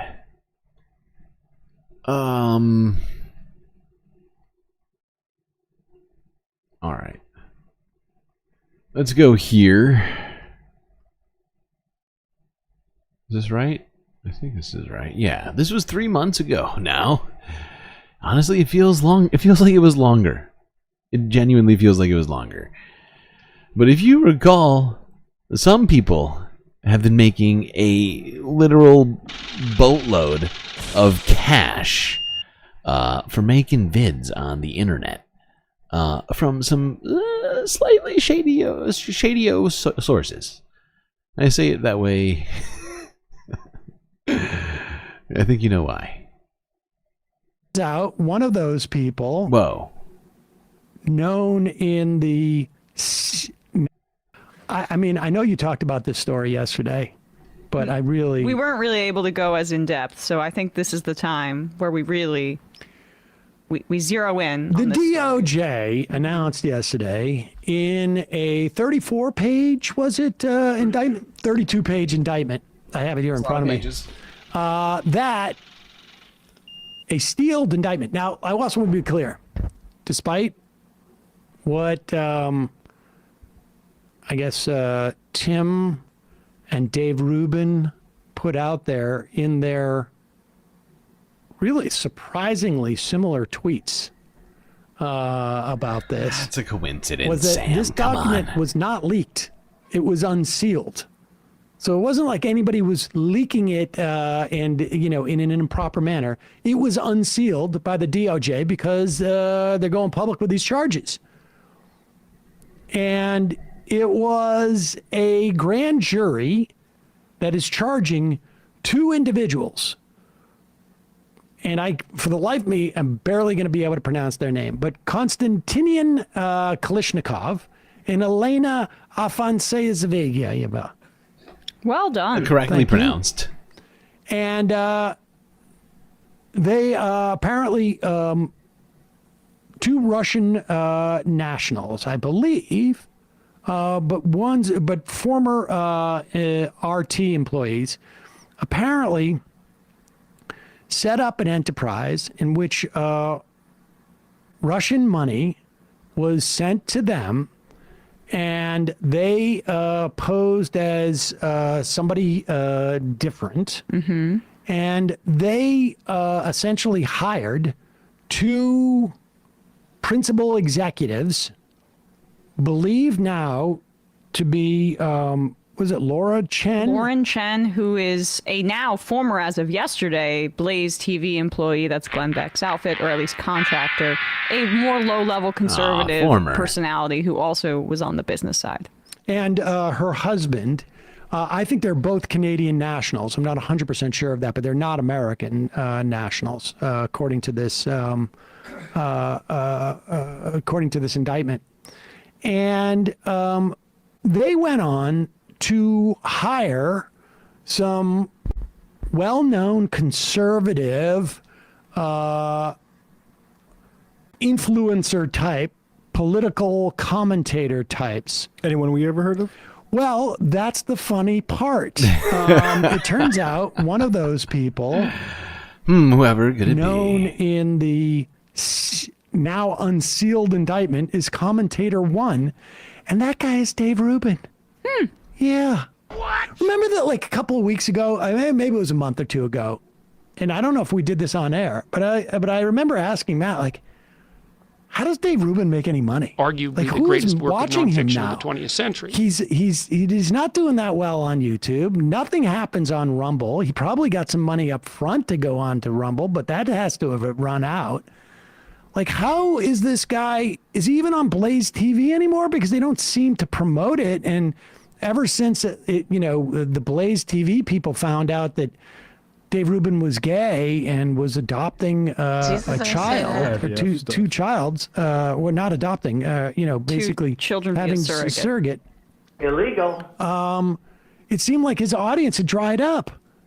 But yet, he's got this new studio down in Florida where you don't have to pay income tax.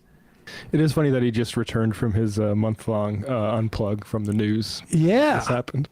Sometimes you gotta unplug. I get that. Yeah, it's a difficult The job. other commentator Saying was a guy words all named the Tim time. Pool. Let's talk about Dave first. Okay. Because apparently in February of 2023, Even Sam goes on the Nation cruise once a year. I mean, quite a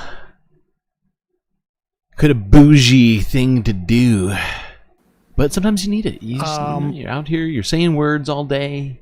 It's Jen tough. It's a tough and life. her husband started to go out to commentators. Now, I want to make, I'll give my assessment of this in a moment, but just the TikTok. And they start to negotiate with Tim Pool and Dave Rubin, among others. Apparently, Lauren Southern's involved in this. Some dude, Matt Christensen, I've never heard of him. I don't know. Did they confirm that Benny Johnson's involved in this? It appears that initially there was confusion about who commentator one was because they were identified by subscriber accounts, and Rubin and Benny Johnson have similar subscriber counts. Eric Toller said it was Benny Johnson at first, but it seems like a preponderance of the evidence has now shown that that is actually Dave Rubin, not Benny Johnson. Right.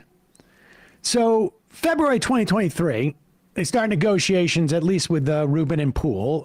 Let's just stick with them because it's pretty clear, that at the very least, that they have said that they were both victimized by this. They're victims. They took a lot of money and they're victims. They're victims. They start to negotiate. It's hard. It's hard. Look. And taking money, you can really injure your wrist. If you take too much money at once, it's heavy. The cash.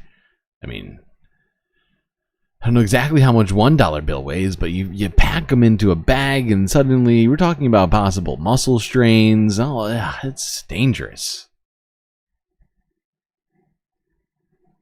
they go like, this is a lot of money you're talking about giving us. Who is in charge of this whole thing? And so the founder duo, you know, Chen et al. Said, oh, it's a guy named Edward Gregorian. Ah, the Gregorio. Really? Yeah, Dun, Edward dun, dun, Gregorian. dun. Oh, who's he? Oh, he's from Belgium. Oh, that is a very, very distant country. Oh, yeah. International. That's international. What is that, And South he has America? a dynamic presence in both Brussels and London. And he's setting up this company called Tenet.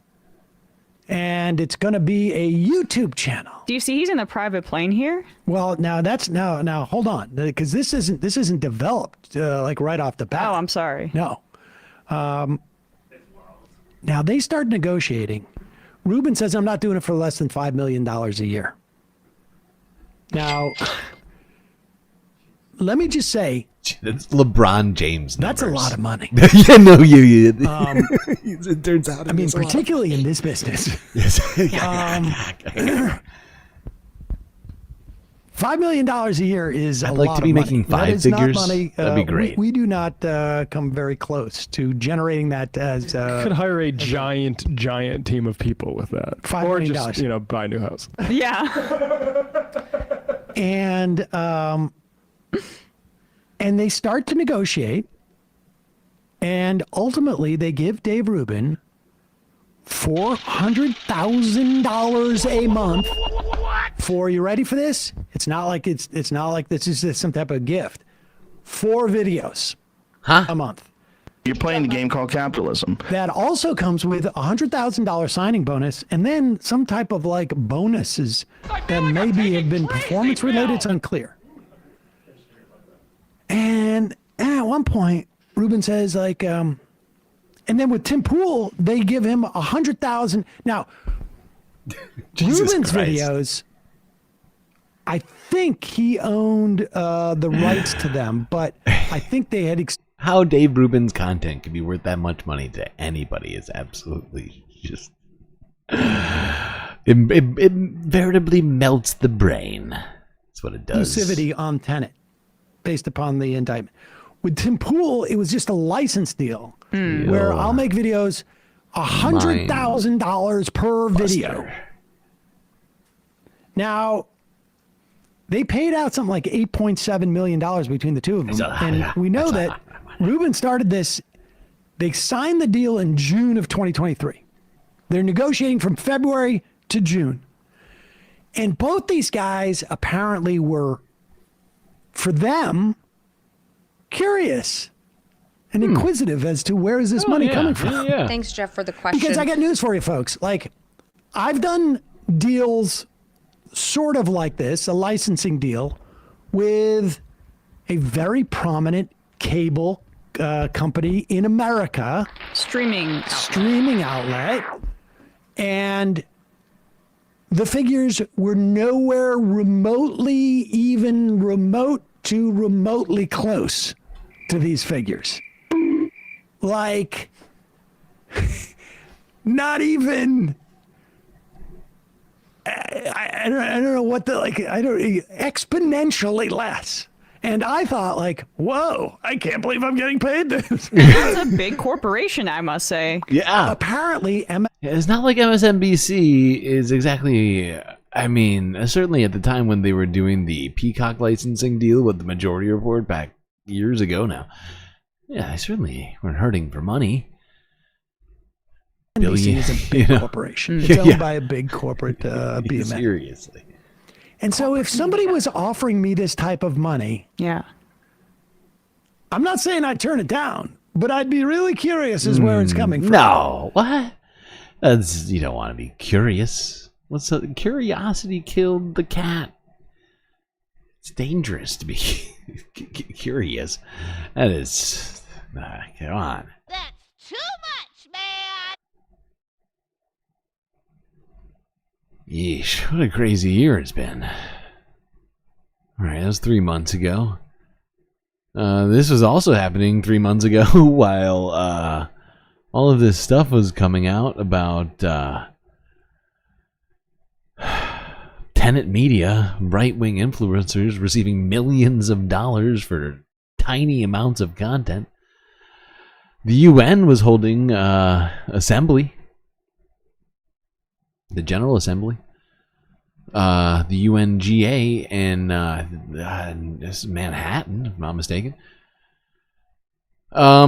Israel was there, of course. We talked about that. I think most people here in chat were pretty pissed about that. And not only were people in chat and myself upset about it, more important people, supposedly, that being members of the UN General Assembly, decided they were also upset as well. And walked out. The Assembly will hear an address by His Excellency Benjamin Netanyahu, Prime Minister of the State of Israel. There goes Turkey's representative, and whoever that was to the right of them. And invite him to address the Assembly. There goes a bunch of other countries saying peace. Peace out, Benjamin Netanyahu, go fuck yourself, and your speech. Order, please. You and your stupid speech can go Ladies right and to gentlemen, hell. order. Nobody wants to hear it. The head of the UNGA Order, trying to please. use his little gavel to get people to stop clapping for this horrifying circumvention of decorum. Poor Benjamin Netanyahu, subjected to people's backs, disrespected. How rude. However, would he get over it? Oh, I know. There are reports of more communication devices exploding in several parts of the country following yesterday's attacks that have used pagers. One person has been killed. Hundreds have been injured. What you're watching is a blast that occurred during the funerals of Hezbollah members in Beirut, Hezbollah members who were killed in yesterday's attack. The Lebanese media are reporting explosions happened in phones, in laptops, and handheld radios, not pagers, as we saw in Tuesday's attack. Solar energy systems have also reportedly exploded and caught fire. So there's a much wider array of devices that have been used than was previously known. Emergency services have been responding in at least 3 cities across the country. Hezbollah's leadership says that the group is facing, quote, a new phase, and that punishment is certainly coming. Let's bring in Marwan Bishara, Al Jazeera's senior political analyst. You're joining us from Paris, Marwan. There are so many layers to this, given what happened yesterday and now today. How are you thinking about this? Where do you want to start? Well, let's start with so many contradictions been told and reported and analyzed that are creating more confusion than they are an understanding of what's going on. And the contradiction is just because people are not taking what is happening seriously and or interpreting it in magical and fantastical ways. I'll give you just... Yep, absolutely. Marwan Bashara is 100% correct. A lot of people in the Western media, the sort of like U.S. spokespeople talked about this like it wasn't an act of overt terrorism on a sovereign United Nations Security Council country, Lebanon. That happened right around the same time as that walkout of the UN General Assembly. It's fucking horrifying.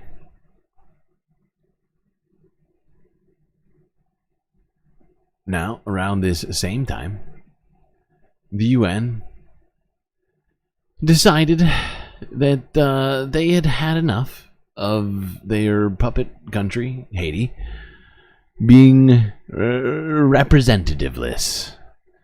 Without an appointed prime minister, however would the country govern?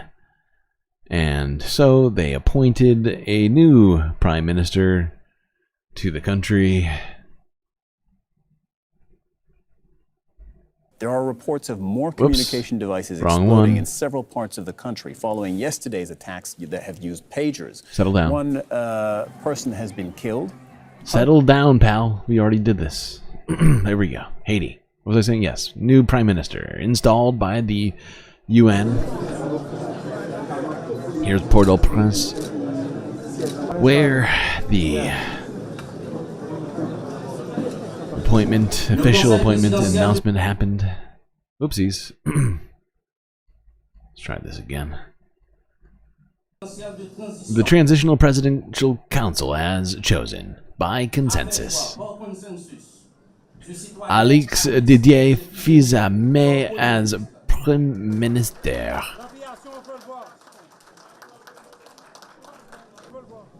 The first essential task that will determine the success of the transition is to re-establish the security of people, property, and infrastructure.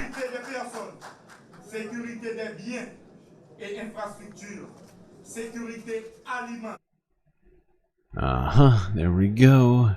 New Prime Minister for Haiti. You're welcome. Didn't even have to vote for it. Don't worry about it. We got you. We got you covered. You don't need democracy, okay? I know it's been been like decades since you had it, but no need to rush into democracy. That would be silly and hasty. You wouldn't want that. You wouldn't want that. We need an interim prime minister. Come on. Don't be so selfish.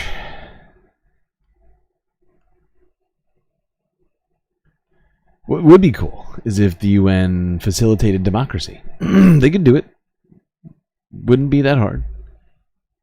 It would probably be equally difficult as making a appointed prime minister work. Maybe even less so, some would say.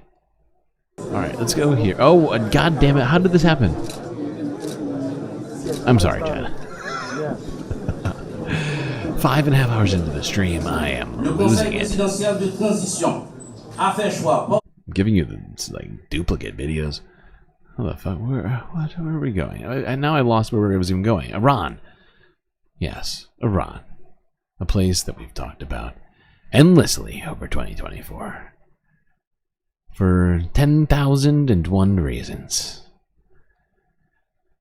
And this was one of the reasons 2 months ago. All this went down between Iran and Israel. First, Iran, after having demanded Israel do a bunch of things they decidedly did not do, decided to launch very, very telegraphed attacks into the country.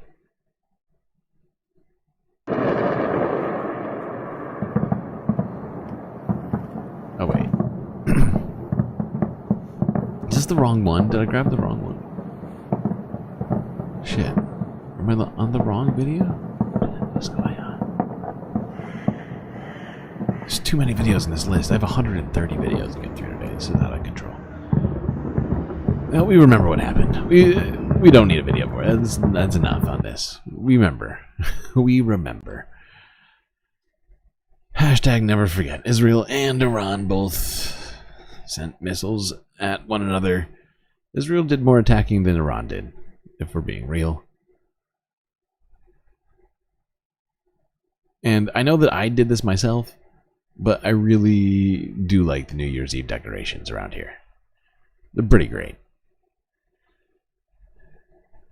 That is a certain je ne sais quoi. Alright, now let's not leave the Middle East because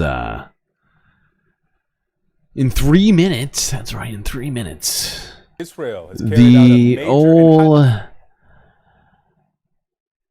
New Year's Eve is going to come in for another group of people. I believe Alaska? No, who's the fourth? Yeah, I think Alaska is now about to get their New Year's Eve happening. We'll do it by watching this.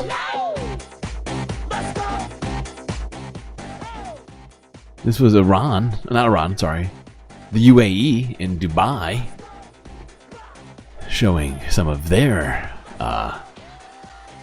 festivities here.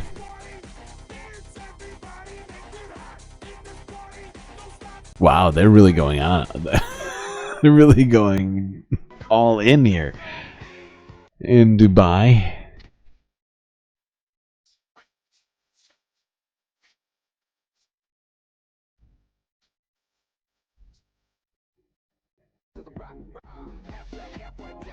Oh my god, we're gonna get so freaking copyright struck for all this. This is wild. I'm sorry, we're gonna have to turn the volume off again. It's just, it's untenable.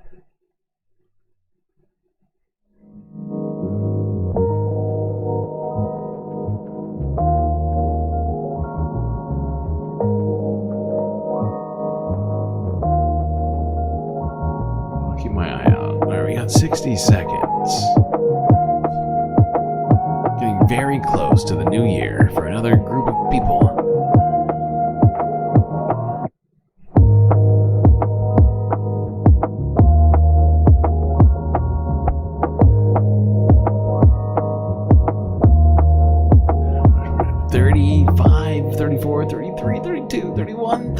Seconds. 30 seconds left. My god, we are getting close.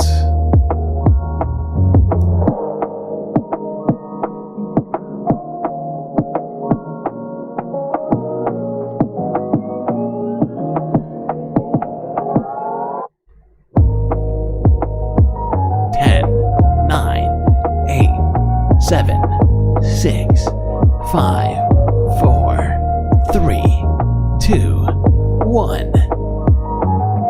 Happy friggin' New Year once again. How did I time that out so good? Look at how that looks. If I don't say so myself. Killing it. Killing it.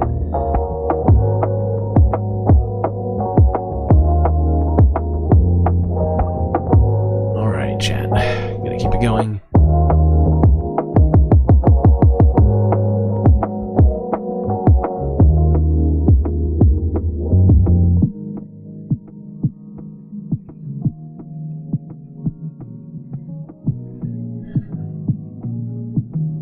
We looked at two needles. We looked at the Dubai needle and we looked at the space needle.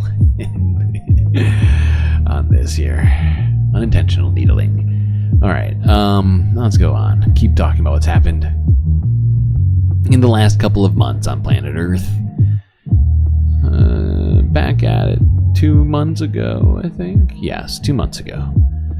This news broke 2 months ago. BBC News. North Korea sends troops to fight with Russia and Ukraine.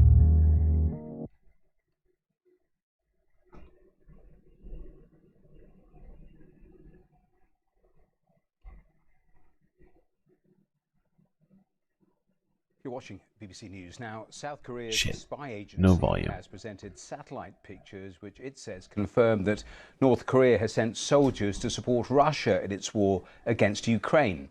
Seoul's National Intelligence Service said 1,500 Special Forces troops had already arrived in Russia's Far East for training. It said they were sent on Russian transport ships earlier this month. Ukraine's President Zelensky mentioned possible North Korean involvement when he met European leaders yesterday. Well, let's speak to our correspondent Will Vernon, who's joined me here in the studios. And this is potentially quite a surprising and significant development. I know that President Zelensky has been talking about it, but tell us more. Well, we've had reports, Matthew, for many months now of North Korea's intensifying participation in this war. There's been reports of North Korean engineers being killed on the battlefield.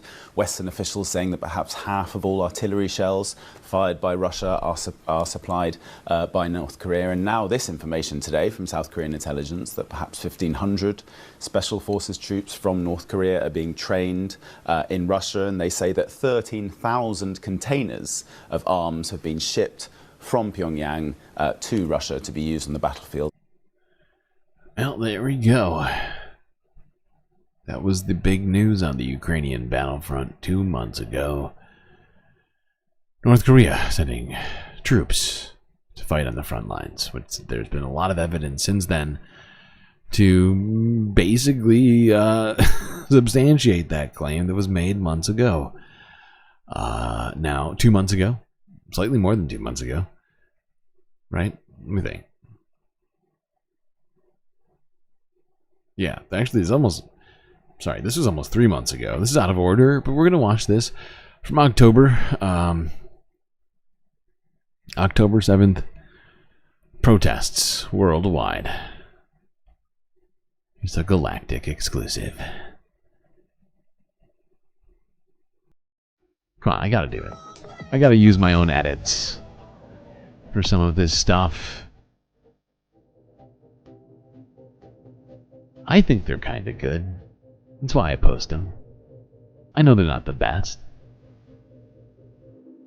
But many of us watch these videos this year, and in a way it's like the glue that binds us together. Alright. You pick your glue. I'm just saying, it's one of the many glues. Space glues, if you will.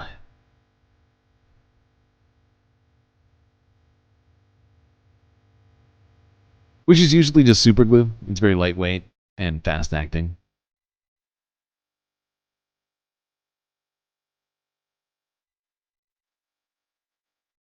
It's fun space fact. See that? See what happened there?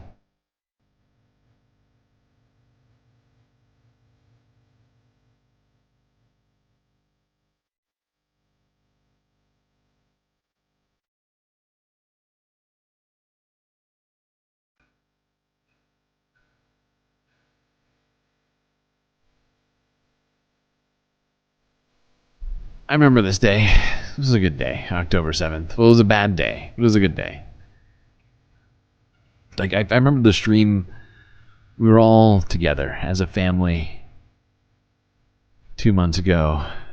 Sort of protest-abration, like a cell of protest. It's like a combination happy, bad moment. But we were together, which made it better.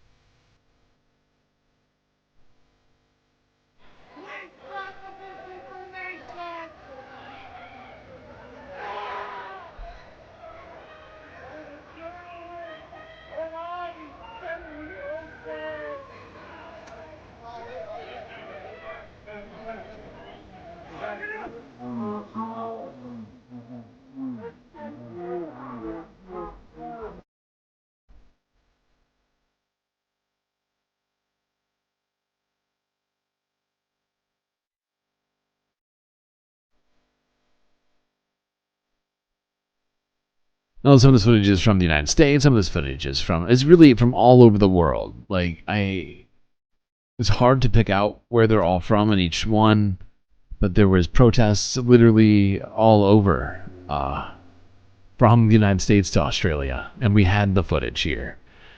And, I tried to compile it as best as I could in this video.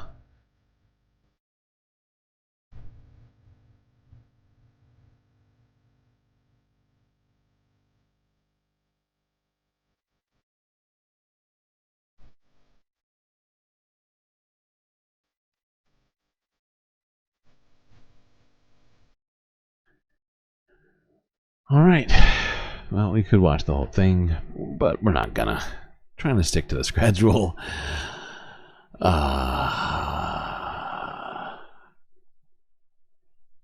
I feel like when I overdo things, I wind up really regretting it later. And we got a lot more to talk about. Around the same time, 2 months ago, Israel also decided that they ran out of stuff to do in Gaza and went to Lebanon and invaded them.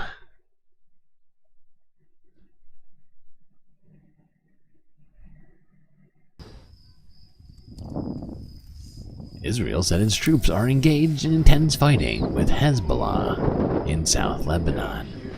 Oh, okay. That justifies it.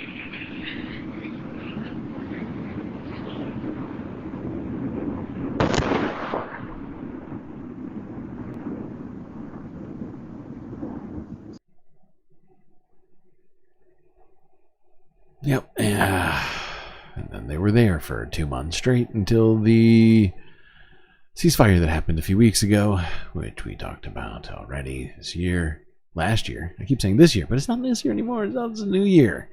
It's a new year. I gotta start thinking about it being 2025 already, even though it's not technically. That's the problem. That's the problem. It's not officially 2025 until 5 o'clock this morning. It's not officially 2025. I think that's the very end of the day. Alright, let's go to this. This is horrifying. This is from 2 months ago, Al Jazeera. This is disturbing footage. It's not footage, it's just a list. It's a list of all the people who've died so far in Gaza. Set to sad music. Just sad music and tens of thousands of names written down at seemingly a fast pace, starting at 0 years old and ending at very old. Takes 57 minutes to get through the list. 59 minutes, excuse me. 59 minutes. Although I think there's a little bit of a message at the end. But I figured we'd take at least 1 or 2 minutes now to look at all the babies who've died. We're still at 0 years old, so these are all just newly born infants who died in Gaza in the last year and 2 months. Truly horrifying.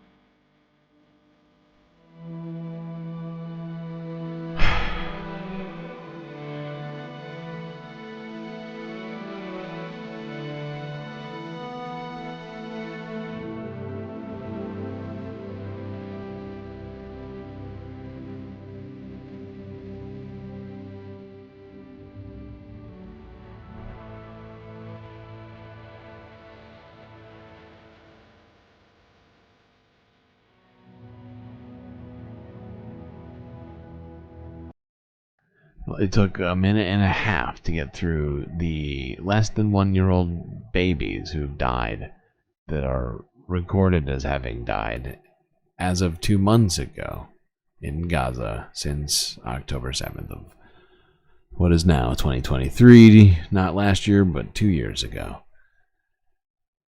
All right, let's go on. Talk about something that happened last month in New Zealand. More Galactic footage. Sacre bleu. 6 votes opposed.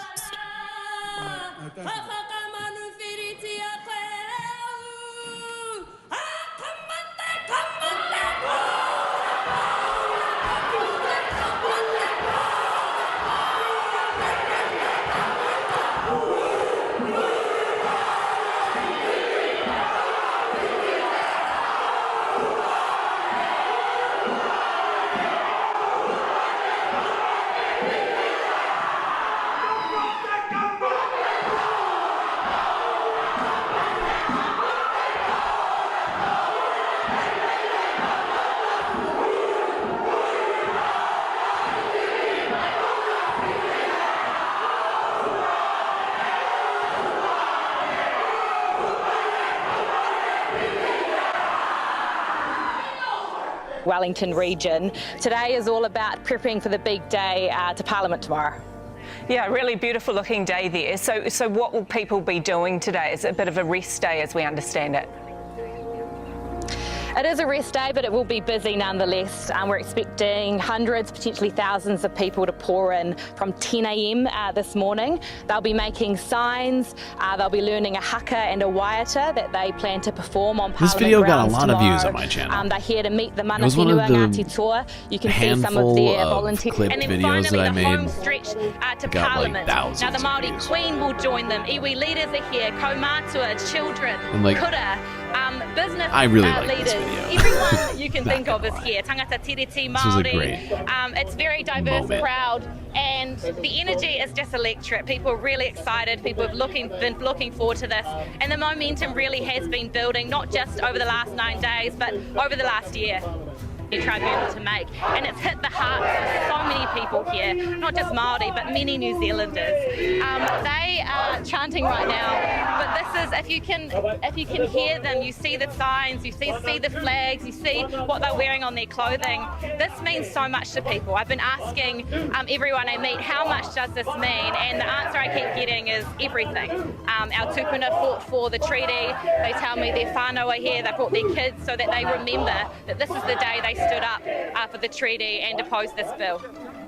Yeah, it's gonna set off very, very shortly. Peering over balconies to catch a glimpse of history.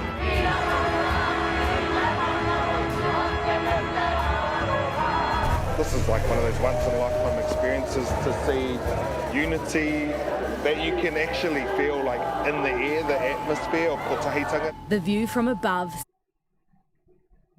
Hold on, I am going to skip a little bit ahead here. Towards the halls of power. We're not going to stand for really divisive politics. I feel that as tangata tiriti, it's my obligation to be here, essentially. I think it's good that New Zealanders as a whole are making a stand. Not just New Zealand, there was support from international visitors too. Because we want to support Māori. I've been really emotional, like just how much support and how calm it is and just peaceful. But she's a real Kiwi, so it's really important to me. I'm from an area in the US that has a really large Indigenous population. Indigenous rights matter. and teaching her that from day one is really important to me. Students getting support from their schools for the day off.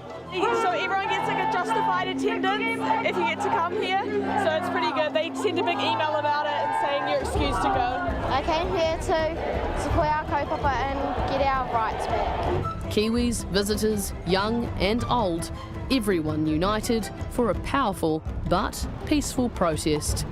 It's cold, dark and pouring with rain, but that hasn't stopped hundreds of people coming here to the High Commission in London to protest for several hours. The night started with a karakia, followed by speeches and a waiata. Organisers say they only expected 20 or so people to turn up, but many more came. They spilled out onto the streets.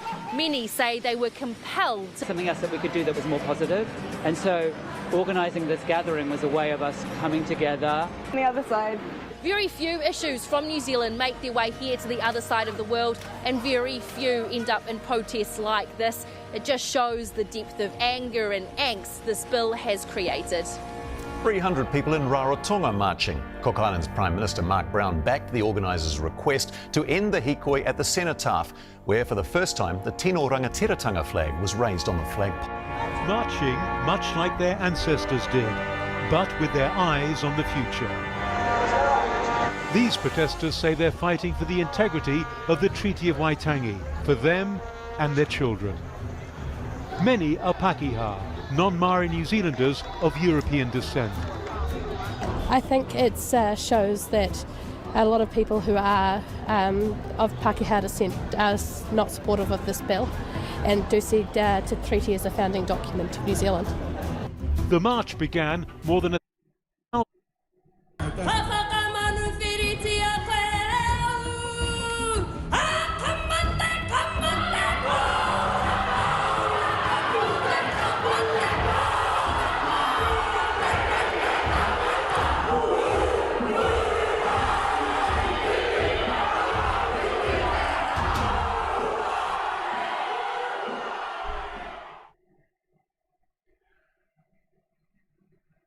All right, let's see how New Zealand rang in the New Year's Eve. Rang in the new year, excuse me.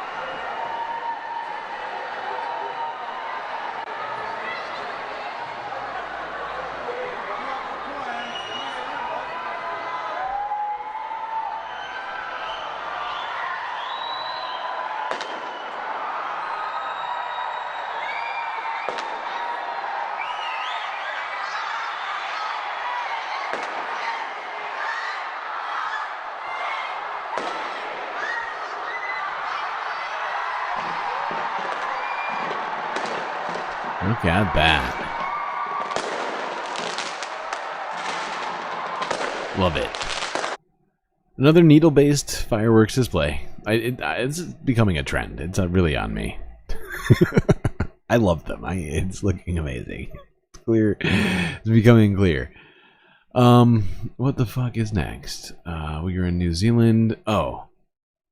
So this happened a month ago. Russia unveiled a new missile system, a hypersonic missile. They unveiled it and tested it, quote unquote, on Ukraine. And President-elect Trump meeting with the new head of NATO at Mar-a-Lago this week. It is their first meeting since the election. Just The realized NATO this is a news spokesperson nation. saying they discussed a range of global security issues facing the military alliance. And this comes as tensions are growing overseas tonight.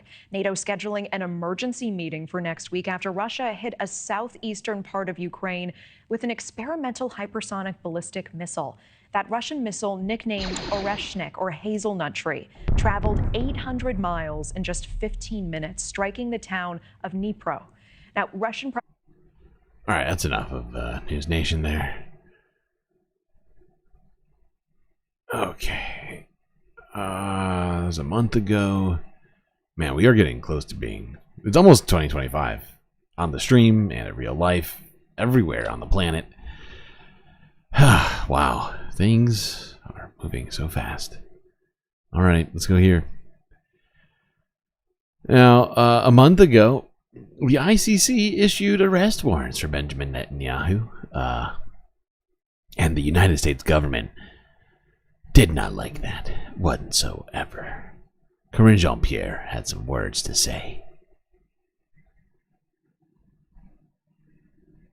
Let me just say, because this is the first time I've had an opportunity to speak to this at the podium, so let me just say more broadly that we fundamentally reject the court's decision to issue arrest warrants for senior Israel officials. No, I don't want reality. We remain deeply concerned by the prosecutor's rush to seek arrest warrants and the troubling process errors that led to this decision. The United States has been clear that the ICC does not have jurisdiction over this matter. You've heard us say this before. No jurisdiction. Whatever this prosecutor might imply, there is no evidence, none, between Israel and Hamas. There's just none. In coordination with partners, including Israel, we are discussing certainly those next steps, what that's going to look like. And to your question about sanctions. Thank you, Corinne. Boy. You know, I was going to just rush off. But you know what? I just want to take this moment. I know people really don't like Corinne Jean-Pierre. I don't blame you. I don't blame you at all. I don't like her. I hated every press conference we heard from her, practically. There was basically no good press conference. There was maybe one funny one in there, maybe. But let's just take this moment in, because this is the end of an era, okay? January 1st, you know? How many more days until inauguration? 19 days until inauguration. 6 days until the until Congress, right? Whatever, my brain broke. But you get what I'm saying. This is it. Say goodbye to Corinne Jean-Pierre. We're not going to be seeing her anymore. It's now going to be, she's going to be replaced by wait, it's not Laura Loomer. My brain immediately went to Laura Loomer, but it's some other person. Oh God, who's going to be our new press briefer? Our new White House talker? Well, 2025 should be very interesting, to say the least. Now, one thing that was going on all year, that has been going on all year, in one form or another, but really stepped up to some degree once again last month in Central Asia, were protests. Now in Georgia, thousands of people have been protesting in the capital Tbilisi for a fifth night in a row. Once again, extensive clashes with police in the streets, protesters throwing fireworks at officers who've responded with tear gas and water cannon. Last week, the Prime Minister said he would put European Union accession talks on hold despite polls suggesting widespread support for membership. And that's what triggered this latest round of demonstrations. Georgia's pro-EU president's been speaking to the BBC and dismissed the negative image of the protests being presented. Yeah, it's not fair where you paint. Now, we actually saw earlier this week, I think, the president appoint a new prime minister and essentially oust the democratically elected former prime minister, which was a fascinating move. Not the most democratic thing I've ever seen. You know what else wasn't super democratic? Yoon Suk-yeol declaring martial law. Illegal. Yeah, remember that? A few weeks ago, South Korea, Yoon Suk-yeol, president, declared martial law. Just randomly.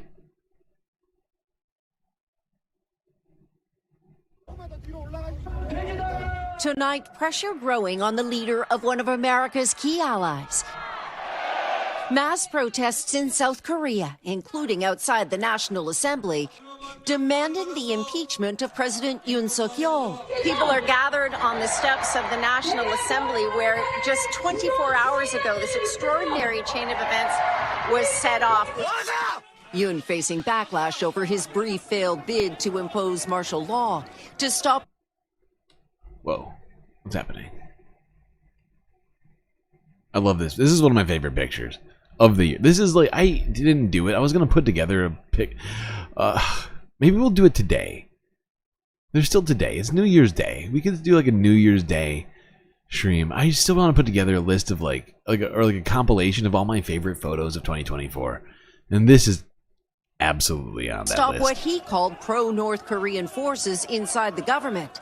His move rejected by lawmakers. But not before it sparked chaos, including confrontations with police. At one point, hundreds of troops moving into the assembly through smashed windows. The U.S. saying it had no warning of the president's move. Secretary of State Blinken tonight. We're obviously watching the developments very closely. This is one of our closest partners and allies around the world. A vote among lawmakers could happen as early as Friday. While President Yoon's party doesn't have a majority in the legislature, neither does the opposition. So people from his own party would need to vote against him.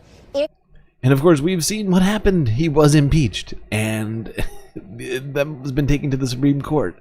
A interim prime minister was put in place. That prime minister was then ousted. It has been an insane year for South Koreans. Koreans in general. North Korea's been doing some weird shit too. My God, what a fucking crazy year, everybody. I can't believe it. We got through the whole thing together.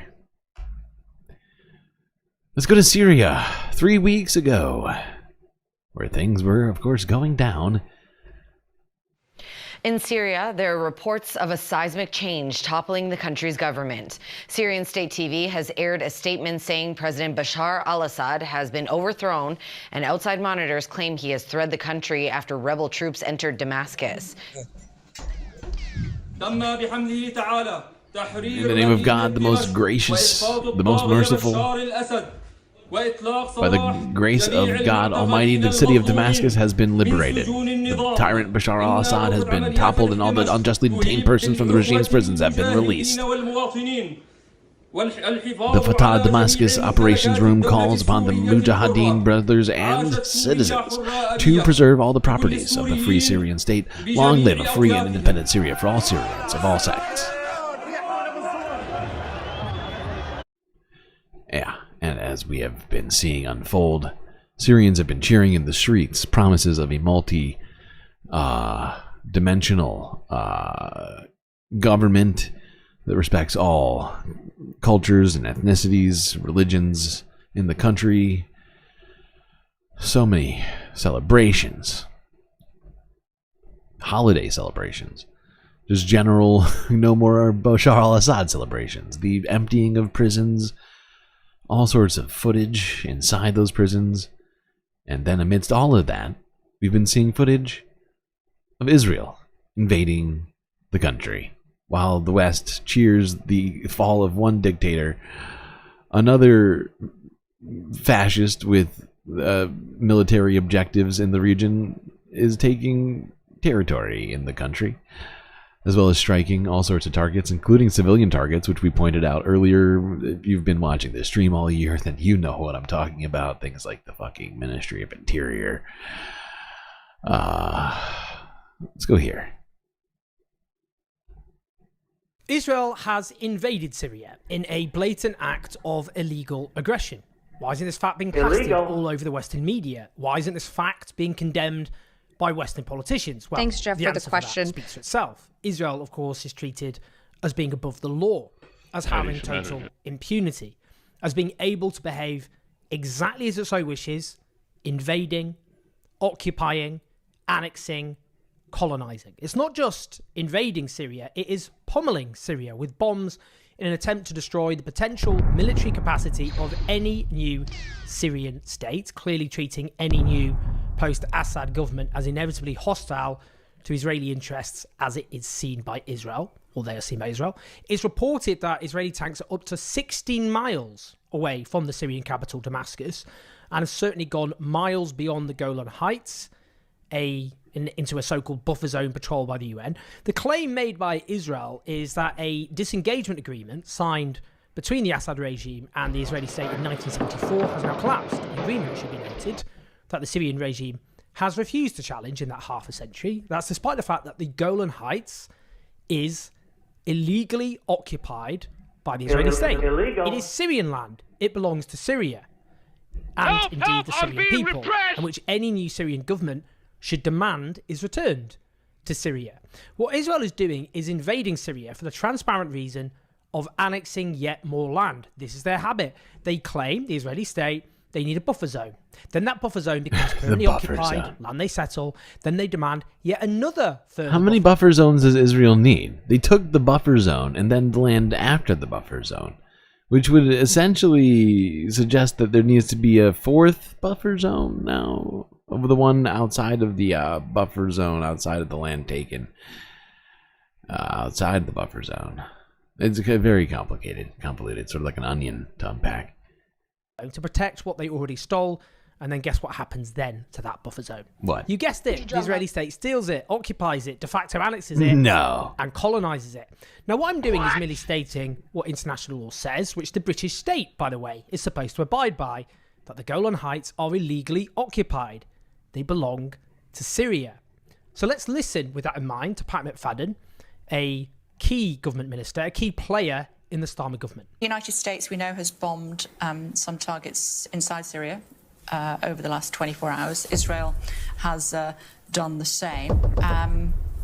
Where does that leave the UK? Do you fully support the action that they have been taking? What I think Israel's doing is making sure its position in the Golan is secure. One of the things to note about this is partly happening. What a farce. What a farcical situation. What a farce 2024 was. I'm sure 2020... Come on, people. 2025 is going to be much better. I've been saying it all stream. I'm sticking by it. We got plans, okay? We got plans. We got momentum right now. And I can't list what things we have momentum on, but just, you know, you believe politicians. Might as well believe one galactic spacecaster. Wish casting on the first day of the year, okay? All right, is that such a problem for you? Come on. Come on! That's not fair. It's not fair. I don't appreciate it. I don't appreciate it one bit. Oh, what's this? We're at 3 days ago? Oh, we're basically at current? And you're saying stop wishcasting and start talking about what's been happening literally this week? Okay, fine. Let's go here. NBC News from 3 days ago in Gaza. What's happening there? Anything good? I'm sure it's good. Come on, people. Tonight, the UN says northern Gaza's last major hospital is out of service following an Israeli military raid. The Kamal Adwan Hospital was in an area under siege for more than 80 days, according to the World Health Organization, with repeated attacks by Israeli drones. While terrified patients and staff sheltered within. Israeli forces stormed the facility yesterday, calling it a Hamas stronghold, and saying they arrested 240 terrorists. At least they claimed it was a Hamas stronghold. Otherwise, we'd have no way to justify this in our minds. Phew! Evidence of their claims, the IDF provided these pictures of handguns and what they said was a bomb. Wait, they found... Did they say 60 Hamas members and then 3 guns? Wow. What a... This was a threat to Israel. the most heavily armed government, not the most, but one of the most heavily armed governments on the planet, certainly per capita. They're like number 1 or 2, like especially if you go by per capita, because it's a much smaller place than say like the United States. Fascinating. Five guns blurred out. Okay, cool. That's a huge threat. I get it. Yeah. Scary. Scary. Help! I'm being repressed! Anti-Semitic. That's anti-Semitogen. How dare I? Alright. Let's go here now. To our final... Really, honestly, I'm going to give you an applause right now. This is basically our second to last story of anything. So here you go. You deserve that. I cannot deny it.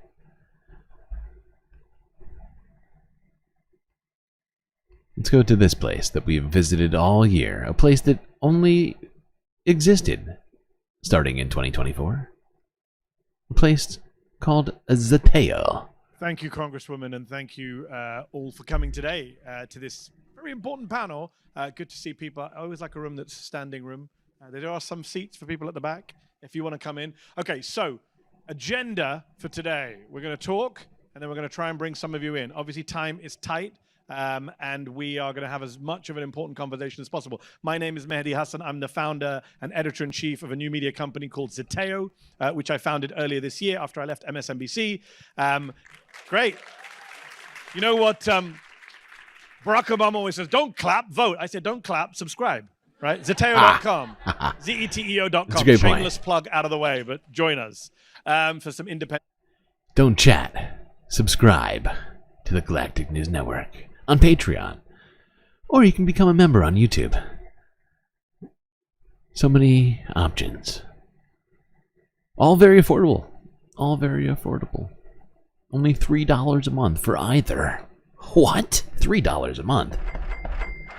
My coffee costs more than that. Media. Look, one of the reasons I set up Zateo is because I wanted to focus on the fascist threat at home and the genocidal threat abroad. And we've done a lot of coverage of the fascist threat at home and the genocidal threat abroad. The thing is, when it comes to Gaza, as the Congresswoman just laid out, there are no words that can do justice to what has happened over the last 11 months. The best writers in the world cannot do justice to what we have seen with our own eyes over the last year. It is difficult to sit in the United States of America knowing that as we speak right now, people are being killed in Gaza. Children are having limbs amputated in Gaza. Women are having C-sections without anesthetic in Gaza. People are being literally starved to death in 2024 by a US armed and enabled and funded military in Gaza. That is what is happening right now. Let's just not beat around the bush. And it's not just a moral disaster. The reason we're here today is it's also a political disaster. It's a disaster for a lot of people in this room who care about the future of the Democratic Party, the future of small d democratic values in this country. And what annoys me most, and why I'm so happy to be here today, and why I had to accept the Congresswoman's invite to moderate this, is I'm tired of the debate that this issue is about Muslim Americans and Arab Americans in Dearborn, Michigan. That is a very narrow and very lazy view. In January of this year, 10 long months ago, 200 black pastors in the crucial swing state of Georgia wrote an open letter calling for a ceasefire. 1,000 black pastors nationwide said, please, Joe Biden, we like you. We want to vote for you, but what do we tell our congregants? Right? This is an issue that affects black people, brown people, young people, progressives, anyone with a heart cares about this issue. So when people say, you know, the only word more unpopular than DEI right now is intersectionality. This is an intersectional struggle, and that is why we're here today. If you want to understand why it's an intersectional struggle, that's what you're going to hear from our wonderful panel today. I'm supposed to do lots of introductions. Congresswomen Rashida Tlaib and Cori Bush do not need. Yeah, I was going to say, do they? They are two of the most. I'm pretty sure we know who those two ladies are. Yeah.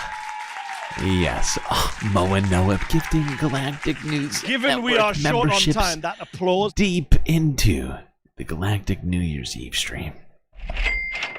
Thank you so much. You're beautiful. A beautiful Galactic Modest gifting Galactic memberships. Mike B, you're welcome. Counts as the introduction. I guess I can't really say you're welcome. It's Mo and Noah who did it. lawmaker from Georgia, a Democrat. She is the first ever Muslim woman elected to the state house in Georgia, the first Palestinian American elected to any elected office in Georgia, and the woman who the DNC were dumb enough to this keep woman off is stage dangerous, ladies in and prime gentlemen. time in Chicago a few weeks ago. Our last panelist is not here yet, but he will be here soon. Dr. Mark Lamont Hill, author, academic, activist. Mark Lamont, who? I'm jealous of him because he presents my old show on Al Jazeera English called Upfront. He also has a great YouTube channel. What a star-studded panel to round out 2024 and ring in 2025. You're thinking to yourself, holy shit, I am literally pooping myself right now. Streamlord held on to an utterly insane panel of guests on an incredible channel hosted by an immaculate individual. How does he do it? Guess what? I can't tell you everything. It's some of the magic. You can't, it's like you can't tell you how the sausage is made sometimes. It's better to just not know. Leave the mystery there. With Representative Roman, you represent part of Atlanta, right? Correct me if I'm wrong. Parts of your district, the suburbs. You've grown up, you've organized around, you've been elected to areas with a lot of white Americans, black Americans, brown Americans. What have you learned about that experience that you bring to the Gaza experience? Yeah, so thank you. I'm honored, truly honored and humbled to be here. I feel like I shouldn't be. Hey, thanks, Christopher. That's how awkward I feel right now. But $10. You found $10 in my dry cleaning, which is actually a little bit north of Atlanta. Keeping an eye out. Yeah, I mean, truly, it is where the road to winning in Georgia runs. Period. End of story. It's one of the most diverse counties in the state. It is massive. It's one of the largest counties in the state. And where I specifically represent is almost sort of one of the last places where it's not more diverse than it is not diverse, so it's kind of still on the cusp. And I didn't intend to run for office, but the experiences that I've had and the way that this has moved is just hard to articulate. So let me just focus on this point. What I tell people all the time is that we need to be acting locally while thinking globally. So true. And so true. My experience as a state representative absolutely shaped everything I've been doing over the past 2 years. I think I might put a bumper sticker, I think globally, act locally sticker on the space station somewhere. Just to remind us of that. I've been thinking of doing things like that. But there's just so much on my goddamn list all the time. What's been happening. GNN doesn't keep because itself the reality running. is that even when I was running for office, me being a Palestinian was so offensive to the GOP that, my incredibly terrible opponent at the time, of all the things he could have talked about, whether it was himself, his policies, whatever, kept talking about how I'm, a terrorist or a terrorist sympathizer or whatever the case may be. Illegal. And when I got to the State House, I thought, you know what? At least I don't have to deal with everything happening in Palestine because I just lost my grandfather. And I was like, it's state. I'll be okay. Seriously. Okay, hold on. We can't listen to all of everyone's contributions to this fantastic discussion. Of course, you can find it on Zateo. If you're like, God damn it, Streamlord, I have to have every second of this. Like, dude, you have all year now. It's all 2025 is just starting. You can get all the content you want. This just got posted a day ago. It's gonna be fine. It's gonna be fine.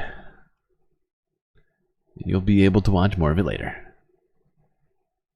But we gotta get a little bit of everybody in here. Am I right? Or am I right? Come on. Come on! Breathe, be invisible, I'll live. Checkpoint up, don't breathe, don't say anything, don't do eye contact, I'll live. And as you grow up and you start, listening to the stories of, again, this is an 85% black city, my teachers, the neighbors, anybody. I think I'm going to create my own bumper sticker. Merchandising idea. Someone write this down for me. I guess I could write it down myself, but I'm too busy having fun. Think galactically, act infactically. Wait, no, that's not how you say it. Emphatically? No, it doesn't rhyme properly. Put a pin in that. I'll get back to you. That comes up to you has an experience. When I started talking about what was going on with my family, I remember my driver's ed teacher saying, oh no, they used to have the fire department come in and hose down people at protests. And I was like, oh really? They do skunk water. And it's just like these stories that you share and this connectivity that happens. But one of the things after I got elected to even state house and Congress, I started working on water. Water is life. Water is a human right. And organically, Corey, Mehdi, you should have seen, I was talking about how cutting off water is violence, right? Mm-hmm. And all of a sudden they're like, yeah, just like in Gaza. I was like, you're right. And even though I was coming from the lens of being a Detroiter, and as somebody that we had to beg the United Nations to come to Detroit because Detroit literally knows some, seniors in their Michigan 70s knows were some putting things snow about bad water. in a bucket to melt the snow to turn to water so they can flush their toilet, because they didn't get access to water. And so we started saying in my office, you're right. From Detroit to Gaza, water is a human right. So cutting off water, it was...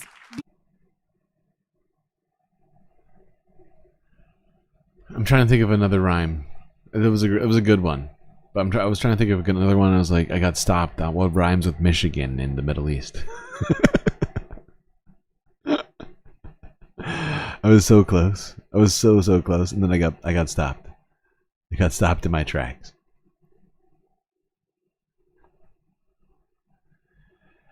I was too young to die, but I did. Directly negatively impacted by policy violence. And I'll never forget being out there on the streets of Ferguson, again with our Palestinian brothers and sisters, putting themselves on the line for us because they didn't have to. Like, we were out there getting tear gassed, real bullets, rubber bullets, just all of dogs being unleashed. We were out there fighting day after day, night after night. Rain, sleet, hail, snow, hell no, we won't go.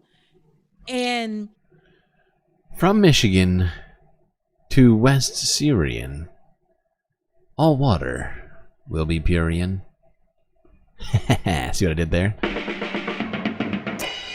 First Galactic joke of the year. Enjoy it. Bask in it. They didn't have to be there. But not only that, they locked arms with our Jewish community. They locked arms with our AAPI community and so many others. Our Latinx community, and everybody locked arms, LGBT, everybody locked arms together. And I'll never forget this one night. There was this white woman, this white pastor, 4 feet something. Little. I'm 5'3", like I'm. But I'll never forget, there was this 16-year-old that was, he was FTP, you know what. Yes. And that's what he was saying. He just kept chanting it.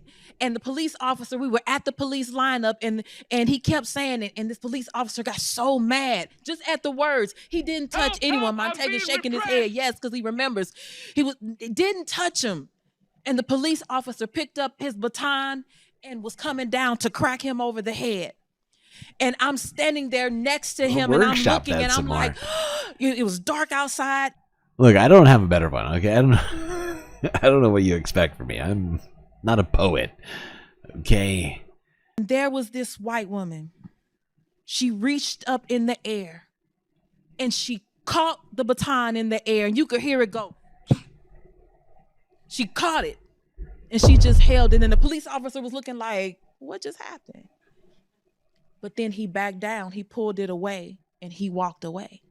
And I just remember in that moment thinking, this is who we have to be. Mm-hmm. When I thought about our Palestinian community members, but not only those that came over, that delegation from Palestine, how they put themselves on the line, how our Hispanic and Latinx community, how they could have been deported and they still showed up for us.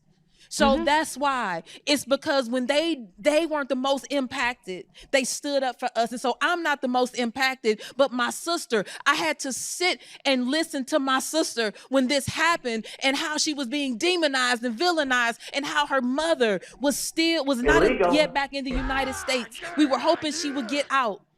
And I had to sit there and think about how can we burden her with trying to put together a ceasefire now resolution. Yes, indeed. We gotta make stuff happen on the ground. I'm just trying to do it from space. Doing what I can. But there's more.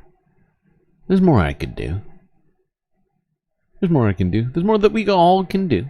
And we should consider throughout the year, in between watching the Galactic News Network, of course. You know, and yeah, I encourage you to do that. God, I love these lights. Might keep these forever. Just kidding.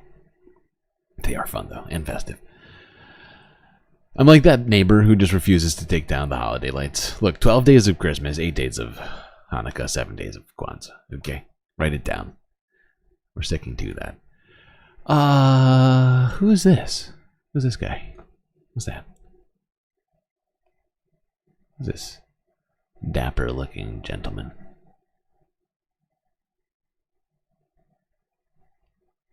What is your reaction to Dana Nessel's news today in Michigan? I mean, I think everybody saw my reaction. I mean, we have a Michigan Attorney General going beyond what the county prosecutor has done in evaluating, investigating, but also deciding, you know, at this moment to use resources instead of getting justice, not one criminal charge in the Flint water crisis, but you're going to spend time vilifying and trying to use the power of your office to silence people's First Amendment right. Literally, we have protests and marches for Black Lives Matter, for immigrant rights, for climate, for reproductive health. Nothing. But when it's for Palestine, all of a sudden, we have people saying, what Constitution? Well, she's going to forget, you know, she might have forgotten. Not only am I coming from the most beautiful blackest city in the country, but also from a state that values the United States Constitution and the Michigan Constitution. And we're going to fight this, and we're going to protect these students who wanted to speak truth to power and wanted to save lives, no matter faith or ethnicity. If you look at that beautiful encampment and the number of people there, and we all visited, it was incredible to watch them sit not only in peace, but also just sitting there in presence of understanding and looking at the Armenian genocide.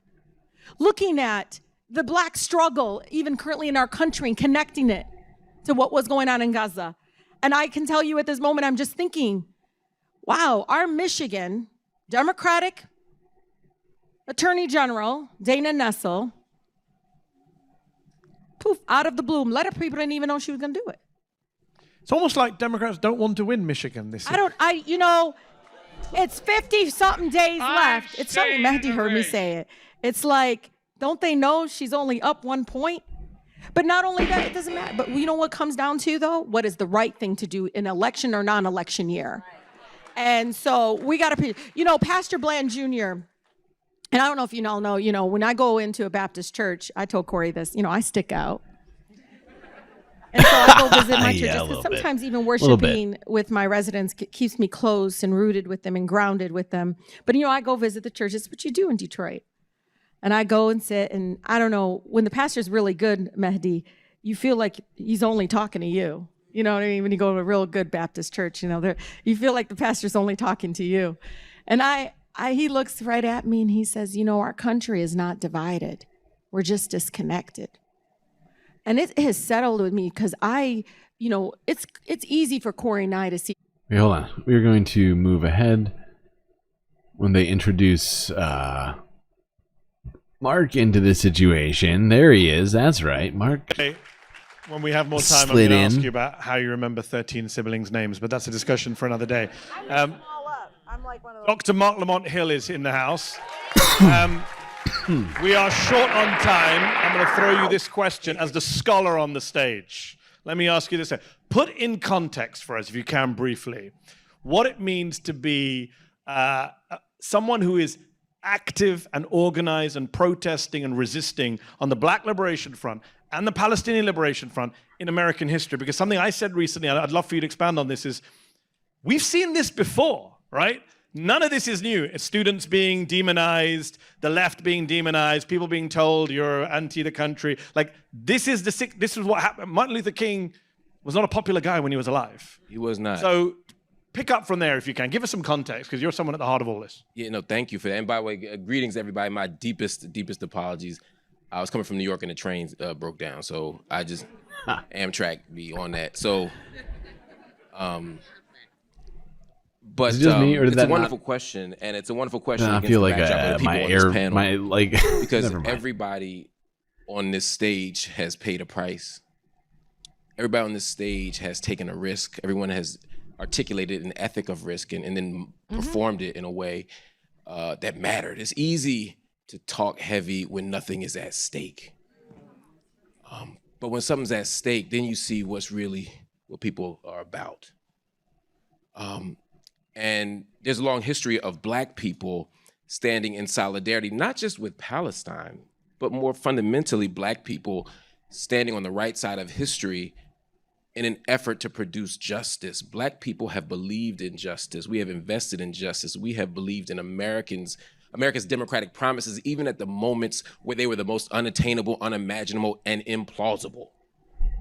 You know, we still fought for a world that we would not even see. And there are moments where we did that by trying to imagine elsewhere. You know, Black Palestinian solidarity has been going on for a long time, but there was a moment when you look at Black nationalist movements, to get to the scholarly part of it, think about Marcus Garvey's movement. Think about the UNIA. Think about other moments. I mean, think about Kwanzaa. We're celebrating Kwanzaa right now, which is something of a Pan-African, like you said, like, you know, there's a lot of different movements, sort of, yeah, whatever. I'm sorry. I'm just gonna said we need a model of liberation, and at first they looked to the Zionist movement. They looked, I mean, we gotta be honest about that. We're talking about historical accuracy. They looked in the late 1900s to this burgeoning movement that was happening in Eastern Europe, going to what was then Ottoman Palestine, and they were saying, wait a minute, these are people who are identifying as a single nation. These are people who are looking for justice. These are people who are looking for their own land. They're looking for freedom, justice, and equality. Let me look there.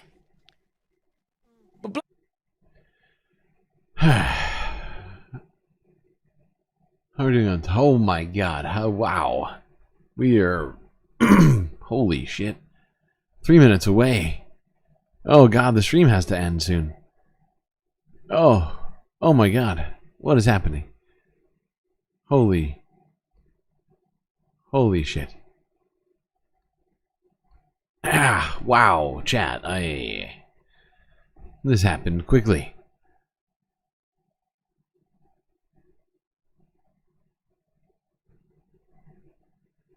We need a live Hawaii.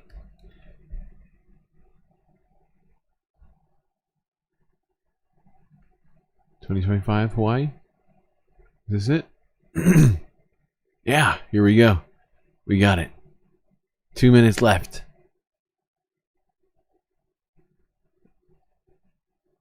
Come on. There we go. Look at that. People, this is the actual end of 2025. You are among an elite group of people who made it to the very end of 2025. You stayed awake through the whole thing. No sleeping. 365 days. Okay, all right, I'm going too far. But you've made it truly to watch 2025 begin in full, in earnest. Pretty incredible feat that you've achieved. You should write that down.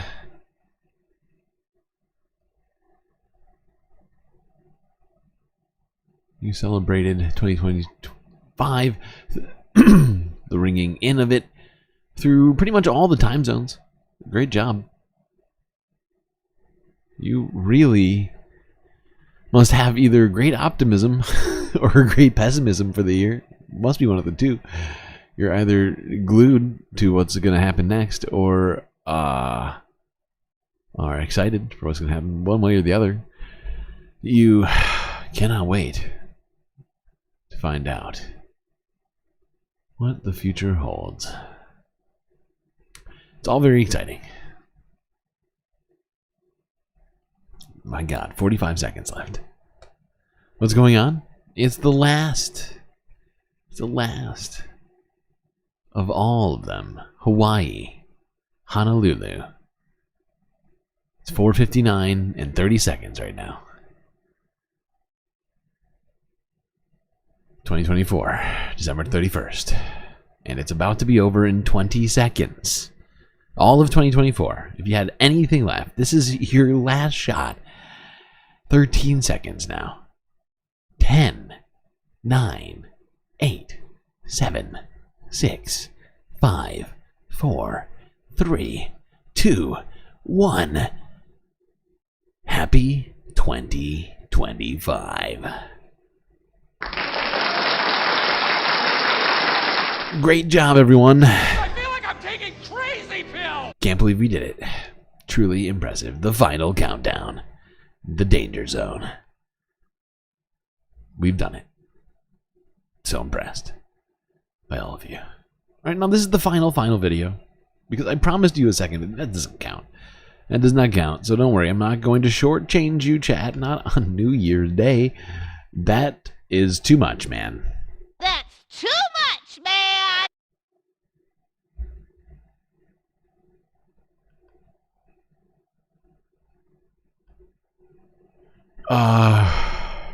Let's go here. Actual final video of the night. To wrap it up and to move away from Gaza, just to clear our minds at the end of the stream, here's PBS NewsHour's take on the biggest stories of 2024 through the images of photojournalists. You deserve a medal. Everyone deserves a medal. I grant everybody the power to grant themselves whatever medal you want right now. And I will say, granted, that's your medal. Write it down. Screenshot that shit. As 2024 comes to a close, we take a look back now at some of Do the it now year's before it's biggest too late. stories through the It's like, images of photojournalists. We spoke with 4 photographers What do who you call it? documented the presidential campaign, the protests over the war in Gaza, time the Paris sensitive. Olympics, and much more. Galactic this year, when I decree. think about my coverage, I think about the resilience of the human spirit to keep moving in the midst of trial and tribulation. My name is Brandon Bell, and I'm a staff photographer for Getty Images based in Austin, Texas. My name is Martin Biro. I'm the photo editor-in-chief for Agence France-Presse for France. My name is Evan Verci. I am the chief photographer for the Associated Press in Washington. My name is Gabriella Gregor-Spliver, and I am a freelance photojournalist. Gregor-Spliver? I graduated from Columbia, where I was That's a a fun student photojournalist for the Columbia Daily Spectator. Shortly after October 7th, there were immediately protests on our campus. Literally, it was wake up, go cover the encampment as long as I can, go back home, go to sleep, and do it again. We were able to navigate certain parts of the encampment and cover things in ways that I think a lot of the outside press were there couldn't. And that moment I was like, okay, what can I bring to the table that all of these other experienced photojournalists around me maybe can't? So for me, it was, I know this community and I know the difference between what is happening right now and all these other students that are walking to class or what it was like 2 weeks ago. You know, on the one hand, as a photojournalist, you're supposed to be covering these things unbiasedly and what's actually occurring. But at the same time, as a student of Columbia, I know the person who's sitting in that tent. I know the person who's in that building, and I'm surrounded by a lot of my peers. I really wanted. Hey, thanks Obsessive Audio for becoming a Galactic individual YouTube member. Much appreciated. Couldn't even wait for a gifted subscription like some have today. So many people have received free gifted subs from generous Spacefamz on this New Year's Eve stream, but you were like, you know what, I'm not gonna wait. I need that, and for that I appreciate you. Capture kind of almost a student's perspective of what was unfolding. Get all sorts I of had a sense sweet, when I sweet was having emotes, by the way. conversations with other journalists and things like Now that. you've That I got was like, that. man, I As well think as a that, badge, of course. he might win this. Look what happened. All, kind of When the courtesy. shots rang out, of, I knew of immediately yours it was going truly. to be one of the biggest things I'll ever cover. The world and in that is saved. moment, it was my job That's as a right, we saved it. photojournalist to show you That's the it. world through my eyes. People ask me all the time, do you think that image changed anything? And I push back on it. I say, people have very real issues that they're voting about. And people are out there and they're struggling, man. People are hurt in this country. And for people to say that one image changed how a particular person would vote, I feel is just way, way too short-sighted and not accurate at all. I went straight from the assassination attempt in Butler directly to the Republican National Convention. And then I traveled to the first joint event between Vance and Trump. From there, I get on the plane and I'm heading back to DC and I get a text message that says, hey, President Biden just announced that he's dropping out of the race and you're the pool photographer in the Oval Office tomorrow. I will always look at that week-long stretch of my career as probably being the most difficult and most challenging thing I've ever been through in this business. This is the first election cycle that I've done. I'm more curious about people in the crowd. How are they responding to this certain candidate? How are they feeling? Someone once told me, don't show me what people are doing. I want you to show me how they're feeling. A lot of my mentality and focus has been, what does it mean for me as a journalist to put aside my own biases and thoughts at times and just focus on what's before me? I can humbly look back now and say that my assessment of the outcome was completely wrong. When I was at Harris events, they were electric. At the concession speech, it almost seemed like people had come together to accept the fate, to be together. Even as a journalist, it was hard being around the weight of emotion and feeling of so many people just in unity. I'm staying in the race. Was kind of just snuffed from right beneath them. I was part of the organizing team of these Olympic Games in Paris 2024. Those ones were the 10th edition for me. We've been working hard for more than a year before, especially for the opening ceremony. Usually we cover a ceremony with a dozen of photographers. For this one, we have 48. The pressure was high. We were playing home, so we couldn't fail.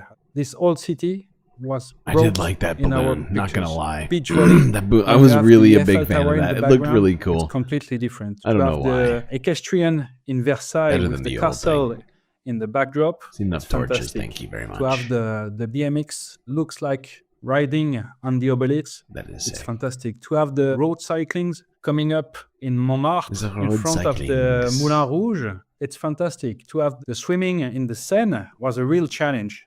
I was very 'cause it happy was to filled see with this poop. moment, and it Remember was that? quite How a difficult moment the for Seine me, was filled with but poop? a nice souvenir.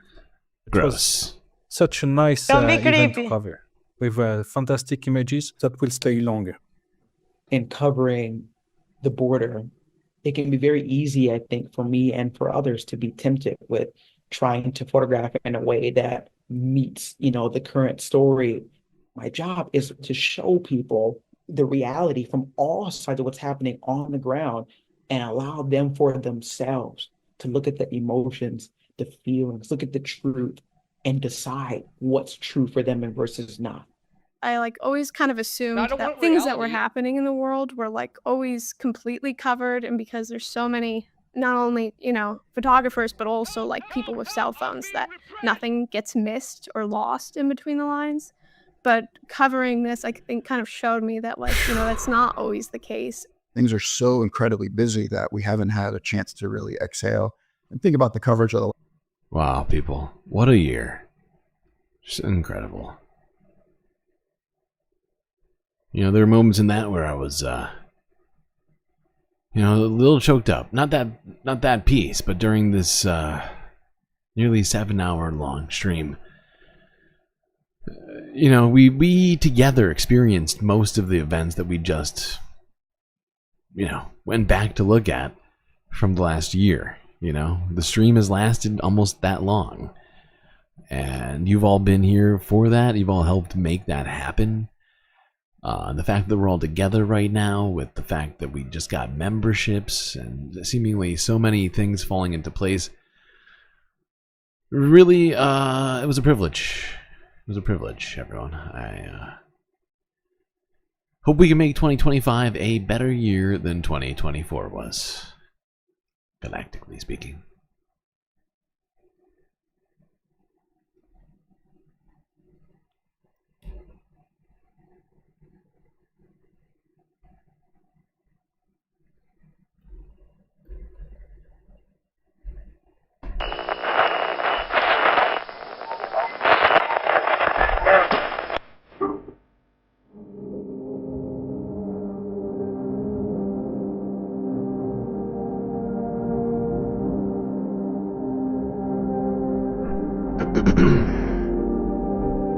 Well, we got through another one. It was incredibly long and arduous, to say the least. 2024 was quite a year, but hopefully we can make 2025 better. That's gonna be it for me tonight. But till I see you next time, you stay classy, Galactic Stream Nation.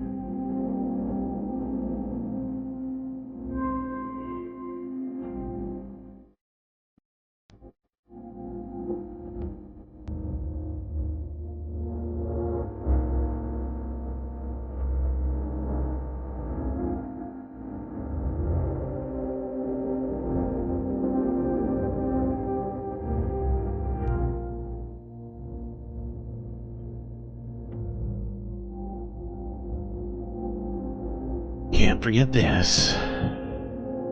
These are your galactic patrons.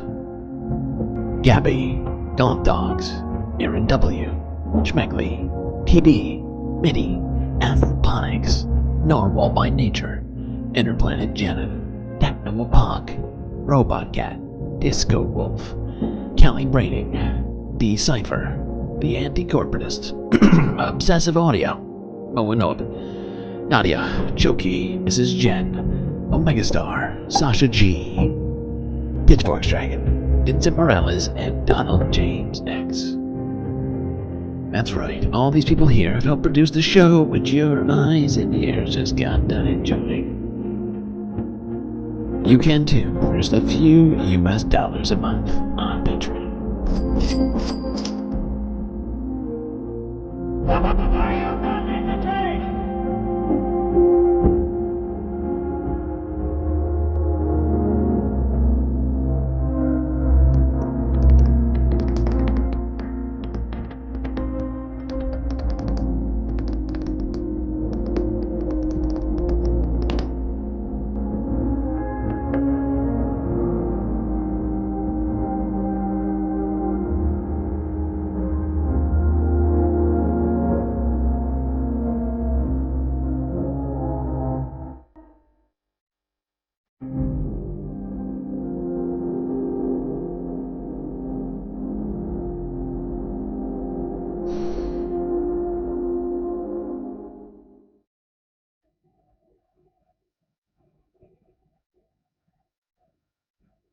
I think we have to go with the classic.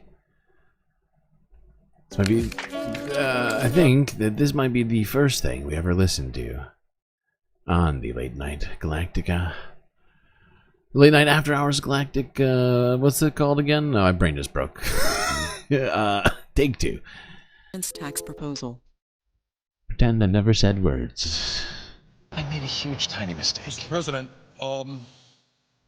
as I think everyone knows, the President of the United States, President Obama, the Republican leadership have reached an agreement on a very significant tax bill. In my view, the agreement that they reached is a bad deal for the American people. I think we can do better. And I am here today to take a strong